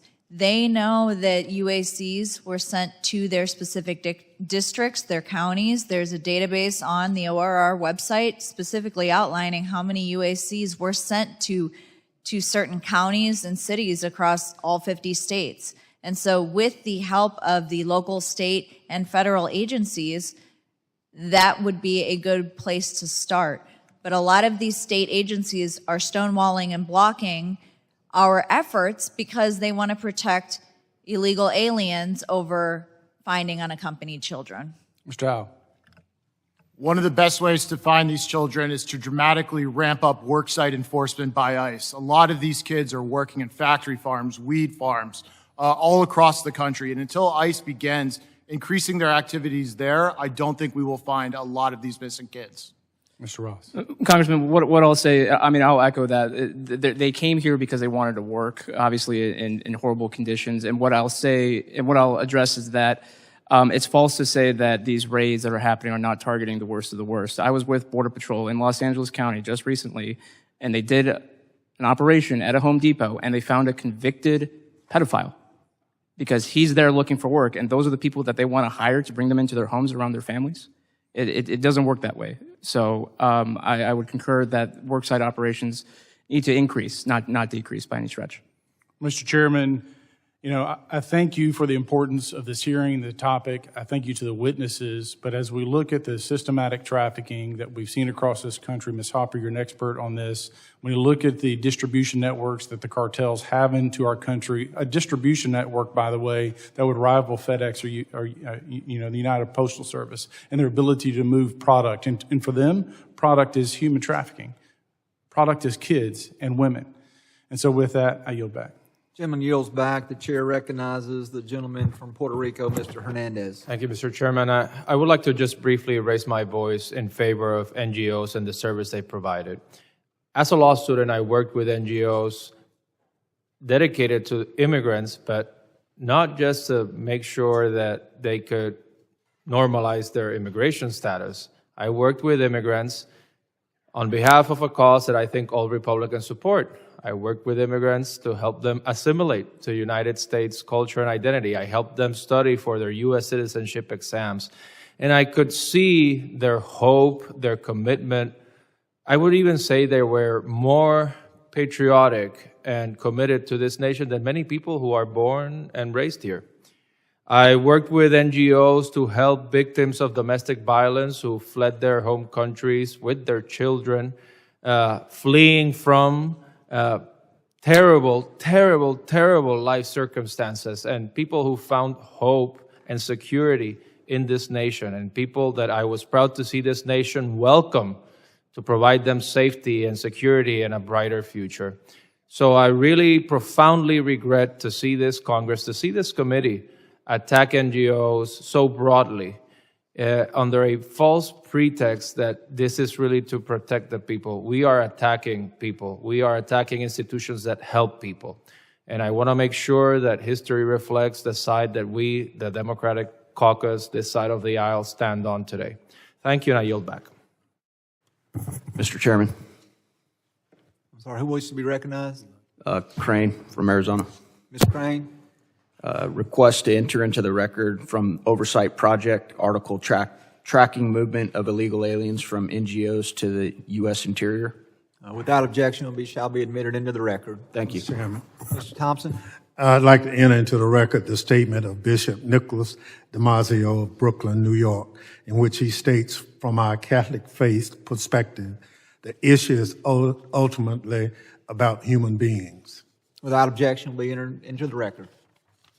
With the gentleman yielding, the chair now recognizes the gentlelady from South Carolina, Ms. Biggs. Thank you, Chairman Guest, and thank you to our witnesses for your patience today. This hearing is important, and I think it's crucial that we know the role that the NGOs played in the invasion of our country. While the Biden administration opened the doors, the NGOs fueled the invasion. They provided or coordinated transportation to the interior of the country, along with food, shelter, legal fees, and more, all with your tax dollars. Mr. Chairman, I'd like to submit for the record this piece of the Free Press titled "Nonprofits Are Making Billions Off the Border Crisis." Without objection, it shall be entered into the record.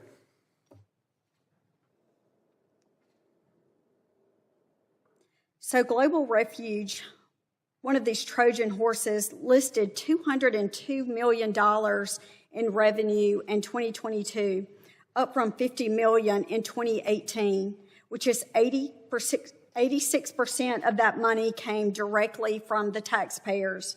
Another organization, which we've already talked about today, Endeavor, received 99.6% of its revenue from taxpayers.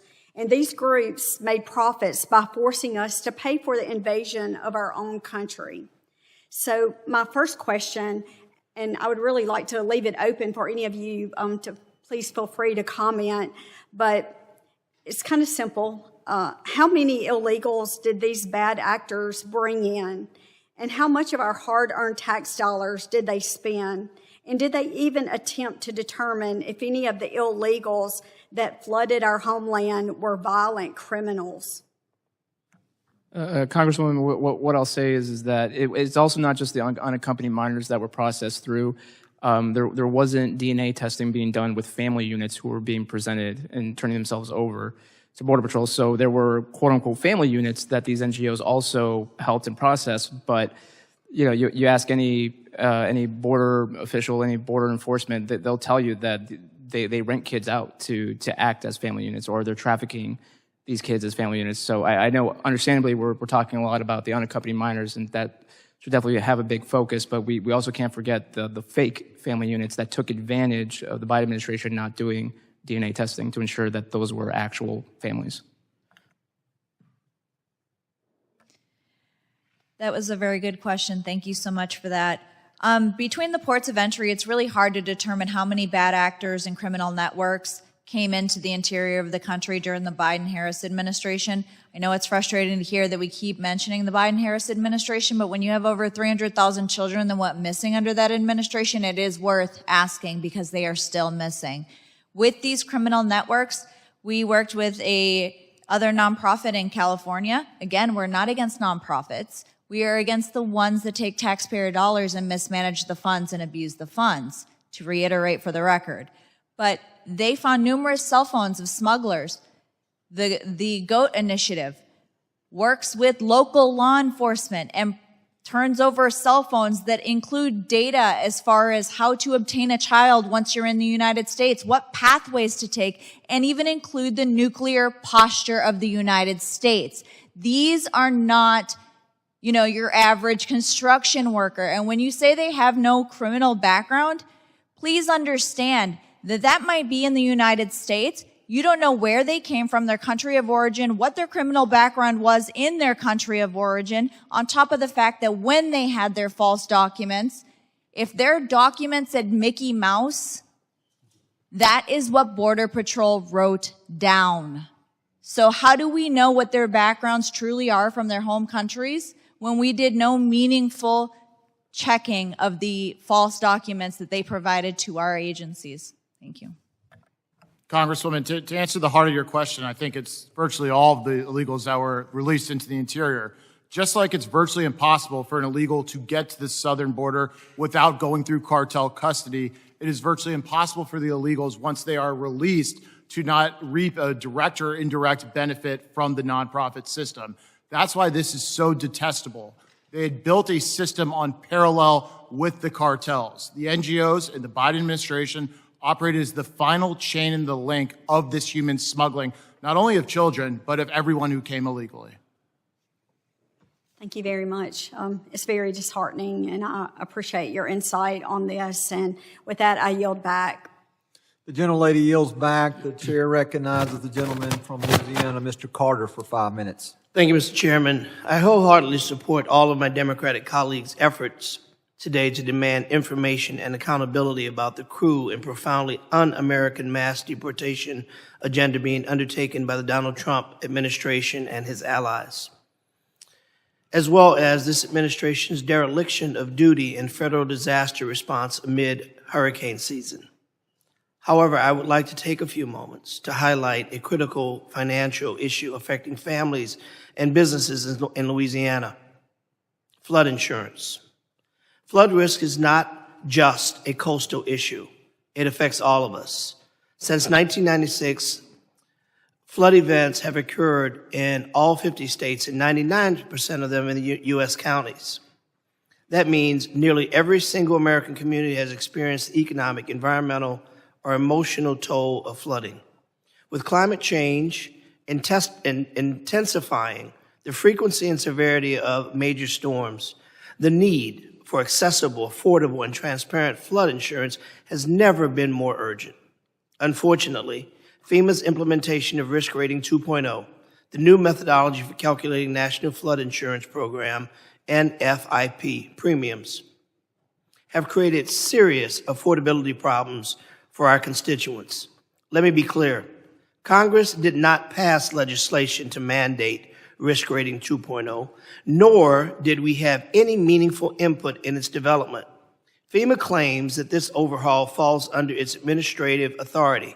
However, FEMA bypassed a formal rulemaking process, conducted no economic impact analysis, and declined to brief Congress before the implementing of one of the most sweeping changes to NFIP in its history. In fact, FEMA has continuously refused to release its full Risk Rating 2.0 methodology. Policyholders do not have access to their property level rating factors inputs, except for the few listed on their declaration page, which are made available only after coverage is purchased. The lack of transparency is unacceptable. In my district, the consequences are real and deeply concerning.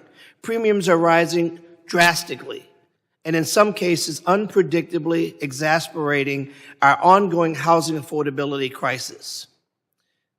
Louisiana is not alone in this issue.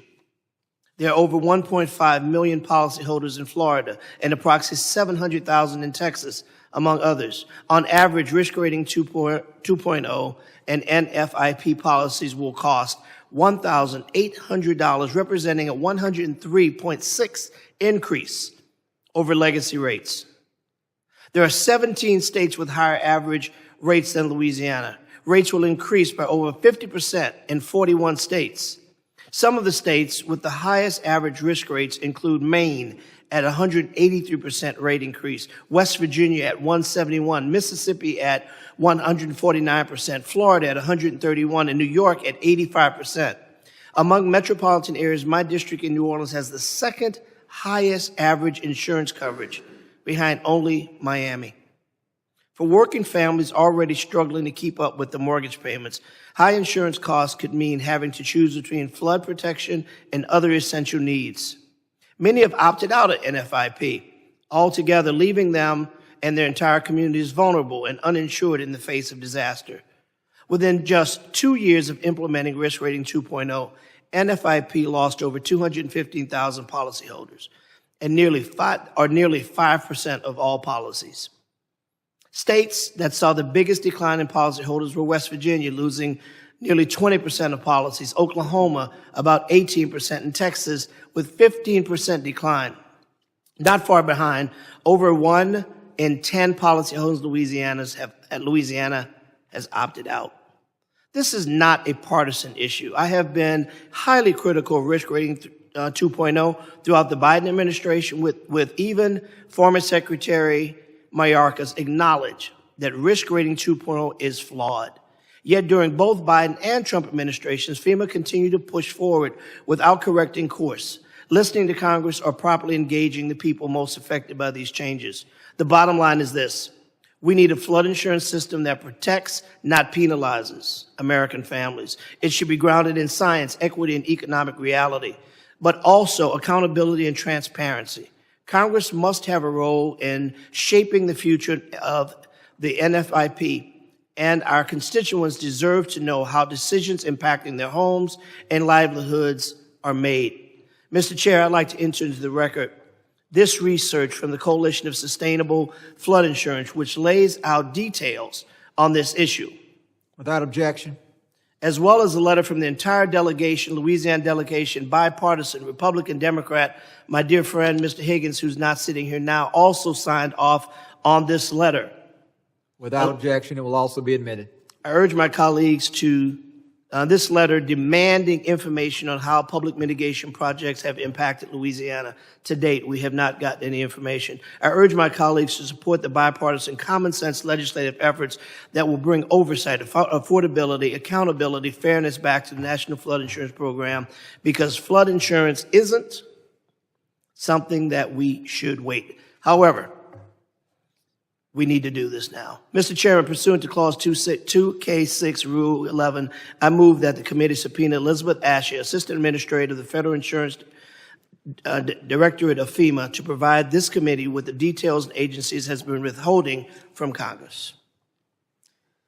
Is there a motion? Here is a motion. Move to table. Motion to table.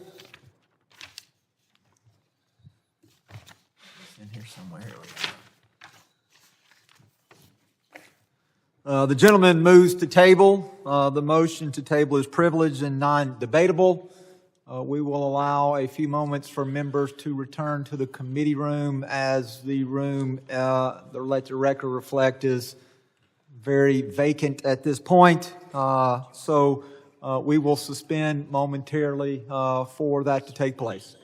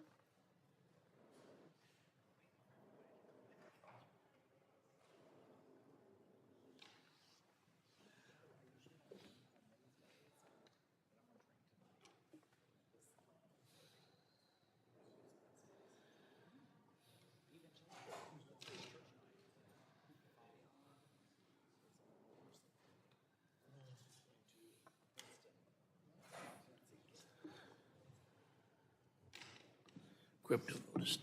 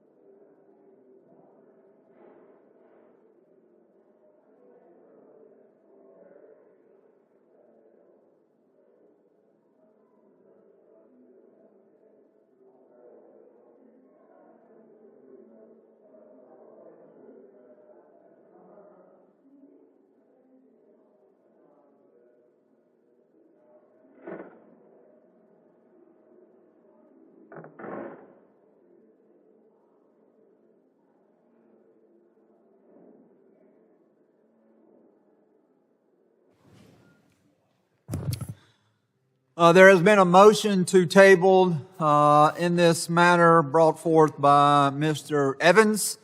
The motion is privileged. It is non-debatable. All those in favor, please signify by saying aye. All those opposed, please signify by saying no. No. In the opinion of the chair, the ayes have it. Is there a motion? Motion to have a recorded vote. Motion for recorded vote has been requested by the ranking member.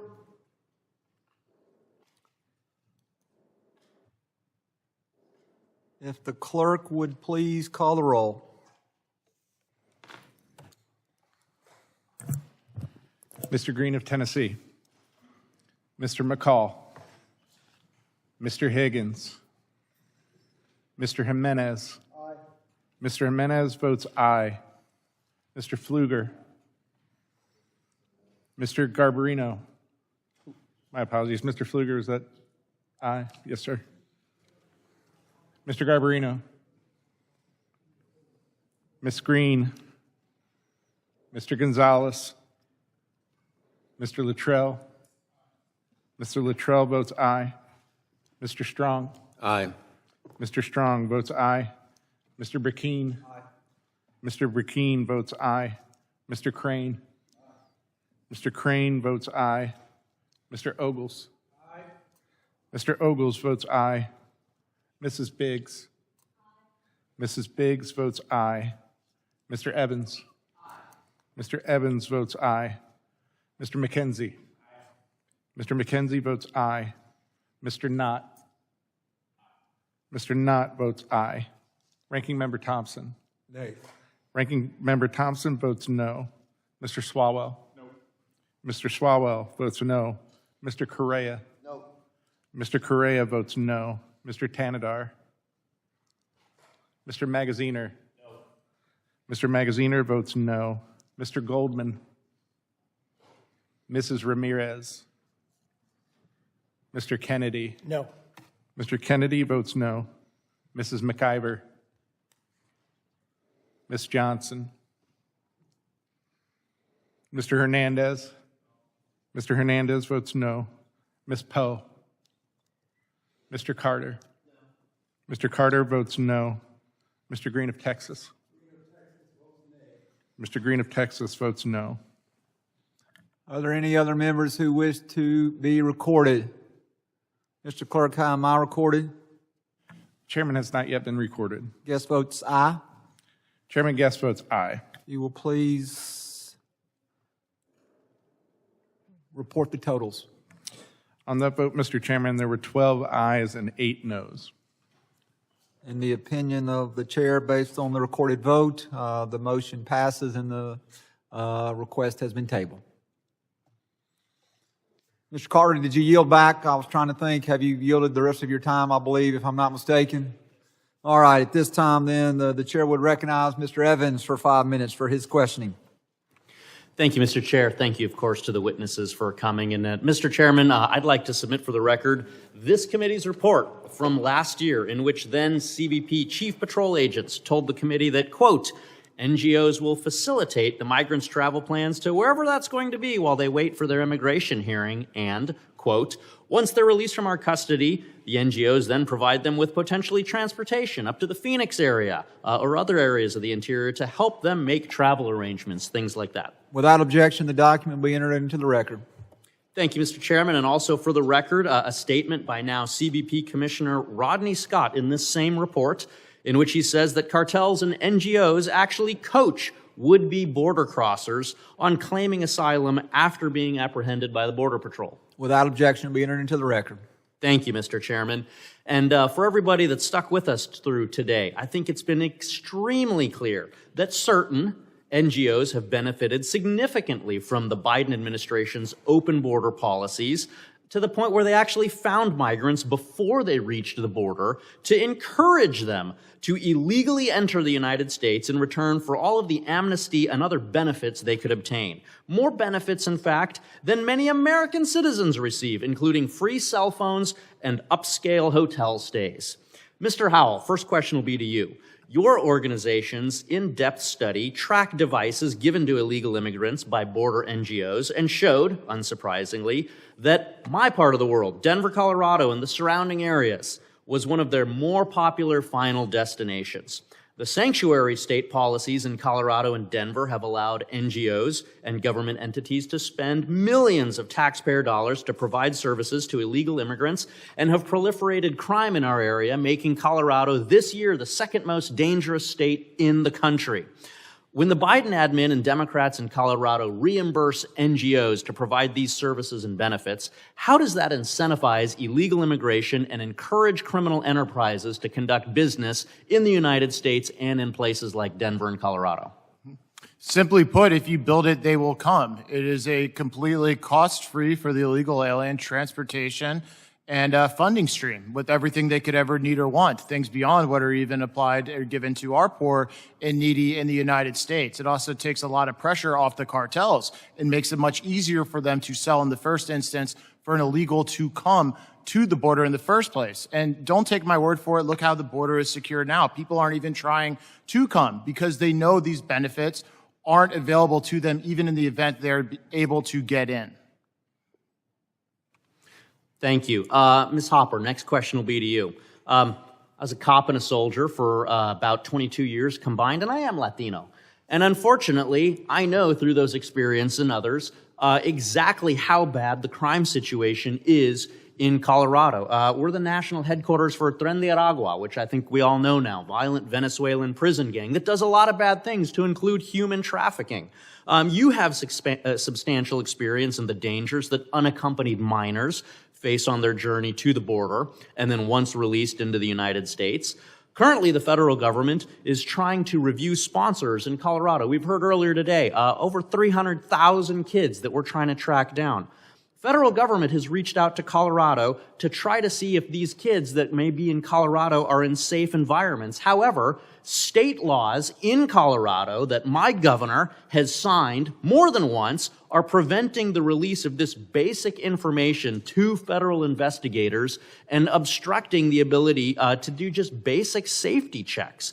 How do state policies that restrict federal oversight of unaccompanied minors and NGOs that fail to properly screen these sponsors enable cartels like Tren de Aragua and MS-13 to exploit or recruit children in the United States and then again specifically in sanctuary jurisdictions like Colorado? It absolutely encourages cartels and criminal networks to direct their activity to sanctuary cities and states, knowing that those protections will exist for them and knowing that there isn't that cooperation and federal oversight and accountability for that. So unfortunately, I don't know what the motivation is for your state's governor, and I'm sorry for that, because of the fact that that isn't helping these children. That isn't helping the citizens of Colorado. That isn't helping your constituents when you're protecting illegal aliens over that of those that elected you. Thank you, and I got 4 seconds, Chairman. Yield back. The gentleman yields back. The chair now recognizes the gentleman from Texas, Mr. Green. Thank you, Mr. Chairman. Mr. Chairman, I'm concerned about children. I'm concerned about the 37 children who've lost their lives to the Guadalupe River in Texas. I'm concerned that we're not having a hearing to address the needs of these families. These are people who had their children at a summer camp. They expected to pick their children up. They didn't expect to see their children waste away. Many of them haven't been found. I'm concerned about children too.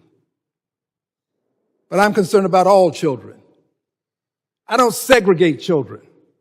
I don't conclude that some children have lives that are worth more than others. I want to see something done about those children. Why aren't we having a hearing to deal with the needs of the people of the state of Texas and other states too that may have similar needs? I don't segregate. I integrate children. Let's do something about all children. And to proclaim this hearing to be one that is related to charities. I'm going to defend Catholic charities. I don't believe you think that Catholic charities would have 65,000 children mistreated. I just don't believe you think that. I don't think so. Catholic Charities does an outstanding job. I would love to think that we could resolve all of these things today, but apparently we cannot. Let me go to something that I think would be relevant for this hearing as it relates to the state of Texas. This, my friends, is a picture of Mr. David Richardson, missing. Have you seen the acting FEMA administrator? Where is he? Why is he not here to help us understand what's happening to those children in Texas? To explain to those parents why FEMA has been feckless and ineffective. I have intelligence in my hand indicating that an internal FEMA assessment ordered by David Richardson, the current senior official performing the duties of FEMA administrator, dated May 12, 2025, paint a dire and deeply troubling picture. According to these internal reviews, FEMA is fundamentally unprepared to respond to national emergencies due to severe workforce reductions. Hello? Workforce reductions, terminated contracts, and systemic management under the current Trump administration. I care about all children. I want to help resolve any issues that we have with children. I don't want to see us decide that we can't have a hearing to deal with this man who's missing in action. Let me have this, please.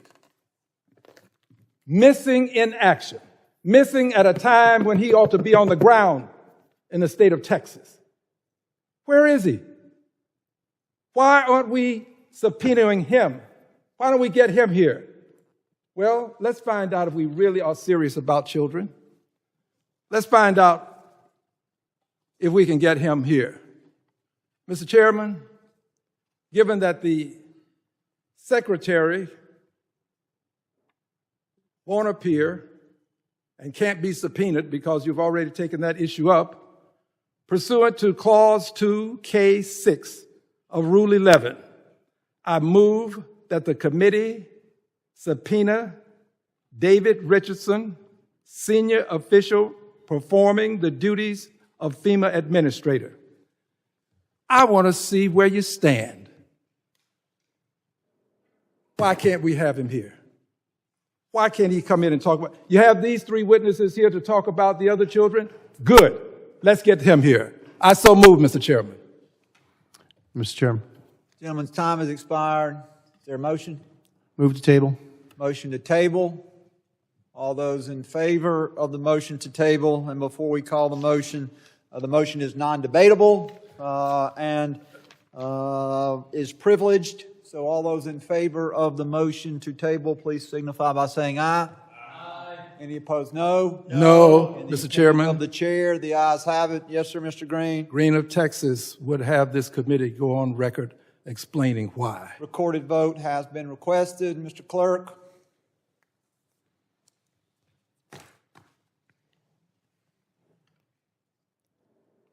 You will please call the roll. Mr. Green of Tennessee. Mr. McCall. Mr. Higgins. Mr. Jimenez. No. Mr. Jimenez votes no. Mr. Pfluger.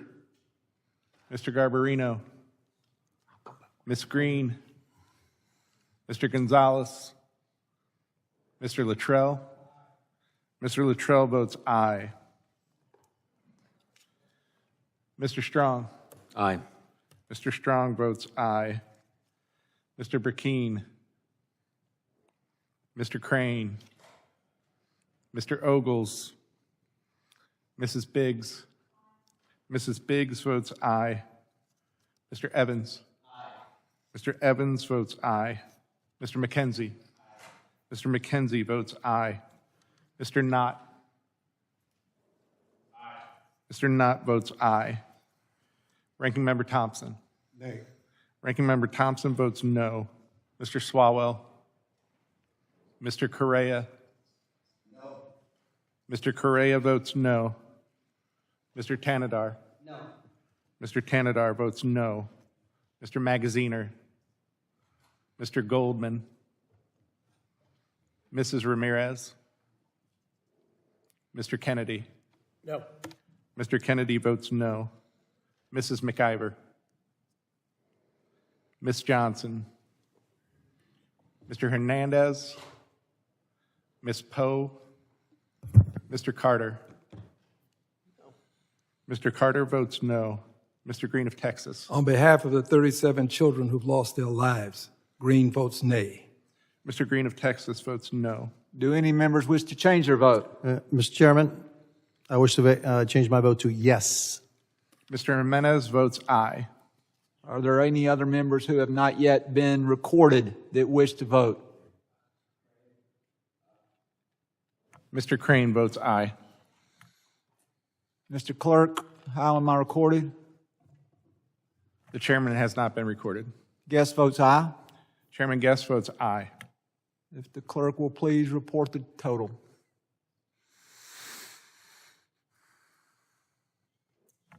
Mr. Chairman, on that vote, there were 9 ayes and 6 nays. The motion to table passes, and the gentleman's request for subpoena will not be taken up. The gentleman has yielded. At this time, the chair would recognize the gentleman from the great state of Pennsylvania, Mr. McKenzie. Thank you, Mr. Chairman, and it is truly an honor to be a member of the Homeland Security Committee, where we deal with so many important issues on a daily basis. And the breadth of the topics that we are faced with dealing with and discussing is quite extensive. I look forward to continuing the work of this committee on a wide range of issues, some of them raised here today, as we move forward. But the topic at hand is the failings of the Biden administration and how NGOs facilitated the Biden border crisis, where millions of people entered our country illegally during those 4 years. Within that, there was a subset of children.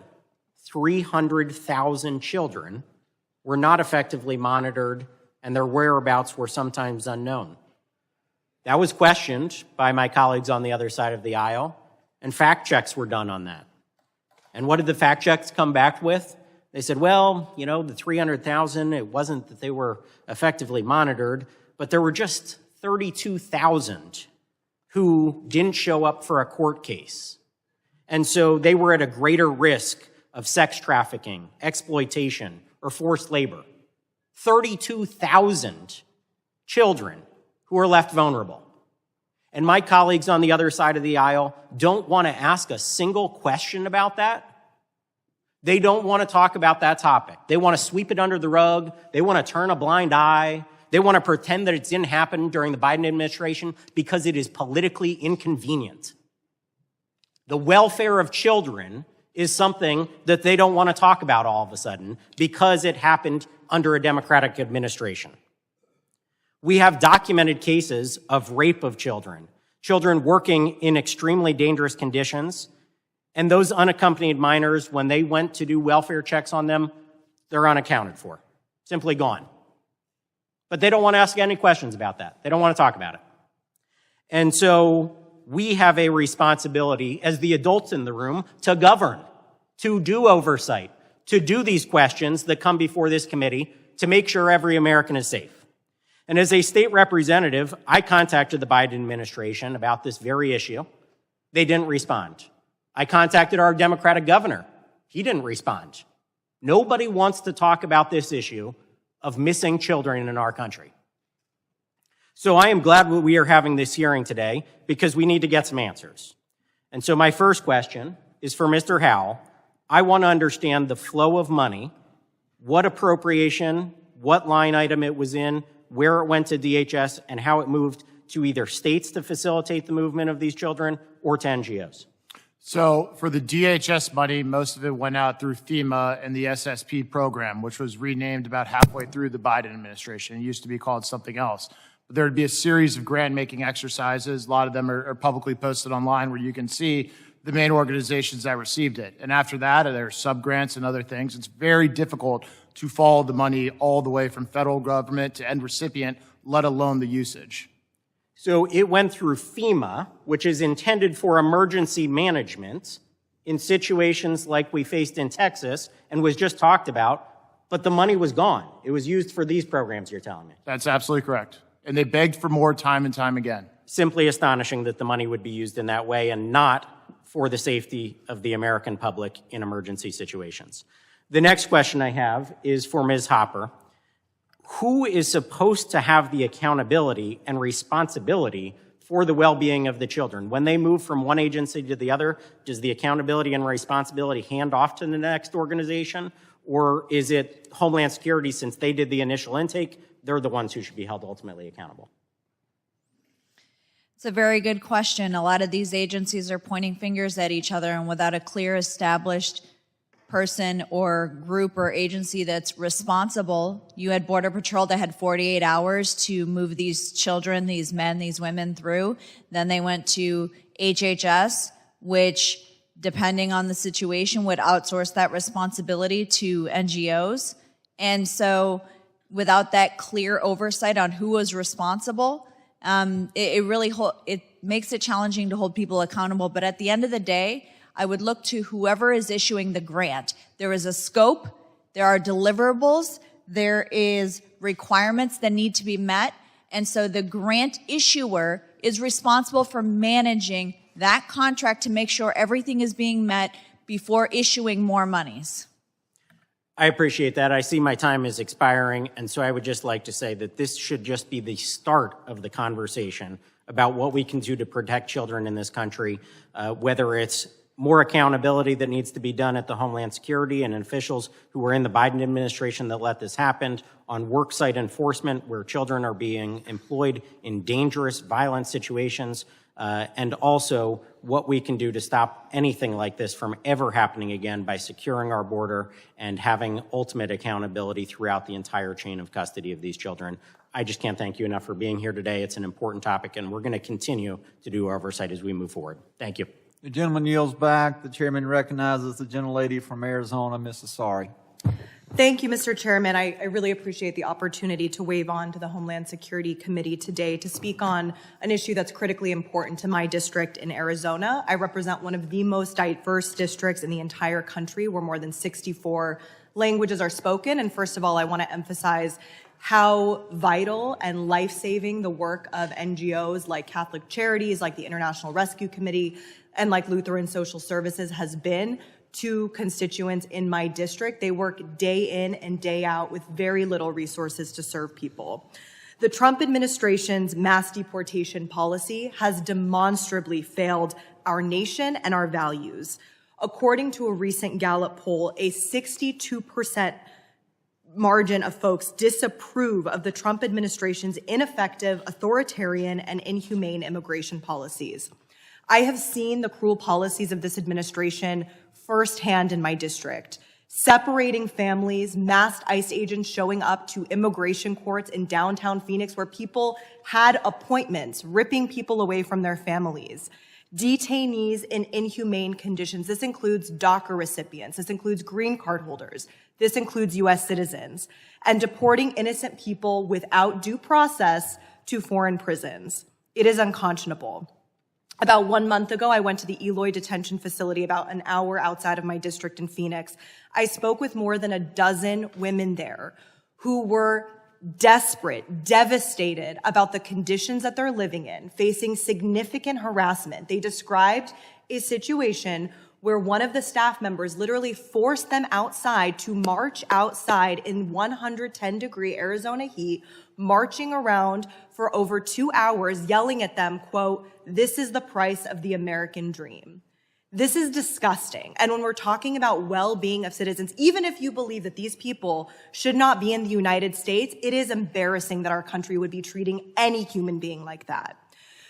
So, Mr. Howell, I have a couple of questions for you. Very straightforward, yes or no. Do you support this type of treatment of human beings? I'm sorry, I wasn't listening. All the other Democrats haven't asked a question, so I kind of wasn't paying attention. Can you restate it? Okay.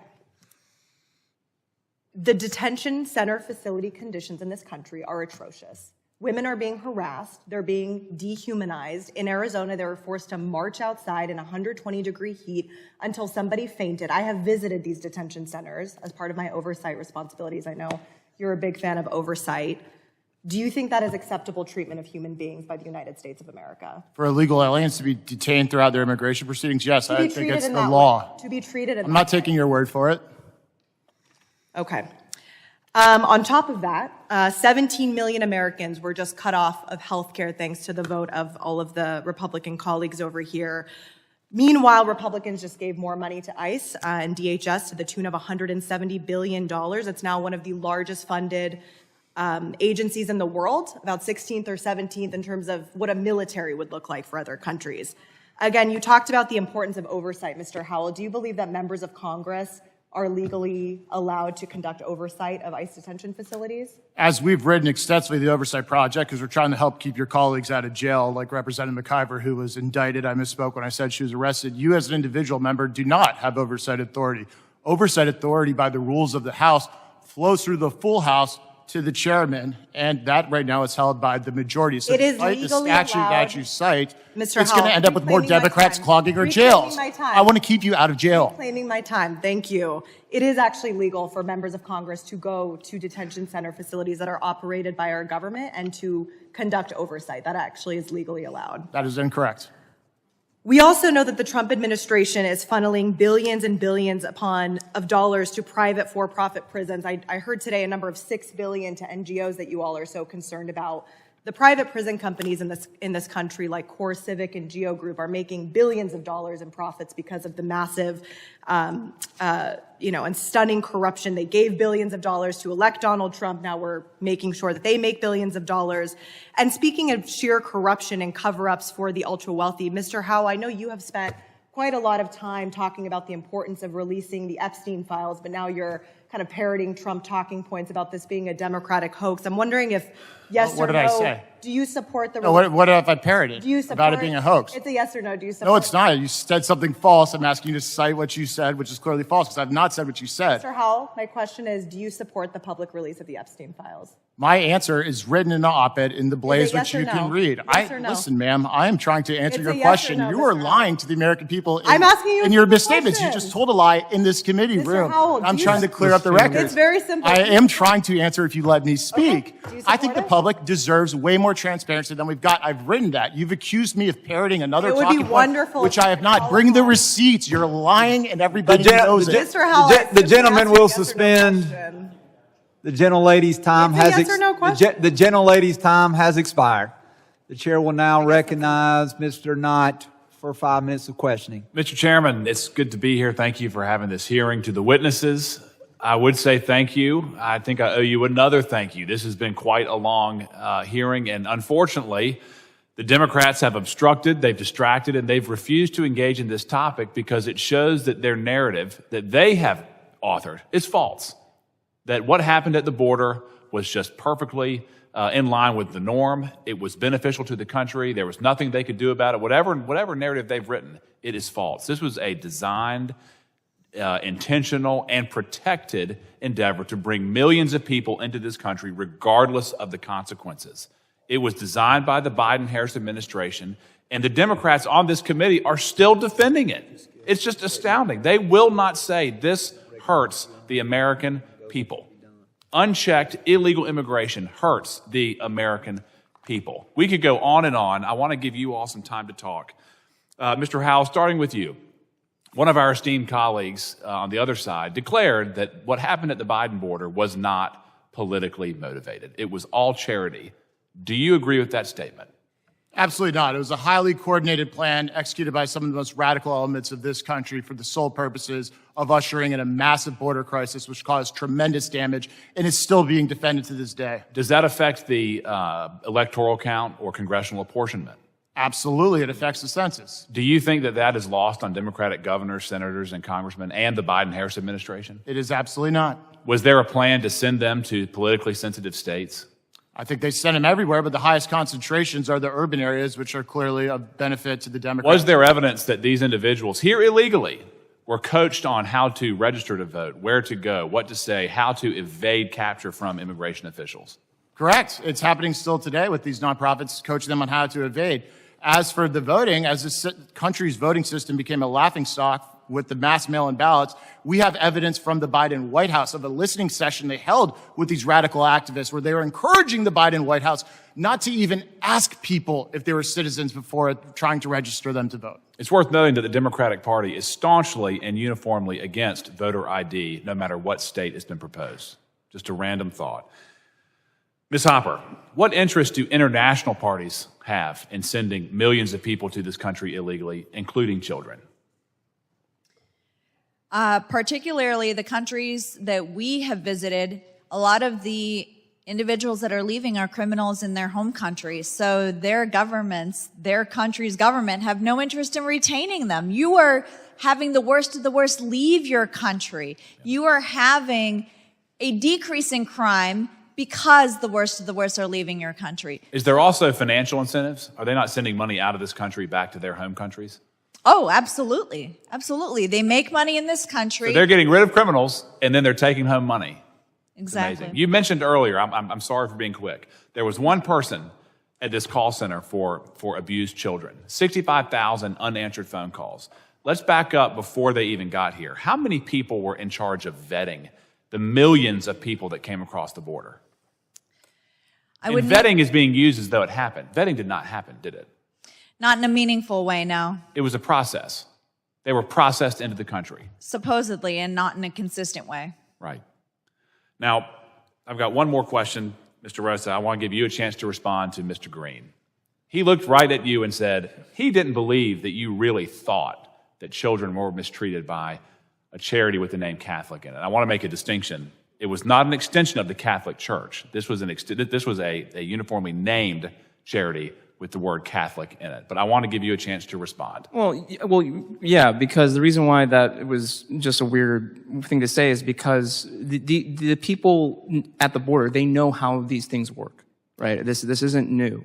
So these NGOs, not just Catholic charities, a whole bunch of them, they knew that the vetting wasn't done, that this was being done haphazardly because of the volume, right? The volume overwhelmed the system. And so there are shortcuts that need to be taken. By design. By design, exactly. Yes. And so they still took the money to do that. They knew that these children were being abused. Before they arrived to the border, there was probably going to happen after they got to their final destination, whether it's a workplace or sexual abuse. And they still took the money because it was taxpayer dollars. And they increased their pockets. And so it's very frustrating because I've seen children as young as 7 crossing by themselves. I saw a girl hold a 2-year-old. It's just them. So he doesn't know me. A lot has been said about our credibility, but I've been there and I've seen it, and this was a big problem. Yep. Well, I'll close with this. Again, this was the biggest problem that I have seen in my lifetime. And it's going to take decades to fix. And it's astounding that the Democratic Party not only built it, not only implemented it, but they are still defending it. And the American people need to know that if they get back in power, those open border policies and the flood of mass migration will return. We cannot let that happen. Mr. Chairman, I yield back. Thank you, Mr. Nutt. With consultation with the ranking member, there are no closing statements in this matter. I would like to thank our witnesses for being with us today. And would like to remind our witnesses that members of the committee may have additional questions for you. And we would ask the witnesses to respond to these in writing. Pursuant to Committee Rule 7E, the hearing record will be held open for a period of 10 days. Without objection, this committee stands adjourned.